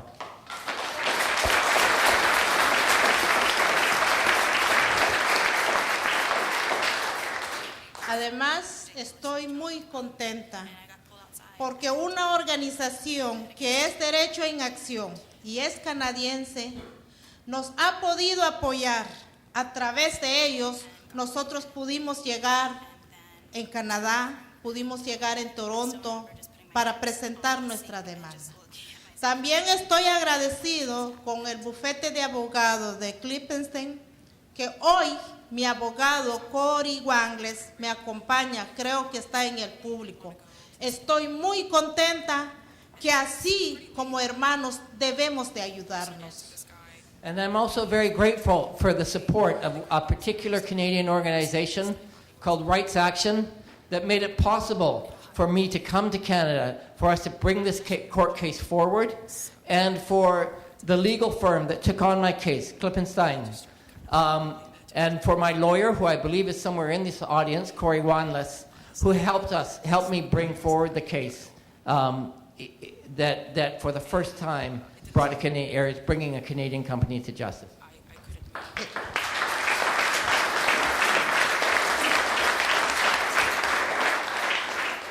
No quiero cansarles más, sé que ya llevamos varios minutos de estar aquí sentados, al igual que ustedes. Yo los invito para que también ustedes se unan a nuestra resistencia, no solo en Guatemala. Estamos escuchando aquí cuántos países están sufriendo. El mundo debe de unirse, agarrarse de la mano para defender el mundo, para defender el territorio que tenemos, como la belleza de este país. Vancouver es un lugar tan bello. Recorrí, me encantó. Cuando he llegado a tierras canadienses, siempre estoy triste, lloro por mi Guatemala, pero hoy Voy a llorar porque voy a dejar a Vancouver y tengo que regresar a mi tierra. And let's see if I can remember all. I don't want to go on for too much longer. I know we've been all sitting here for a long time, and so I just want to sort of appeal to all of you to join the resistance, to join the struggle that you're hearing about in so many countries, here in Canada and all around the world. I believe that the peoples of the world need to unite to defend our territories and the beauty that is this planet. I've spent a lot of time here now in Vancouver and British Columbia, and I see now what a beautiful place it is. I normally, when I leave my land, my Guatemala, I cry because I want to go back to my land. This time when I return, I'm also going to be crying to leave this beautiful territory behind. Además, yo les invito para que se unan a Derecho en Acción. Necesitamos apoyo, tanto económicamente para los viajes de Guatemala a Toronto, porque hay que acuerpar, hay que reforzar esa demanda. Si nosotros nos unimos y logramos esa justicia, la victoria será para todos, no solo para mí. And I also want to invite you to consider joining Rights Action and supporting its work, because the cost of bringing myself and the others up from Guatemala to testify is very expensive. And this case, if we win it, we win it not just for us, but it sets a precedent for people around the world to bring to justice Canadian transnationals.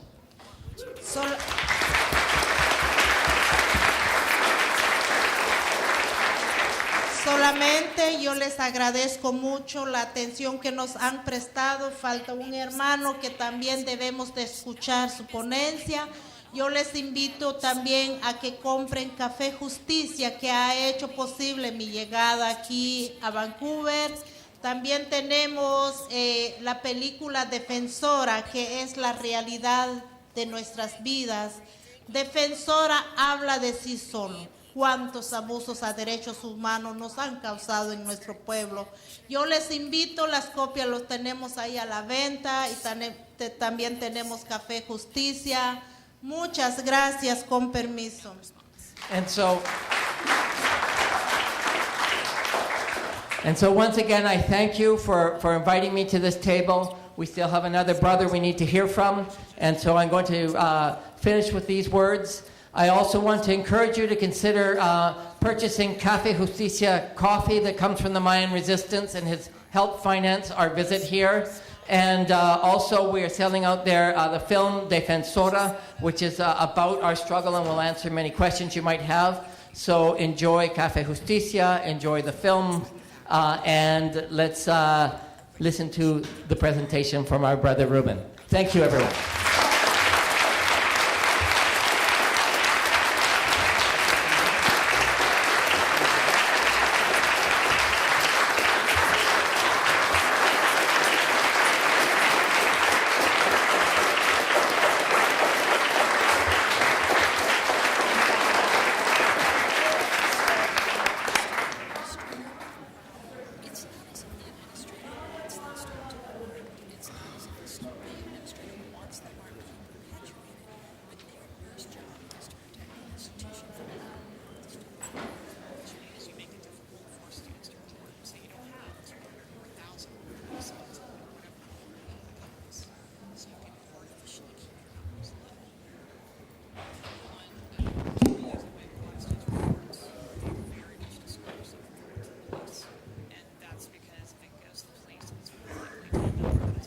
Wow, thank you. I think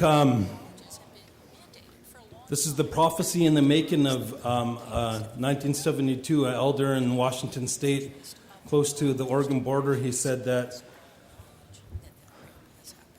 a giant spider web is going to cover the earth and unite the indigenous people of the world, and that will serve us a better way to live. And I think that this is a big beginning part of it. I think the indigenous people here are represented telling a story of their spirit, of who they are as indigenous people, of how they're connected to the land.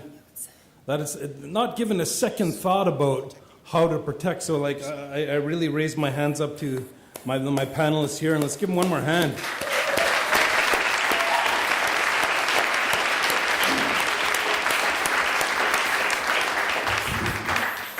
It's really motivating for me to hear something from the four corners of our world here, and from my brother from northern BC. You know, my sister, I prayed with your people in our backyard for many years, and I was really grateful to sit down in your fire ceremonies. I see some of the people that are here that have done ceremony at my house, and so and each and every one of you, I'm just so thankful for the spirit that you bring. You know, when you look at the 5 major oil companies in North America, you know, collectively together they made $176,000 a minute. That's how much they make a minute. $92 billion a year. I can't even fathom how much that is. And look how much they pay in tax, less than 1%. Everybody here pays 30 to 40% in tax. You know, there's examples that we can look at to start to create change where Denmark, they charge those companies 80% tax. They don't have medical problems. You know, they don't have education problems. They don't have the things that we're dealing with. This country here, just like what we're learning, is servicing that 1%.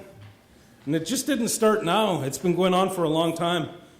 You know, I'm happy to be a third generation of my family that has been time out of mind, but what I can look back directly in teachers, people teaching me, is my grandfather has been standing up like my mother has.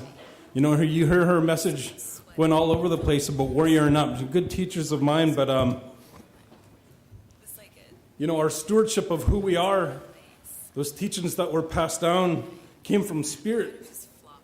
You know, when we go to our longhouses, if I go visit Squamish or Musqueam or my close relations, there isn't talk about who's going to do what. What we do is we humbly come there as guests.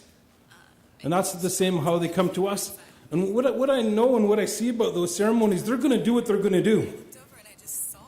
You know, if there's wood need to be gone and getting, then let's go get it. That's what they do. They don't question about how they're going to run the ceremony. It's been passed on for generations and generations. And that's the idea behind, we as Tsleil have created our governance behind that idea. And I tell you, because of those impacts of residential school, you know, this is my great-grandma down at Kate's Park. Because of those impacts of residential school, collectively as a nation, we weren't able to stand up for what we should have stand up in 1957 when they built that Kinder Morgan line. It was against the law for Indigenous people in Canada to even speak to a lawyer until then. And they built that Kinder Morgan line before that. So at that time, through residential school in 1930, 80% of Indigenous kids under 19 went to residential school. 50% of them, that's a quarter of our Indigenous population, died in residential school before 19 years old. That's a big hunk of our population that try to drain the spirit of who we are. And then now you look at it now, the tools that we used as Indigenous people to stand up, used as a crutch to pick ourselves up, like you hear from the panelists that spoke earlier. What we used was our land and our water. That's the spirit that fed us, the sustenance that fed us. Right here, and this water right here was 85% of our Tsleil diet. 85%. You know, I used to say, I say to my kids directly, I said, you won't experience the waters like I experienced. My grandfather said the same thing, sitting in the same water. And the impacts are huge. When I was a kid, in my short lifetime, Eddie Gardner works for this, for our salmon and our salmon rights. But it was abundant. It was abundant. If you could put a monetary value on how we lived very rich because it was just rich with life here. Every creek and every river and every stream fed us. You know, what we learned is everything that comes out of there is goodness, and that's the only thing that we should be putting back. And that's how we are as Indigenous people, as stewards of our lands and stewards of our water. Sorry, I passed it. Right there. Our beliefs created our governance. Our beliefs created the ideas of what we could do to stop it. But at that time, it was outlawed that we couldn't stand up. And some of these things slipped through. One time, my grandfather said, and I think you probably heard my mom say the story. She said, my grandfather said, there's only one reason why I'd pick up a gun, and that's if they try to move us off our land. And you hear my mom say the same thing. You heard my son say the same thing. You heard my family and myself say the same thing. And that's what created our stewardship and our laws. And they're simple. What we talk about in our longhouses and what we talk about in our ceremonies are the fundamental of humanity that you heard from my brothers and sisters. And I talk about it often when I speak too, is love, honor, respect, dignity, pride, compassion, understanding. Those are our laws that we create to communicate to one another. Those are the laws that we create to communicate to the lands and communicate to the waters. And when that's not happening, that creates a direct impact on the people here. You know, we're part of the ecosystem. We're part of it. And that's what people forget and they don't understand. What they see is that $92 billion a year that they make. And you know, when we started this as a small community, we said, how are we going to go up against that? My elder stepped up and said, that's easy, we'll pray. Because that's the only thing that we had in the very beginning. But then we've been doing it for, like I said, time out of mind, where we'll continue to strive and move forward. But that's what created our laws. You know, that's a little clip of our Indigenous territories that we had. You know, we didn't stay in one area. We had multiple sites, so we wouldn't drain resources out of one area. You know, that's true. The table was set. That's what we did when we were kids. It's been almost 25 years, 30 years since I ate out of this water. We've been measuring the quality of our water to Waututh for almost 20 years. And it's getting progressively worse. And visually, you could see it. When the tide goes out, if you've ever been to Tsleil and you look out, the tide goes out about 300 yards at some points. When you walk out, you could pick up Dungeness crab and clams and oysters, and it was just abundant in life when I was a kid. And now it's not like that. The clams, when you open them up, they have oil in it. You know, the fecal coliform levels, they close beaches, I think, at 300. Some of the levels in some of the areas, 1,200, and some of the beaches and waters right around here. And everything's dying there because of this industry that you can see right out here.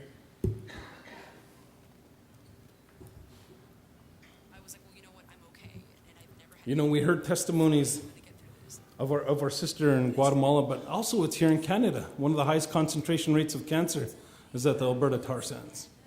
You know, this is where we talk about creating allies. And that's how we also started that, was with prayer. When we went to South Dakota to stand up the Keystone, when that campaign just first started, we did a week-long conference for 5 days. The first 2 days we did, just like we did here in Vancouver, was prayer.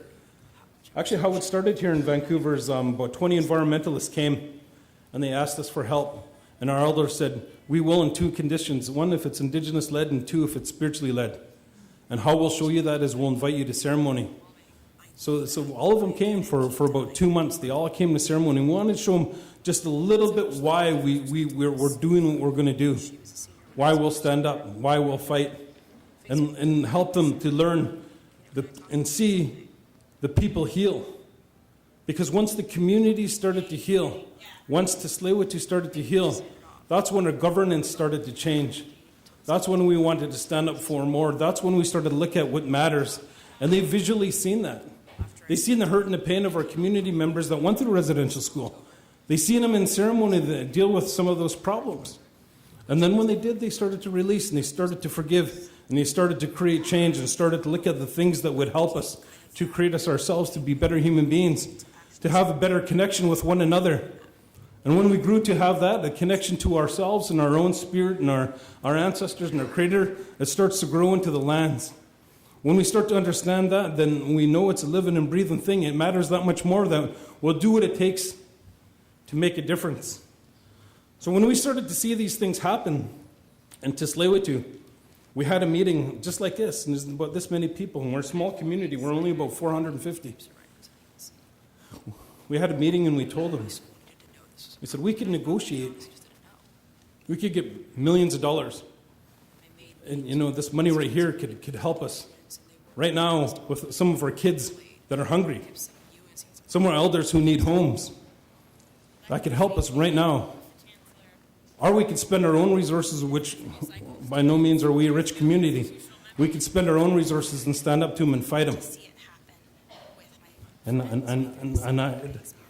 it always brings me to tears. Because not just my community, but all across.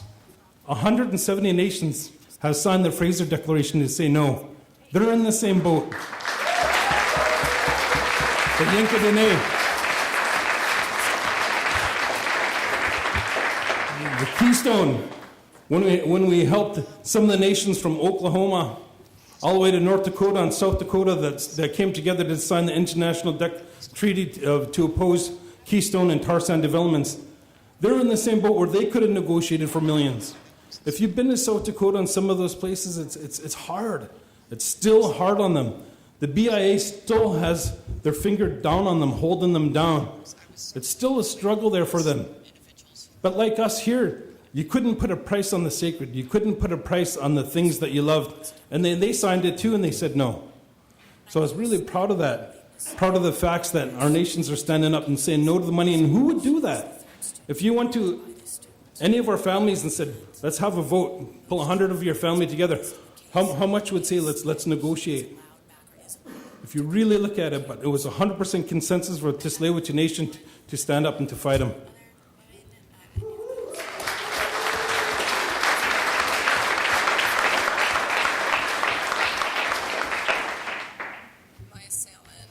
And as we know, they're backed. They're backed by the Canadian government. You know, they wasn't it great when they had an announcement right here when they had a safety ship coming in to give us example about how they could rescue us if a disaster happens.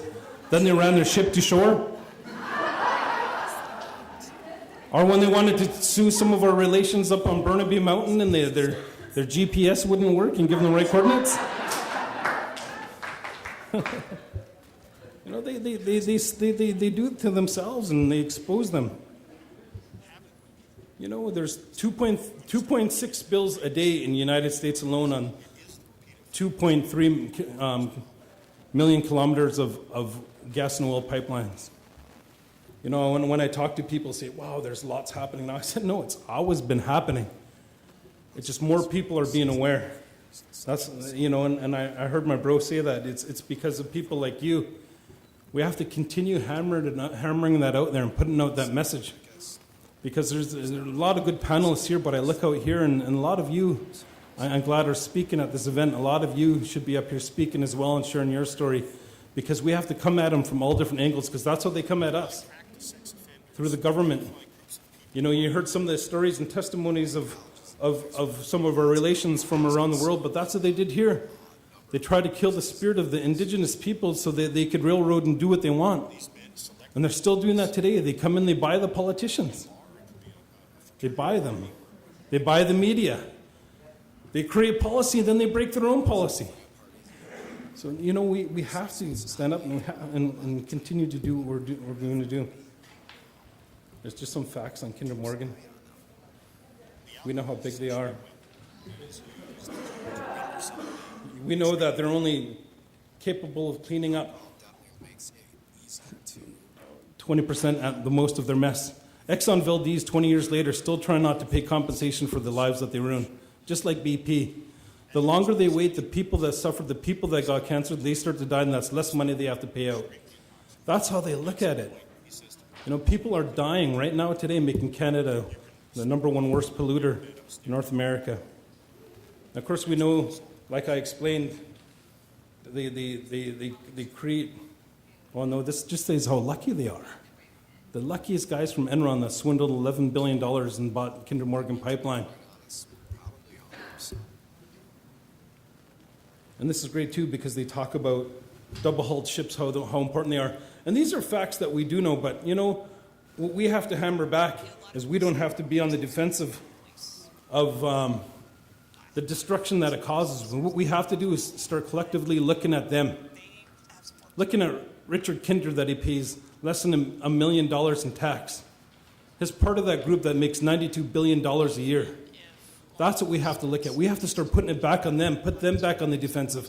Let's look at who they funded, who's in government. Like we've seen that evidently in Mount Poly, when our environmental minister, our mining minister had a party thrown by Mount Poly, that they gave him a donation of $1 million. You know, they break those policies and there's no consequences to what they're doing. That's what we got to talk about. We got to put it back on them. Show them and expose them for who they are. Expose them for being the murderers that they are, that the lives that they're taking, that the land that they're ruining, that the water that they're destroying. That's what they're doing. Those are the facts. We don't have to be defensive about jobs. We already know. United States, a couple months ago, new study came out that there's more jobs. We know that. In green energy jobs than fossil fuel jobs. What they say and what they claim is BS, but let's put it back on them. $92 billion a year. That's unacceptable when our people are still dying.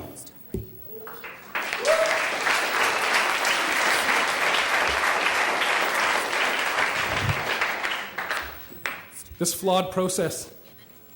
What a beautiful moment when we got to present at the National Energy Board. My brother and my sister, when they presented, we didn't talk about the facts. We didn't get up and give our case. We gave up and spoke of our laws, our indigenous laws, of our first creation of man, of woman that came out of these waters. That's how far our laws go back. Since time out of mind, we explained to them how we are descendants from a wolf, a descendant from the waters right here. Tsleil means the waters, people of this water right here. That's what Tsleil means. We told them that. We told them our nature songs and our nature stories, and we talked about the ecosystem, what that story meant. Because those stories and those legends are the basis of our laws of indigenous people. Through those stories, we created our governance. When we created the Sailor Sea Treaty, we went to our spiritual leaders. We went to spiritual leaders of the three nations here of Musqueam, Tsleil, and Squamish, and Lummi and Tulalip. And we asked them to help us to create a treaty. And as my chief, as she read the treaty before she signed it, we said we recognize our spiritual and our cultural laws, our spiritual and our cultural teachings is our highest law. And that's why we oppose Kinder Morgan, because they are breaking our laws.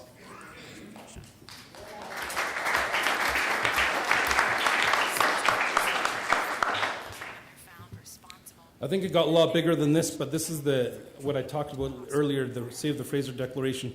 The green represents all the nations that came together and signed. I know you guys have been here a long time, so I'm rushing through this, but this just talks again about Harbour and his crazy government. You know, I love my kids. You know, when good things happen, I'm so happy, and you know, my daughter's like telling me she has a boyfriend, and I'm like, oh. I try not to react. I try to be happy. She goes, Dad, I'm in love. And I'm like, okay.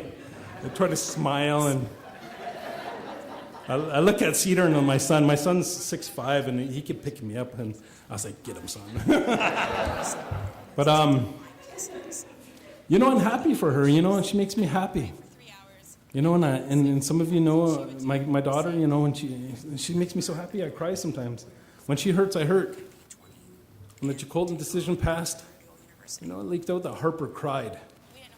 How could you believe in something to that degree that will bring out that emotion to you, that what it stands for?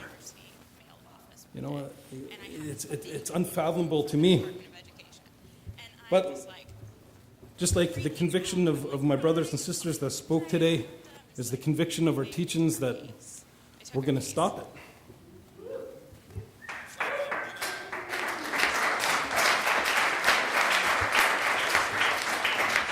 So what I talked about earlier is the Indigenous people here in Canada, in British Columbia, and more specifically when I talked about my family, and I invited the environmentalists to come and pray with us, and they saw the growth happening.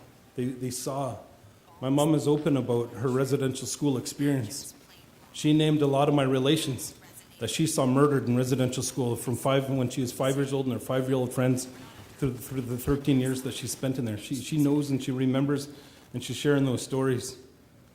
You know, and you know, she'll say that. She'll say, my son, I don't know how he came out the way he did because I wasn't a good parent, but she's an awesome grandma, and she's an awesome activist. And so what happened with that, and I think collectively, not just with my nation, but right across Canada, the healing happened.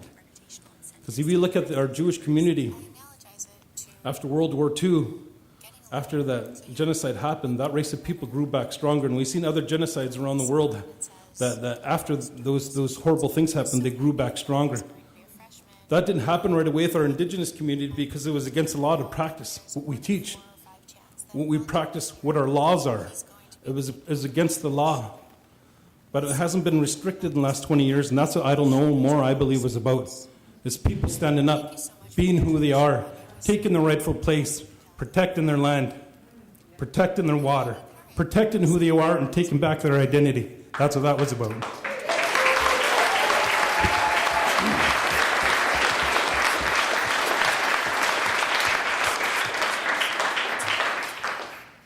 So these are just some of the nations that came together.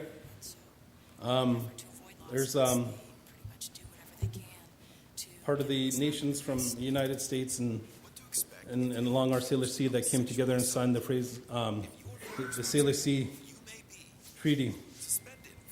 And this is the conference that I talked about that we helped put on down in South Dakota. You know, the secret's out that that's the CIA. They're right there, Ben. Caleb. But what it was is the new Cowboy and Indian Alliance. That's what that is.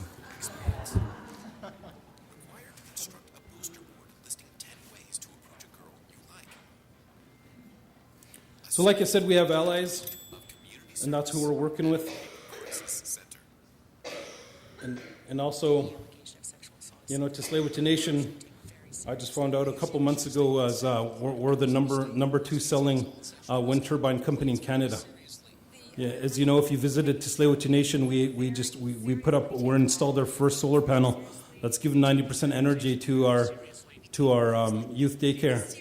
Chief and Council passed the motion to have every house and every building in Tsleil Nation green energy eventually, and that's what we're working towards. And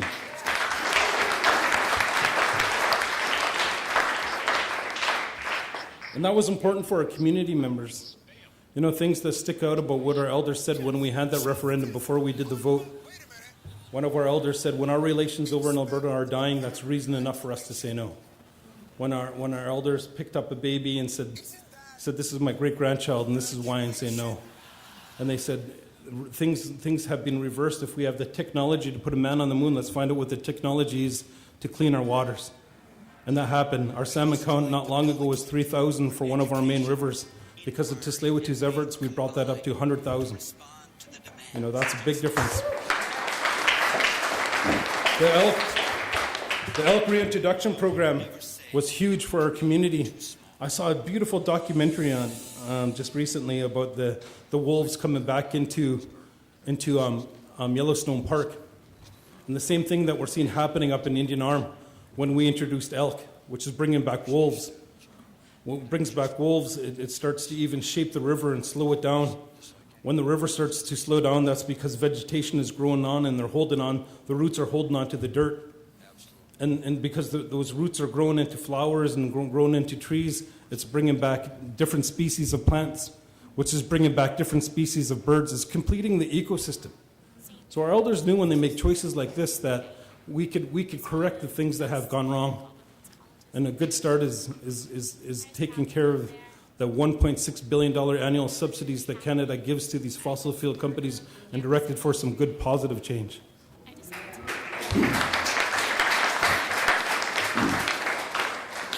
But you know, the impacts, you know, in a way, have united my community, have pulled us together as a nation. You know, and in turn, we turned around and did outreach to a lot of you. And we asked you to come join us in some of our fires or some of our paddles or in Burnaby Mountain, Kate's Park. We shared our ceremonies with you. And in turn, we shared some of the ceremonies with the world. So some of the impacts, you know, one of my teachers says, I'd like to thank Harbour for uniting our Indigenous people across Canada stronger than they ever have been. And that's what's happening. That's one of the positive impacts, that it's bringing us awareness and it's bringing us together and it's uniting us. And by no means can Tsleil-Waututh stand alone. I see our Northern Relations in the back there that have been standing up strong, and I see a lot of your faces here that are doing what you're doing.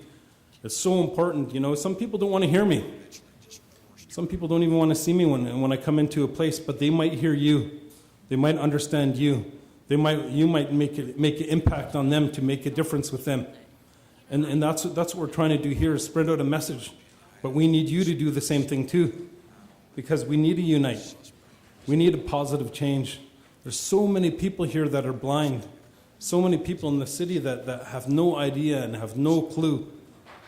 But if you look at Burnaby, 71% of Burnaby residents support the Tsleil-Waututh Nation and soon Canada for not consulting on that pipeline.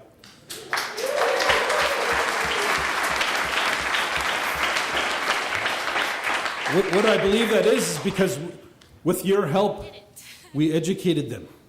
We told them. We brought the awareness to them. And you know, we need to do the same thing right across Canada. And in turn, I always thought this. We always shared this. In 2 weeks, we're going to the President's meeting of the Americas in Panama. And we believe our success that we have is something that we'll share. We always thought that from the very beginning that we'd want to share to our relations. Our brother mentioned the International Declaration on Indigenous Rights. You look at countries already like Bolivia that have, and Panama, that recognize that as law, which it should be. But those are the things that we can learn from one another. And like I started, this is the beginning of the prophecy. The condor and the eagle will unite, and when that happens, it'll start to create change. Make the Indigenous people of the world unite, and to say no, because we work on the same principles. We work on the same values. Sister, when you're speaking, I didn't need an interpreter. I could feel your spirit that was shining through of the message that you had that touched my heart. And from each and every one of you, it's the same thing. And it's happening, and it's not stopping. I feel it. When I first started, when we did a town hall meeting, we put out 500 flyers out in Burnaby, and 10 people showed up. Now I come to your beautiful events like this and the things that have happening in the last year, and hundreds and thousands of people are showing up. People want substance, and they want to be aware, and they want to know and be a part of something that matters. And I'm just happy to be a part of it, and I'm happy to go along with the ride with you. So I raise my hands to each and every one of you and the panelists and the organizers, and thank you very much.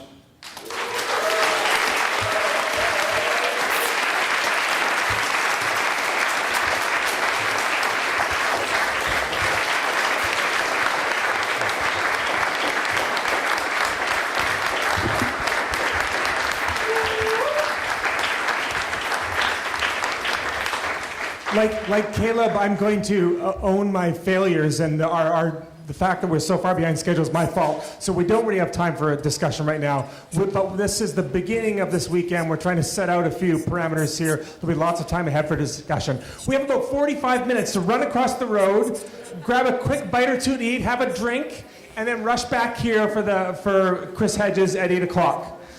So we've got about 45 minutes to rush over, rush back. Hopefully that'll sustain you and then a late dinner later tonight for all of you, I guess. But this will hold you off for a little while. Thank you very much.